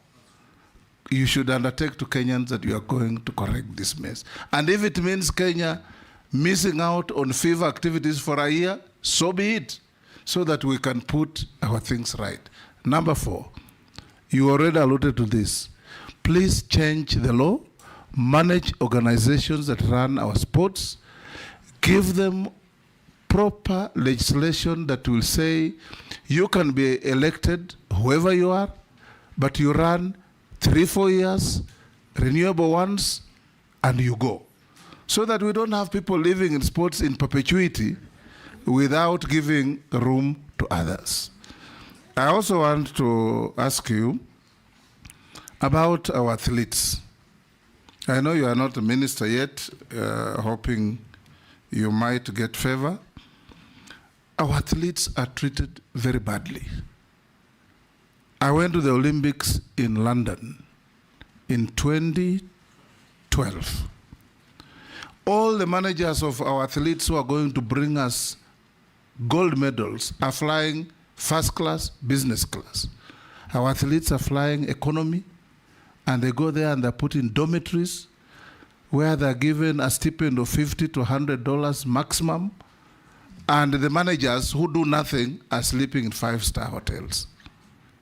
You must change this if you are confirmed, because this country can manage its marketing worldwide through our athletics. Which country in the world has its national anthem played in capitals of the world every other day, other than Kenya, because of our athletes? None. Not even the American anthem or Chinese anthem or Indian anthem is played as many times around the world as our anthem. So we hope that you'll do that. If you can respond to that, then I'll read you a few things from Kenyans. Thank you, Mr. Speaker. Quickly, I think there must be a question why AFC and Gor Mahia have survived this long. Shabana to a good extent, yes, even Shabana. It's because it's linked to community. Yes. Yeah, and I think I can't agree with you more.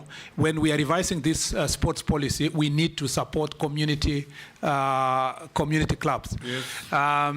You wonder why one would have a problem with that. I think it was a misconception then that where there was. Moy said he was fighting tribalism, which was not true. Yeah, because it's one thing. There are positive things about communities that it doesn't become negative tribalism. You know, the fact that a community owns a particular club is something we should be, and we will do that. Number 2 is that, Mr. Speaker, as I have said earlier, with utmost respect, our colleagues and friends who are now managing FKF must be ready for change.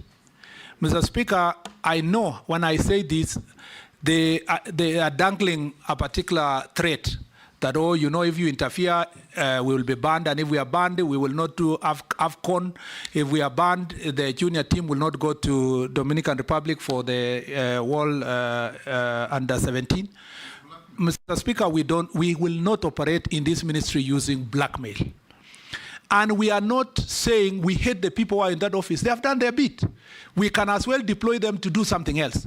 But let's open the door for other Kenyans to elect sports leaders of sports federation. Do you know, Mr. Speaker, that sports like tennis, like basketball, like cricket, like badminton can really employ so many people? Do you know what? Most of those federations are in people's briefcases. You know, they are walking around with it. You know, there is somebody in this country who is in the badminton federation who travels to Malaysia, where the headquarters is, and he is getting some small allowances and filing returns. And nobody knows. As I have said, transparency must be achieved. You must publish your accounts. You are receiving this money on behalf of the people of Kenya, and we must make sure that FKF, AK, and other federations are going to be run transparently. Mr. Speaker, let me just, for avoidance of doubt, I will not be able to do this job alone. You can see the strength of those cartels. If I get Parliament approved, will support you. Yes. Parliament, we will really need Parliament if I am confirmed. Number two, Mr. Speaker, we will need the Chief Justice of the Republic of Kenya to create a conducive environment with our judges of dealing with disputes in sports federations, because there are many federations where the officials are surviving on a court order for more than 10 years. That is ridiculous. Yet the people of Kenya and the young people are losing opportunities because of those delayed elections. The last thing I'd like to say is, Mr. Speaker, yes, I agree with you that our athletes are treated badly. As I said earlier, my first assignment will be to put together stakeholders in every federation. I will start with football and athletics, Mr. Speaker. I want to call all the stakeholders, let them say all the issues. Their cabinet secretary would listen, their ministry would listen, and then from there, we agree on a protocol on how to treat our athletes when they are in international assignments, with clarity of where they will live and so forth. But also we will need also parliamentary support to make sure that the resources can support also where they are going to stay. Good. One Kenyan asks, I think why are students made to leave school or be absent from school to participate in school games, but are never rewarded like school fees rebates? Another one asks, will you complete Masinde Muliro Stadium in Bungoma? Another one asks, will you complete Kericho Airstrip? That you already answered, even Masinde you talked about. Another one asks, why didn't you open Dongokundu Bridge? I think Nishi has talked to that. Another one says, through sports talents, you can integrate refugees with the host community. Why haven't you done, do you promise to do this for the refugees of Kakuma in Turkana? Then there was another one. The National Youth Service. The National Youth Council, why hasn't it held elections for 12, how many years they say? 12. 12 years. You had already talked to that. And somebody says, and this is not your responsibility, that NYS should be in your ministry. That is up to the appointing authority and the designating authority, who is His Excellency the President. Chairman. Yes. Chairman, it's not a question. Yes. It's a comment, just a comment, a brief one from Kenyans. They've asked that I tell the nominee that the young people, they are buying computers, mobiles, laptops, software.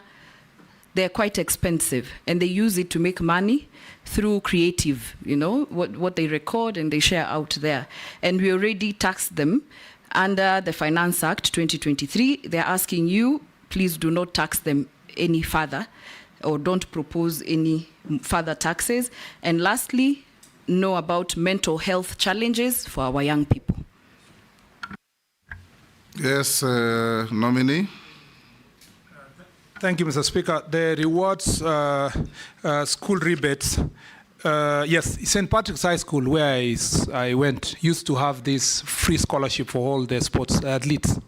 And they used to even to have a scholarship also for the volleyballers when we were doing very well. Schools should be able to have that kind of a scheme, because their sportsmen promote the school, and they can be given scholarships with the board of management working together with the administration to make sure that they support the schools. What we can promise is that we should be able to push a policy where winners in regional, national, whatever, are recognized. I don't know how CBC will work further beyond grade 9. Hopefully, even in the next stage, it's going to be able to integrate these sports, men and women, or girls and boys, to make sure that they are rewarded max for their performance in the field. I hope that can be done, and that's a policy decision that is in the Ministry of Education. As I said, it's a very important ministry in terms of working together with the sports department. Dongokundu Bridge will be opened soon. It's nearly complete. That is almost there. Sports integration of the refugees with local community. Mr. Speaker, a little bit of this is not in our ministry per se. That is the sports, the integration of the local community and the refugee. That is a decision that has to be made from the interior, from immigration, on the status of the refugee. But as you know, the refugees have a chance to also compete in Olympics. Man called Losike was trying to link it to sports. Oh, okay, yeah. Yes, Mr. Speaker, then I understand what he was trying to do. On the National Youth Council, I spoke to it and I said that I am going to make sure that we do the elections from the grassroots level. On the question of taxes, as has been raised, taxes is on gadgets and equipment and so forth.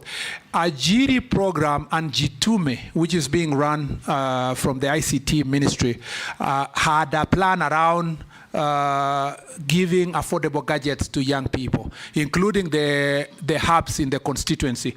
My proposal is that all these constituency-centered initiatives, community training grounds, Jitume hubs, sports academies, we should make sure that they are in one place, so that when we identify public land in one constituency, we put all these facilities in one place so that youth can benefit from all of them. On the mental health is a very serious issue, Mr. Speaker. Mental health is a very, very serious issue. In fact, mental health goes together with, we must, Mr. Speaker, put in place socio-psycho support. As I enumerated earlier, I've schooled here and abroad. In Kenya, you go to university from first year up to fourth year, you don't meet a counselor anywhere. You go through your problems. Students who lose their parents, they go bury a parent or a relative, they come back, they continue. Nobody talks to them. Nobody cares why their marks have dropped. We have a very, very rude and uncaring, crude actually, uncaring system of education.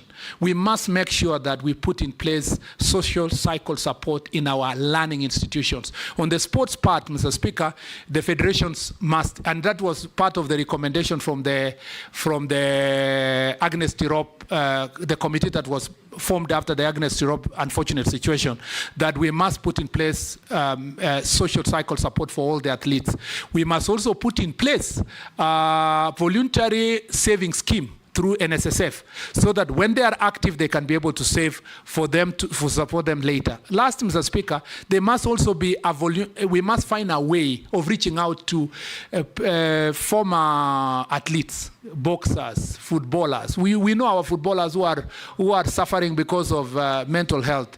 Even athletes, Mr. Speaker. Some started with alcohol and then or drugs and then ended up, Mr. Speaker, in the situation they had. Some. Yes, the group of the boxers like Congestina, the football, I don't want to mention all their names, but I know them because I come from a county that has so many athletes. Mr. Speaker, you go to Iten or neighborhood, you will find former world beaters. Mr. Speaker, people who won marathons. Somebody sleeping in a trench, Mr. Speaker, drunk because of frustrations. Perhaps the little resources they got was swept away by parasites, Mr. Speaker, that come in form of women or relatives or neighbors. Mr. Speaker, their mental health. Women are not parasites. Mr. Speaker, as I said even earlier, even men are parasites. I said that earlier. I said some of our girls are being preyed on by men who pretend to be husbands. So. Mr. Speaker. Lastly, yes, Mr. nominee, in case you are approved, for our athletes, I started a policy when I was in foreign affairs.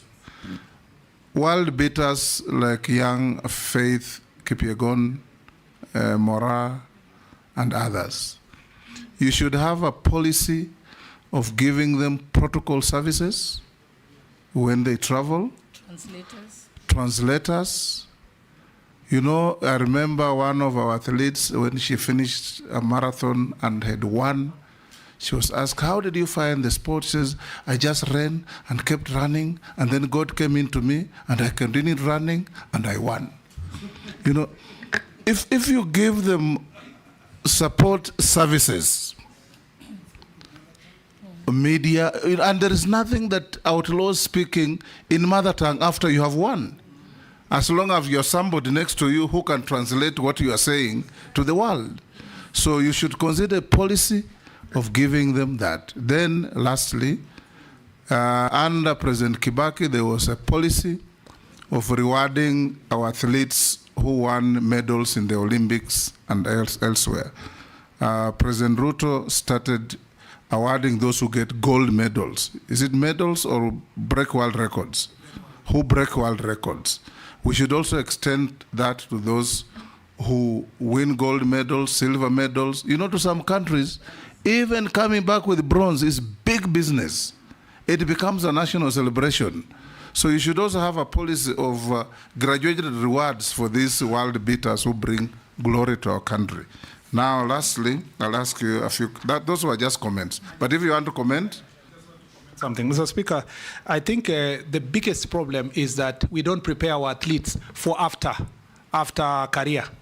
If you see the commentators in the Olympics, you will have people like Lewis, people like Michael Johnson, yes. Maria Mutola, you know, former footballers, former athletes are now having opportunity for commentaries. Some, like Sebastian Coe, are now leading World Athletics Council. At least we have Tergat and a few others.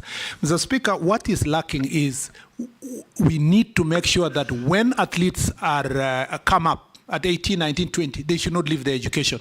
We must find ways of still linking them to education.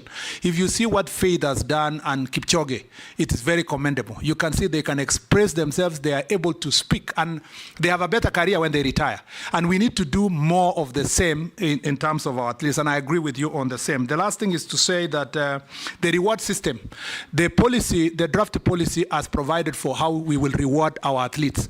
And this, I will make sure that we complete it so that we have a standard reward system. Sometimes, the government of the day, because elections is about to happen, there's a world championship and there's a clamor in the country that, oh, they have not been rewarded and so forth. They quickly say this athlete will be given 10 million, this one will be given 5, this will be given 20.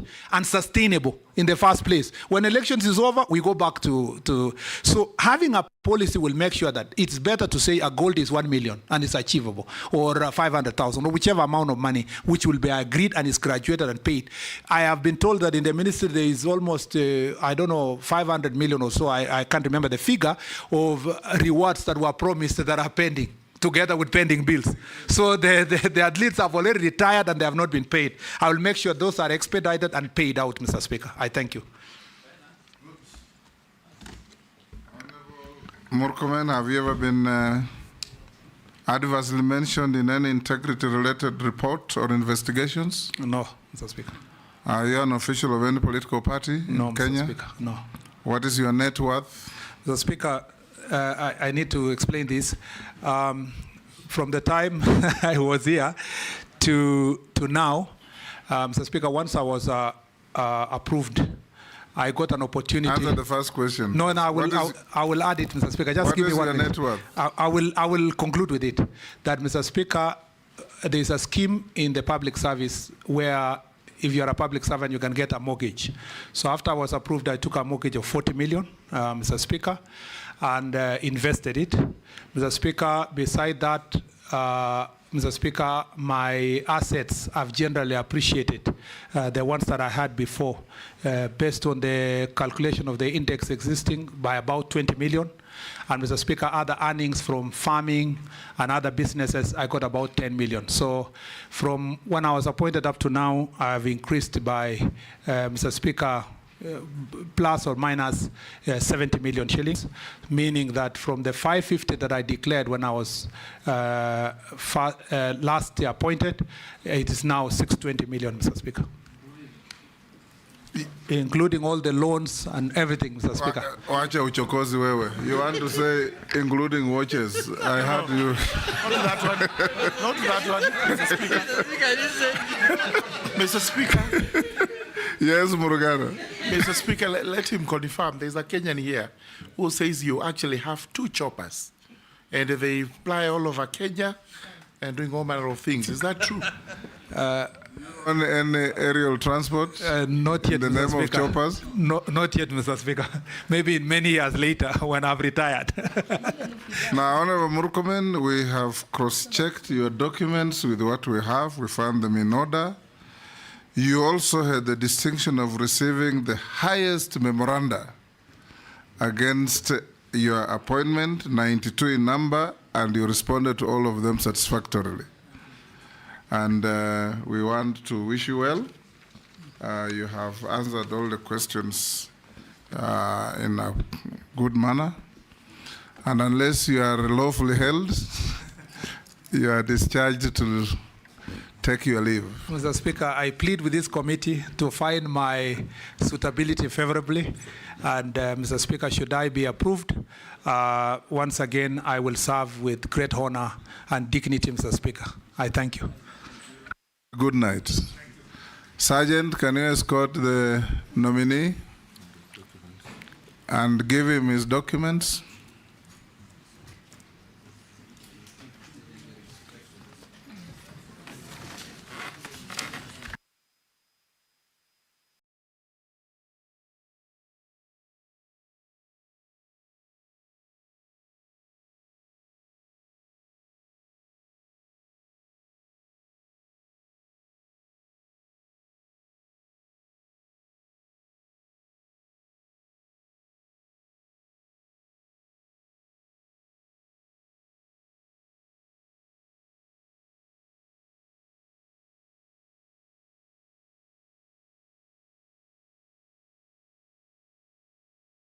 Honorable members, you've done very well. Congratulations, especially this last round.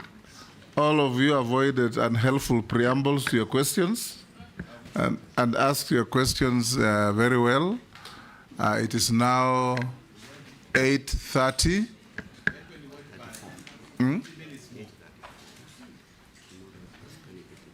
It is 8:34. Tomorrow, again, breakfast will be served here at 6:45. So you must be here by 6:45. Breakfast up to 8. You will have some little briefing at the breakfast.